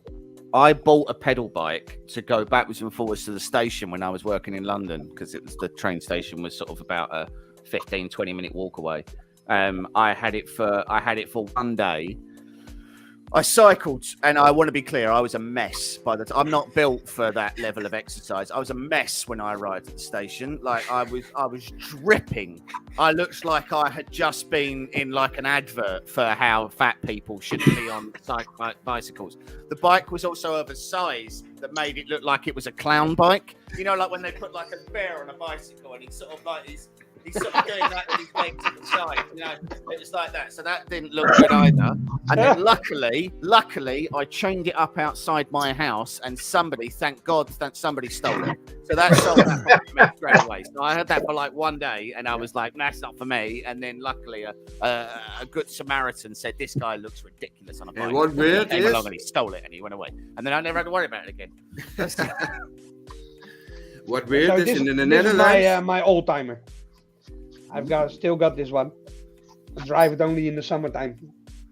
So how do you work the clutch on that then? Surely, if your feet are It's just shift down, shift up. Yeah, Yeah. that's different. It's So, like you- 3 up, You got your 1 clutch down. here, and your feet is 1 down. That's the first gear, And and 3 then underneath your stick, then press it up, and then is your second, third, and depends what kind of engine you got underneath there. But Yeah. it can go to 6 gears. But I've got this one with a 110 cc, so I don't drive it a lot. See, so I But had if they pull me over, then I lose my bike. So I had an idea that I'm going to Dragon's Den on this conversation. So my idea was that, so first of all, electric bike, right? Electric motorbike. So it goes insanely fast, and quite energy efficient. But what it has 2 battery packs in the seat well, right? Yeah. That have got handles and you can pull them out. And then all you do is Sorry. all we do is then I was sitting in a motor and I was like, so then what you do is you go to a gas station and they have a big rack and you pay like $10. You take out your dead battery pack, you put it in the slot, you pull out a fresh battery pack, you put it in, and then off you go. That would be cool. And then They do- that gas station uses renewable energy, if it wished to charge whatever's in there. Yeah. And it would just literally, when you go in and you pay, it just selects whichever one is currently fully charged. You pull it out, put it back into the bike, off you Yeah. go. That would They be do that in cool. Japan we with can cars. charge on the electricity of the house. You have one problem No, with you that. would, you wouldn't have necessarily. I mean, don't get me wrong. There's shortages. no reason why you couldn't be charging them. You Certain areas. couldn't be charging them at home. But what was that? Yeah, Matt? all the charging things what we have in the Netherlands, cars or bicycles, we can charge it at home. What was that, Matt? Sorry. If you do this type of system, you will have battery shortages in certain areas because people travel and then they go to that area. But battery someone there, would and have then a they- route to go around and maintain them all. Similar Yeah, to I mean, like don't be wrong. propane I mean, like, exchange. so Yeah, once but you you still put have your to have battery- instead of once you batteries put- more. Yeah, once you put your battery back in the wall, it immediately starts charging, right? Yeah. And you could have spare battery packs at home that are charging there. But the bike, because of the size of it, right, the bike would more than likely probably only have about 100 miles worth of range. Now, for most people, 100 miles worth of covers most of what they do in a general day, especially around the city. The So you electric would get scooters home that and we then got be able to here, just take those batteries out, put the fresh batteries in, put the other batteries back When on you charge. buy here a normal scooter, you can almost 150 kilometers on the active Yeah, pack. but what you would have to do is it would have to be a standard battery pack. Yeah. So wherever you went, whatever model bike you had, whether it was a Peugeot or a Kawasaki, whatever, they would all have to use the same battery pack. And then when you stock the dead battery pack back into the wall, the garage starts charging it there. yeah, But- it's something And like that's the this. whole point. Yeah, I rent one The of way- them sometimes, the Go electric scooter. one. Wait, look. I pay I 50 think- cents to open it and 30 cents a minute to drive it. But you can check if the battery is empty or how much kilometers it still got. And there's a car from the company just driving around with all batteries in the back. So basically, we can put them everywhere we want to. Only on the app, there's a red zone that you're not allowed to park. And then when the scooter is empty, just drop it there, make a picture that it's standing right on the side of the road. And the car comes, switch out the batteries. That's how they do it here. I Yeah, like my and- way better. Yeah, Yeah, you're- I've seen that in Japan. You can go with So the car I with a value big my battery company pack. at 500 million, and I'm looking for a $250,000 investment, mainly from Matt Yeah. because he's Yeah. so rich from resin at this point that it's unreal. He's I've- basically I've- printing money at this stage, like it's just. I've mad. seen that with cars, with the big battery packs in Japan. I think you can go to a special parking place. Then you stop. The battery pack is taken down automatically, goes to a small factory, and the same battery comes back underneath the car in less than 5 minutes, and you can drive again. Jesus, Uh, so complicated. The thing is that there are two different type of technologies coming up. The batteries, what can be charged up in a matter of 5 minutes. You're or talking seconds. solid state batteries in that point, yeah, and the other one are And- thorium batteries, but yeah. And the second one is the lay cables on the motorway or highways underneath the motorway, and then you have a wireless charging while you're driving. Same with your over it. phone. Yeah. So just to be clear, in the UK, there's only a 50% chance they've painted all the road markings on the road. So if we genuinely think there's a way that we could trust for them to actually go through, and then every time you hit a pothole, there's a 60% chance that you're going to get electrocuted that way. So there's a pothole by the side of the road, and there's 500,000 volts running through it at any one time, and then all you just see is a bunch of dancing squirrels that are running across the road, hitting the But, like, cable, and Can't there be a foot in the air. No, but exploding? it's Because the same couldn't they like have wireless. a system where if that wire was broken, it would cut off that section of the Yeah. cable? And then everybody's car stops like a Sky Electrics track. Well, It's there's the an same like internal wireless battery. power. There will be an internal battery. So battery storage is easily one of the biggest challenges that's facing Yeah, but renewable energy at all. the- Because The thing is, if you install the power beneath the roads, then if the batteries can be charged up in a matter of minutes, then most likely they will leave that and have only the fast charging batteries then. Because that would be. There was a Kickstarter a while ago, and it was used as an example as to why Kickstarter's terrible. But it was called Solar Roadways, and it was a bunch of the hexagon panels. The hexagon blocks, and the idea was each had individual lights and individual solar cells in them. They managed to get they managed to get millions in investment, and I think it was in Michigan that they did a trial. But they did a children's playground, so they installed about a 10-foot square, and the idea was that it charged itself during the day, and then at night you could customize the lights to light up a court in different configurations. You could do a basketball court, or you could do a tennis court, or whatever you wanted to do. And day 3, half of the bricks had broken. Day 4, 2 of them had been stolen, despite the fact that they'd apparently been glued down. And then by day 5, they just took the whole thing out and they went, yeah, this isn't going to work. So it doesn't work at all. The idea was things like they could be pressure sensitive. So things like if a moose walked out in the road, which weirdly was the example they gave, or the moose issues, then the road markings would change to let you know there was an obstruction in the road. And it would highlight where that obstruction was so that you'd be able to see it. And it did not work. I think the coolest part would have been like parking lots where you could reconfigure. Yeah, you could reconfigure the parking. Yeah. It would have all been great, except for the fact that it was literally complete nonsense. There was a guy who sat down and did the math, and he was like, there is no way this can work.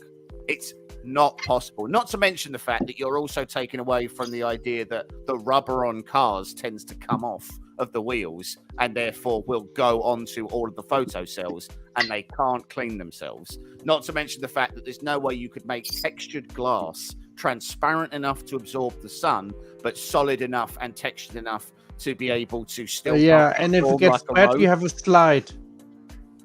It was ridiculous. But you know what happened when you put rubber on glass? I'm gonna have to jump off. I've got some work calls I need to get on. But thank you very much for letting me join. I will chat to you soon. I'll send you a picture of the travesty behind me today as well. Emotionally bring myself to take a look at it. You're gonna post it in the group? Am I gonna post it in the group? No. Well, I mean in our private group, what we have. Oh, our private group? No, not even a little bit. I don't advertise my failures. People use them against me in the future. They'll go, "Oh, do you remember that time that happened?" And I'm like, "Yeah, I do." And 3D printing blackmail. Yeah. But remember when you failed this print 10 years ago?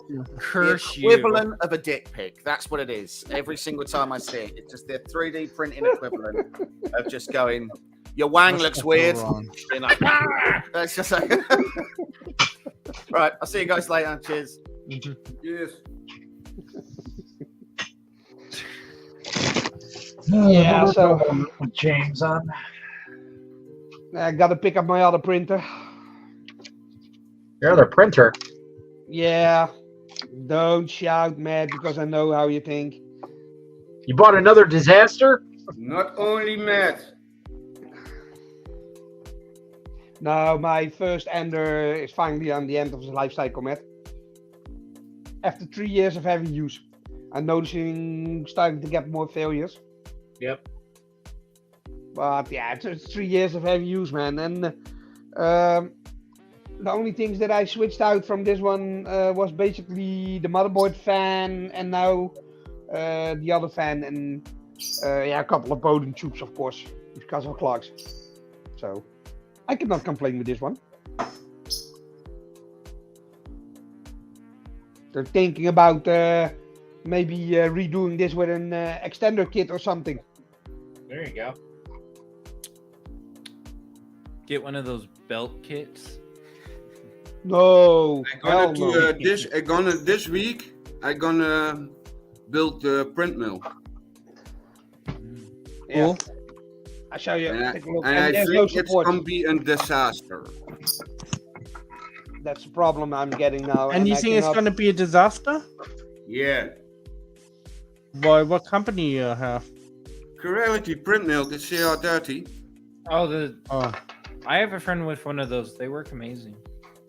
Yeah, when you're good, have solid out. All the things. I know. Granted, No. I did it all for him. all but right. Question now: what do you hear needs to be changed on the machine? Change in the machine. Remove chirality The from band. it. So also the band. That must be changed. The bed? I have seen on pictures that the band in pieces make and then solid together. Right? Yeah. I all- haven't had that problem. No, I have seen on the picture that a lot of print mills, the band is not straight in one piece, but in little pieces. Oh, And it it's has solid. like the little. Yeah. Yeah, with the same measuring of the bed. Hmm. And then it's stitched together. That's a little bit what I think that must change. I haven't noticed any issues with the- that part. The screen can be changed, I think. I like the screen not. It's cheap and it's almost out of date, I say. We love touchscreen, we love color displays, we love not a touchscreen what you have in the 80s. Yes.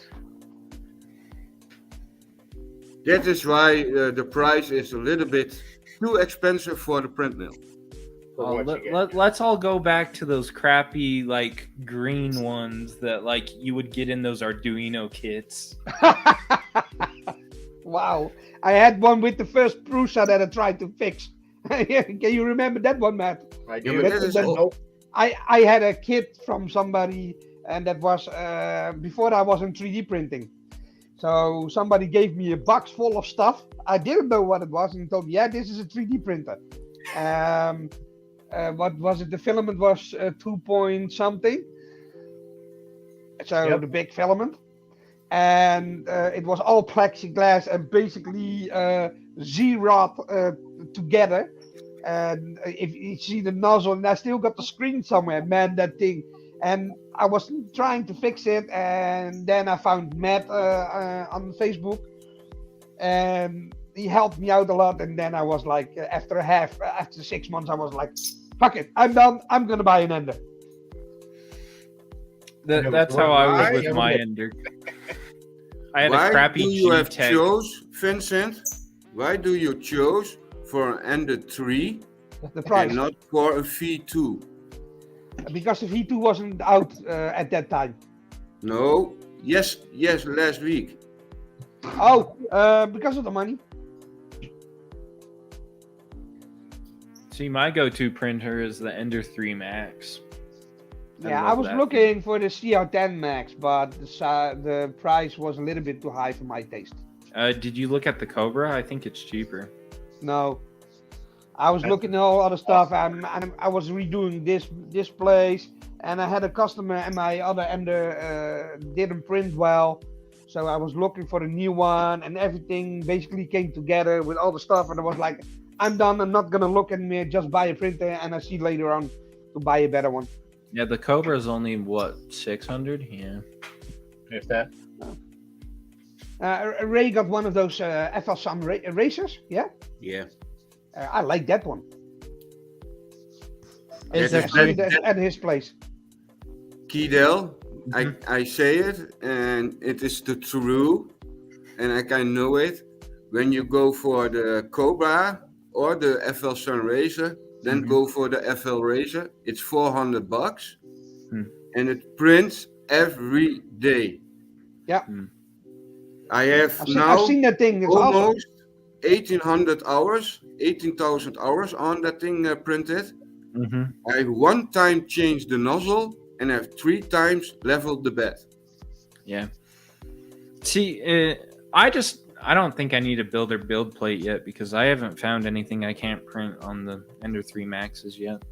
Oh, I have a lot of stuff what I can think of printing on a big plate. Well, you're printing. See, yeah, I haven't came to any issues yet, but But what I'm gonna do then with this Ender, because it's on his Enders of Lifecycle, buying maybe an extended kit. So you got a new bed, you got new stuff, new Z-Rod and everything, and can switch it out anyway because I've already got it. So I can tinker around, put another board in it, because it's on the end of its life cycle. I think because one of my steppers on the board is failing. Sometimes it goes from left to right, and then it makes a lot of noise. And it happens sometimes. So I think my motherboard is on the end of its life cycle. Is it not a dead spot in the motor? No, it's the. I tried everything. I think it's the motherboard main board itself. is broken. Yeah. Hmm. Because I had what are those TL smoothers in there? One of the chips were blown out, so I took it out and still keep on going the same sound from left to right. And a print, because I've got the print here. Take a look what happens. Yeah. Oh, this way. See, and there's no support. So if you look the back side, Too hot. nope. I tried it on 220, 215, 210. Lower your speed. 200. Yeah, lower your speed is important. If it's not temperature, it's speed at that point. Yeah. It's at 80. Whoa. On the display, it's on 80. So But that's what's very it slow. in your slicer? I have to check. Hold on. Maybe it's something wrong with the cooling fan. What I I switched always I have mean, maybe it's just an ender. Yeah. a Met noise and the other Met too. Yeah. The first important thing on the printers is your bed leveling. Yes. Print speed is on 80 millimeter a second. Enders have a cap. So Put it on. You're not 83. even printing at that speed. It's capped Put it at on 50. 60. Is it capped at 60? I think so. I was always printing on 80 and never had an issue. Well, because the machine's capping you at 60. So Try it you out. could set that to 100 and it will still print 60 because of the firmware. Unless you go into the firmware and uncap it. Yeah. No, I didn't change anything. So Yeah. Nee, So hier you're heeft printing at afstanden. 60. So like if you have your external printer like at 70 and you're printing everything else at 80, everything's 60. So I would Okay, say I could- turn everything to 60 and turn your external perimeters to 50. Play around with test that. that. But this happened after I switched my my fan. My fan completely exploded. Literally exploded Okay, after 3 and I years. have another question, Vincent. Go look behind the fan. Is the nozzle straight on the bed? Is it not? Yeah. I switched everything out. But is it square? Yeah, Yeah. is it square? Yeah. Yeah, I checked everything. Also the hot end? Yeah, everything. I changed everything out to new stuff. But you have 1 millimeter difference. I know. You see it in the print. Yeah. It happens And in a couple of layers in. So the bottom part is okay. Like 4 or 5 layers, and then it started. So the only thing I still can check is the Z-Rod, that it maybe moved. So if I undo the Z-Rod and reset it and grease it up, that's the only thing I have to try. So, yeah. Oh, But you must it's put 3 years of heavy use, man. All right, guys, I'm gonna pop off. Thank See you you, for man. letting me come on. Mm-hmm. Goodbye. Bye. Bye. Have a good one, man. Nee, what I Yes. know in the 3D community is 80% of the people they have not good leveled the bed. Yep. The Yeah. first layer on the bed with the leveling is important. Goes that not good, then go the whole print not good. Yeah. Yep. When I make Hideo, I sell a lot of printers in the Netherlands, and I have a good service. I get a lot of printers back Why? The people cannot leveling. The people think always it's a plug and play equipment. No, hell no. Not a plug and Take play your time. equipment. Why they think that is the people see it on YouTube that it's sometimes really easy. Yeah, easy for the people who knows what they're doing. Yeah, exactly. Yeah, they cut the parts out that you fail. Yeah. My Finns know I get mostly every week 3 or 5 printers back. Then they say it's printing not. The printer is broken. No, the printer is not broken. You have not good leveling. Yeah, let's put it together and look, there's a nice print coming out of there. Yeah. In 10 minutes, I can let's see the customer. You have not right. Always. Yeah, but I think it's wear and tear of this printer, and it's been printed for past 3 years heavily. What I know also, Sue, I have now the ceremony of the quality testing, and I have my bed leveling on 0, on 0. Yeah, I've seen that. Crazy. See, I have a friend that was over at my place one time, and he has a 3D printer too, and I started a print, and he thought I was crazy for not leveling the bed before starting my print. I'm like, wait, do you level your bed every print? And he's like, I have to. And I'm like, I can run mine for like 3 weeks before I need to tweak it. Yeah, same here. Vincent said always to me, why you going not leveling bed? You put always your SD card in, you put on play and it's print. That happened to me in the first 6 months that I started printing, that I had that original Creality springs underneath the bed. I switched them out to the yellow ones, and then I leveled the bed every 5-6 prints or something. Big prints, like that's printing for 4 or 5 days.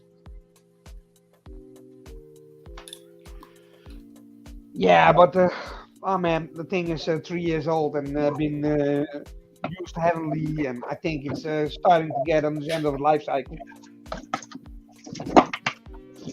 Did a lot of jobs.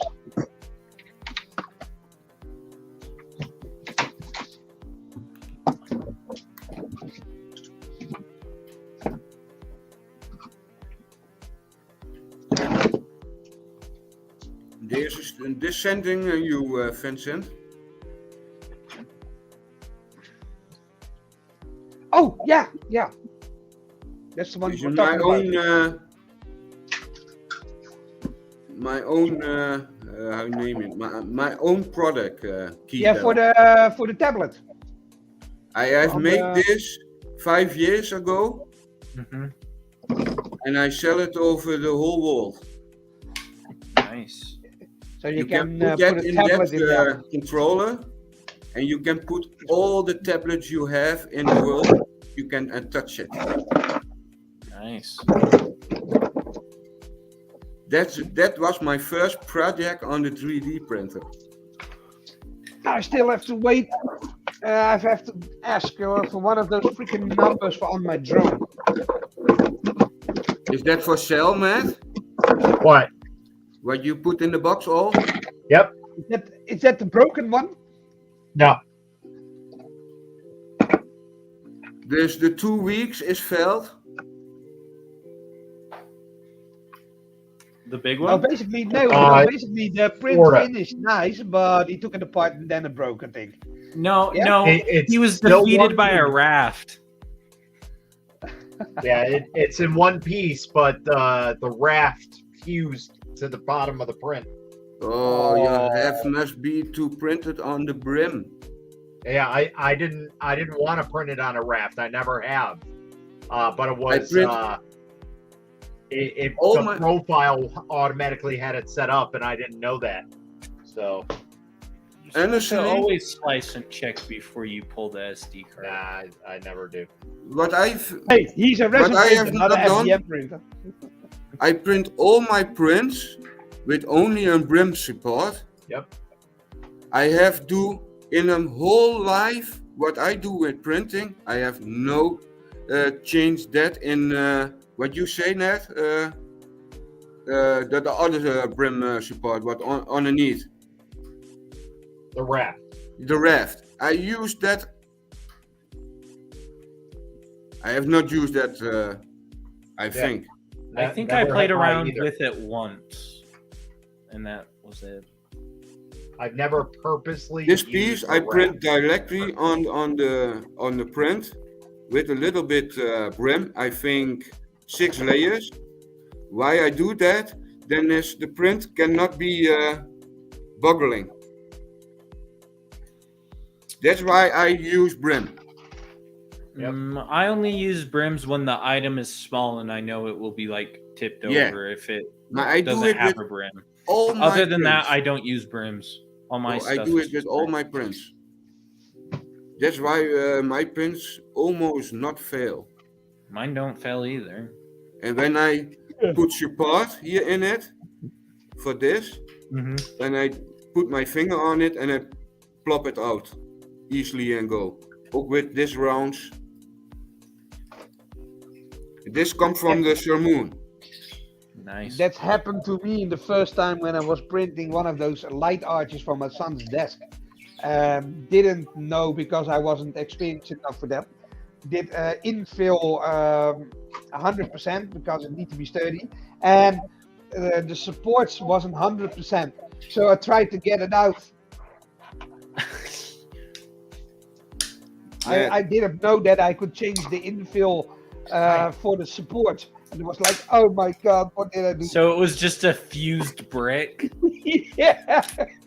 Hey Paul, was that you talking about that Vigo print the other day? Vio. Akuma's, I'm also printing Crystal Dragon. Sweet. Rafts can be great when you are using supports to fix the model on the raft and support brims. I use a lot too. Yeah, I don't ever really use a brim or a raft. I mean, For big prints, what I know, and I know it when it's be heavy, I put always the brim. Then it's in it. The brim is always also to the place of the print on the bed. It cannot shift it. Yeah, I gotta glue the That's rest of why the I parts use together. brim. gotcha. Look, Um, Matt, What's up? Oh, nice. I'm still working on it. Paul, did you get a chance to send that file over yet or no? I didn't see anything in my email. Vince, I'm almost done with. Oh, it looks nice, man. Sweet. Yeah, that looks nice. Gryffindor. Wow. 100 points for Gryffindor.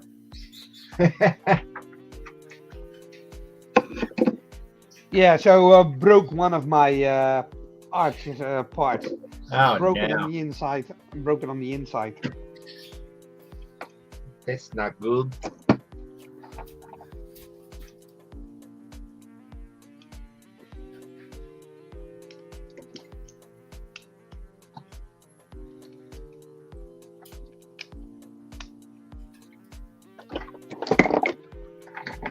Oh. Yeah, I gotta get some. No, my Gotta desk. get some breakfast.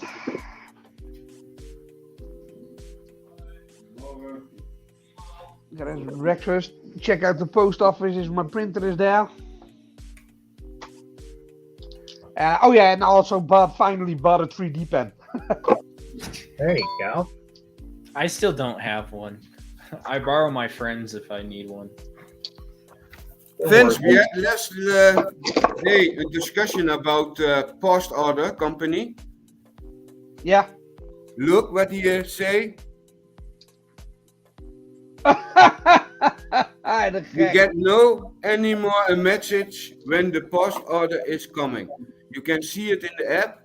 When it's not on your name, you can see nothing anymore. No, still waiting on a reply from the designer. Oh, okay. So that was you that I was talking to yesterday on Messenger. Okay. Yeah, I thought you designed the file. Sorry, my bad.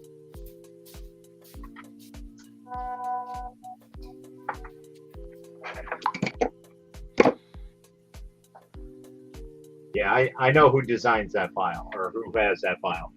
Yeah. He told me it'll be a while before that's available.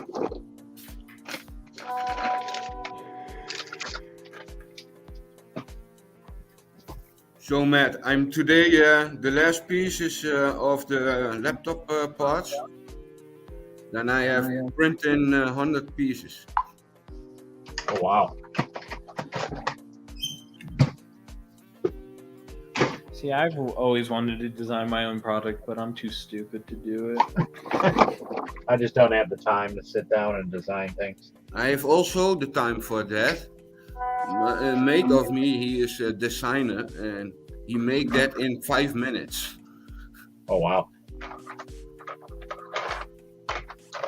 And then I'm the person, he has designed it, you get also 25% of the profit. Nice. So we helping each other.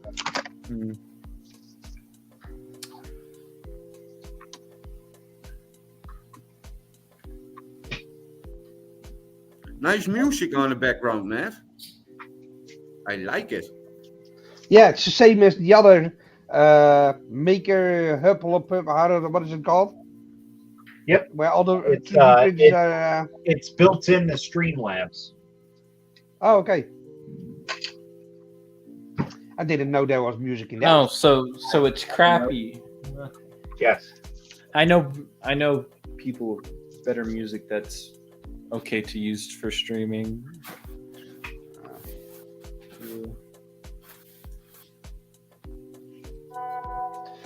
Yeah, so basically what I'm doing is trying to change everything, but I had so much projects going on. And with my health, it's not going as fast as I like to.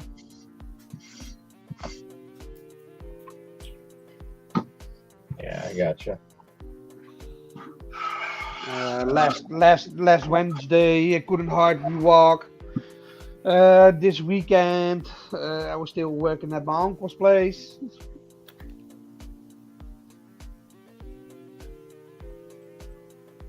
This is the other mic, Matt.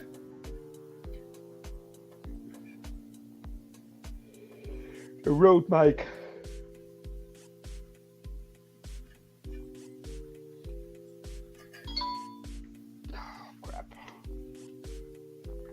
Vince, the sound is great, eh? Of the mic, yeah. Yeah. From this one. Is that the cheap one that you got? No, that is this one. You bought a different one. Yeah, that was included with the camera. Oh, okay, yeah. All that stuff. The stative, the lamp. That's nice. And I have this one. Brought it from him also for $50. Huh.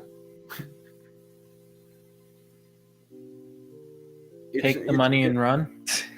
No, I'm gonna sell this one. This is really, it's for me too heavy. I'm not a pro photograph. I have made pictures for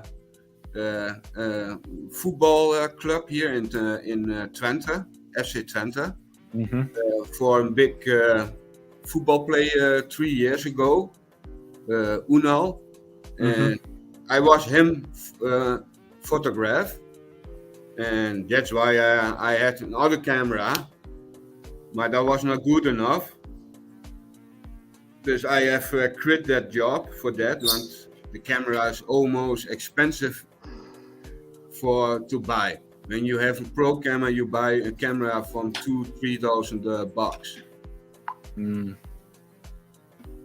the man say yesterday, where I brought a new camera to the hands. We have a shop, a site on the Netherlands. You can put all your equipment on it for a little bit sell profit. Oh, it's like Facebook Marketplace. Yeah, something like that. Something like that, yeah. And I brought this camera, the M50, for $400 Mm-hmm. with all the things on it, the microphone, the cloverleaf microphone, a standard light object for light to protect pictures to make, bags, everything here get me. And we want to go to home, and they say, do you have nog interest in another camera? No, I say, let's see, this come this. And to say for a little bit joke, where he say, I want $300. It's too expensive. To say for a joke, I give you $50. It's $50. And he say, yes, okay. I go to my car and I give it him. I go home. I put this on the PC to look how many clicks it on is. 340 clicks. It's been new. Brand new, yeah. Yeah. It's nice. Yeah, I gotta clean up my place, man. It's a freaking mess here. Yeah, me too. I must make a printer working again from the customer, and it comes from 12 o'clock customer for the saloon. I gotta remove my whole desk, so I have to disconnect everything. All my monitors, PC, my DJ mixer, microphones. Ugh, I've done that PlayStation. before. It Die takes for that. hours and it sucks. Because Exactly. like you tear it apart and then 10 minutes later you're like, crap, I need to do that on my computer real quick. Exactly, yeah. That's why I have always a laptop. Yeah. I hate And those every freaking time things. I've done it, I'm like, am I gonna make good cable management this time? No, I'm probably gonna screw it up in a month. No, that's what I want to do, because I've got a metal bar on the back of my desk underneath, but there's nothing to hang on. So what I want to do is design like a mount Clips. that I can clip, that I can hang on underneath there, so I can place my outlet box in there. So no cables anymore underneath my desk. What happens now, when I'm sitting like this and stretch my legs, I hit my switches sometimes, and then my microphone goes off, my monitor goes off. It happened twice with my PC, and like, that's not good, especially when you're video editing. Yeah, so I have to do that. And then going upstairs to work. And also gotta get my license for a number for the drone. Gotta install it, update stuff, and all that kind of crap. A lot of small projects. Still working on this one. Got 2 ships from Stargate that I need to finish. One is almost finished, and the other one is halfway in, because I didn't have the color filament anymore. I had to order it. So that Stargate ship is almost done, but what I want to do is resin print the guns. I want to resin print the end of the guns on the outside, because they're so small. FDM would make a lot of cleanup. Oh, that's beautiful. I don't know. I print And almost still need paint. same as resident printers with my FDM. So there's all guns on the outside, and I'm gonna resin print them. And then I've got this one was the X303.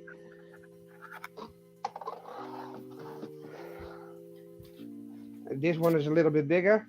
This is the DC304, if I'm correct. I got a lot of parts already printed, but I still need to mount them and still working on it. Yeah.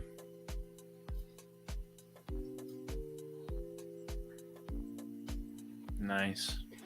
And the next big project, when all this is finished, is printing Stargate Atlantis, the whole city. It's about this big. Takes about 3.5 spools of filament. And all the buildings on the Stargate city are hollow. The guy built it and designed it that way, so you can put all kind of lighting in there. And I want to do that. I've been talking to him for a couple of weeks now. He made YouTube videos out of them, but he has no lighting in it. So I got his STL files, and that's the one I want to do because I'm a Stargate fan, big Stargate fan. Everyone's doing cooler things than me right now. No, trust me, I started doing this, but if you start big projects like this, get a couple of printers because I have 6 printers. Then you're done because I've been doing everything on one printer and it takes forever. Well, yeah, like I've done cool projects, but right now I'm just printing out like 250 dragons right now for 4th of July because I got a booth. So I'm just printing dragons right now. So yeah, and I just barely finished all my commission stuff, so I'm all caught up. Yeah. Nice. Yeah, some people are asking me to build what's it called? Side stuff for airsoft weapons. Basically side panels for like a Glock with their custom logo in it or something like that. But the problem is everything that goes around weapons or replica of weapons we're not allowed to print. You need a license for that. And a couple of weeks ago there was a guy so who like had you can't even do printers. like Nerf. Oh, hell no. For the Nerf pistols, I can tell you this year when the judge about it here in the Netherlands, the Nerf is really a dangerous toy for children. I grew up on Nerf. Yeah. What? Yeah. And with airsoft, you know it. In here in the Netherlands, they're gonna rob people in the shop with a Nerf pistol. They put liquid in it with salt, pepper, or anything. That's why will the government be. They just turn Nerf rifles into non-lethals. Yeah. Yeah. And same with airsoft. I've been an airsoft owner for a long time, and you need a license for that to own one. And the license is almost the same as owning a firearm. Yeah. That's crazy. Yeah. So I've gave my license back after a year and a half. It was too much hassle to keep it because I wanted to basically collect airsoft weapons, but older models like World War II stuff. And it was so much stuff to. I paid about €100 a year only for the license, and it was so much hassle to do that. So I gave my license back and sold my my guns to a friend of mine who owned airsoft license. So what about paintball? No, paintball's free. Paintball's free. Still. But I think they're going to change that in the near future. Because I did have one guy print me a custom hopper with his stuff on the side. It was cool. That is no problem. You can make it. You can not only... now is a big problem in the Netherlands. A lot of people print weapons out 3D printer. It's now in the Netherlands a little bit high now with that. You got a special name for that over there. It's called ghost guns. Yeah. Well, yeah. So there comes new rules for 3D printing in Netherlands. And there comes new rules for Nerf equipment or paintball equipment. So if everything is going on like this is going, and the Netherlands is very strict with if it goes around weapons or replica weapons, and Or with being the like 3D a printing weapon. stuff, it's gonna be a big problem in the near future. When I go with this on the street, I can know in 5 minutes I have 20 policemen on me Yep. here. Yeah, That's On me. crazy. Yeah. I I've can tell wa- you. Because that's totally different. Because I've walked 10 blocks with a hunting rifle in its bag and everything to like my church activity. You know, like that's just so mind-boggling to me that you can't even have like your that your is sword, the and I'm sitting difference. here like, yeah. but how much shootings are over there at your place? In my area, we've No, never had in general. well. In America? In my Oh, if you're talking about the whole like country, yeah, but like if you're talking about my area, no problems because we grew up and learned about guns and we know how to respect. Yeah, thank you. Finally, somebody gets it. Like literally everyone and their dog where I live owns a gun. But That's literally, why I have a cousin that came to our house and saw that we had guns and literally had like a panic attack because they've never seen one. And exactly. I'm like, but like, I know how to pick up a gun and use it, but do I respect it? Yes. Exactly. That's why I teach my kids. I've got high caliber air rifles, but these things are those are shoot very hard, loud, and they make a lot of damage, especially the new brands. And I teach my kids respect this. This is how it works. Never aim at somebody. Even if it's not loaded, always think that it's loaded. Yeah. You know, and I've been teaching my kids from like 3 years old. And everybody think, oh, you're crazy, but that's the Netherlands because we don't got a lot of weapons in our place. But yeah, The it's just Netherlands so. always a big problem with childs on old neighborhoods, like in Amsterdam, Rotterdam. They make a group and they're gonna stack each other for fun. Yeah, because that's what always mind boggles me. Like the places that have very strict gun stuff, knife violence goes through the roof. Yeah, Now you can that's sell why it, we got a lot in of stabbings. all the shops. A knife you can brought in all the shops. You go to the supermarket and you can you buy a knife from the kitchen. So I'm thinking there's gonna be a new law in the next couple of years about 3D printing. So if you want to own one, there's gonna be like same like a drone, you need a license. Yeah. Because they changed the drone license also. Ray warned me for that. I bought the one under 250 grams, so you're allowed to fly it without a license. But the new law is, even if it's underneath 250 grams and there's a camera on it, you need a license. Yep. So, yeah. Yeah, And I think that this something like this is going to happen with 3D printing.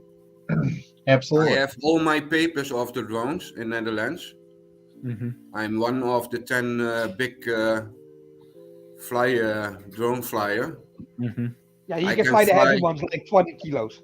I can fly everything with no. I only call and I can fly in a red zone or airplane zone or don't matter. I can be fly. Yeah, that's cool. Yeah, so basically because a couple of idiots that cannot handle 3D printing, they're gonna screw it up for us. Yep.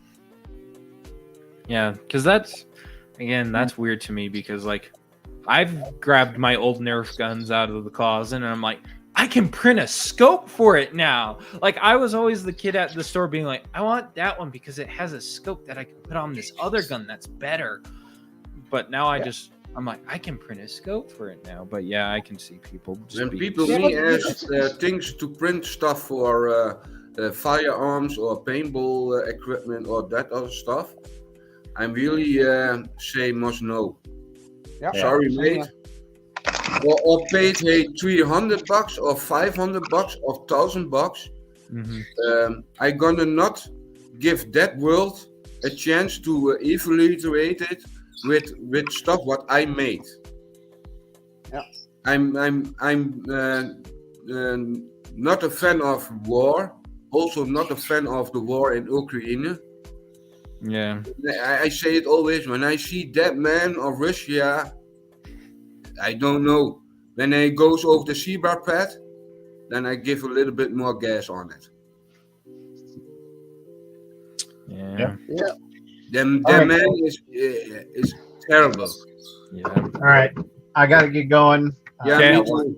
I got I work in must the go morning. over So Okay. If you want, you guys Yeah, have a bye. good one.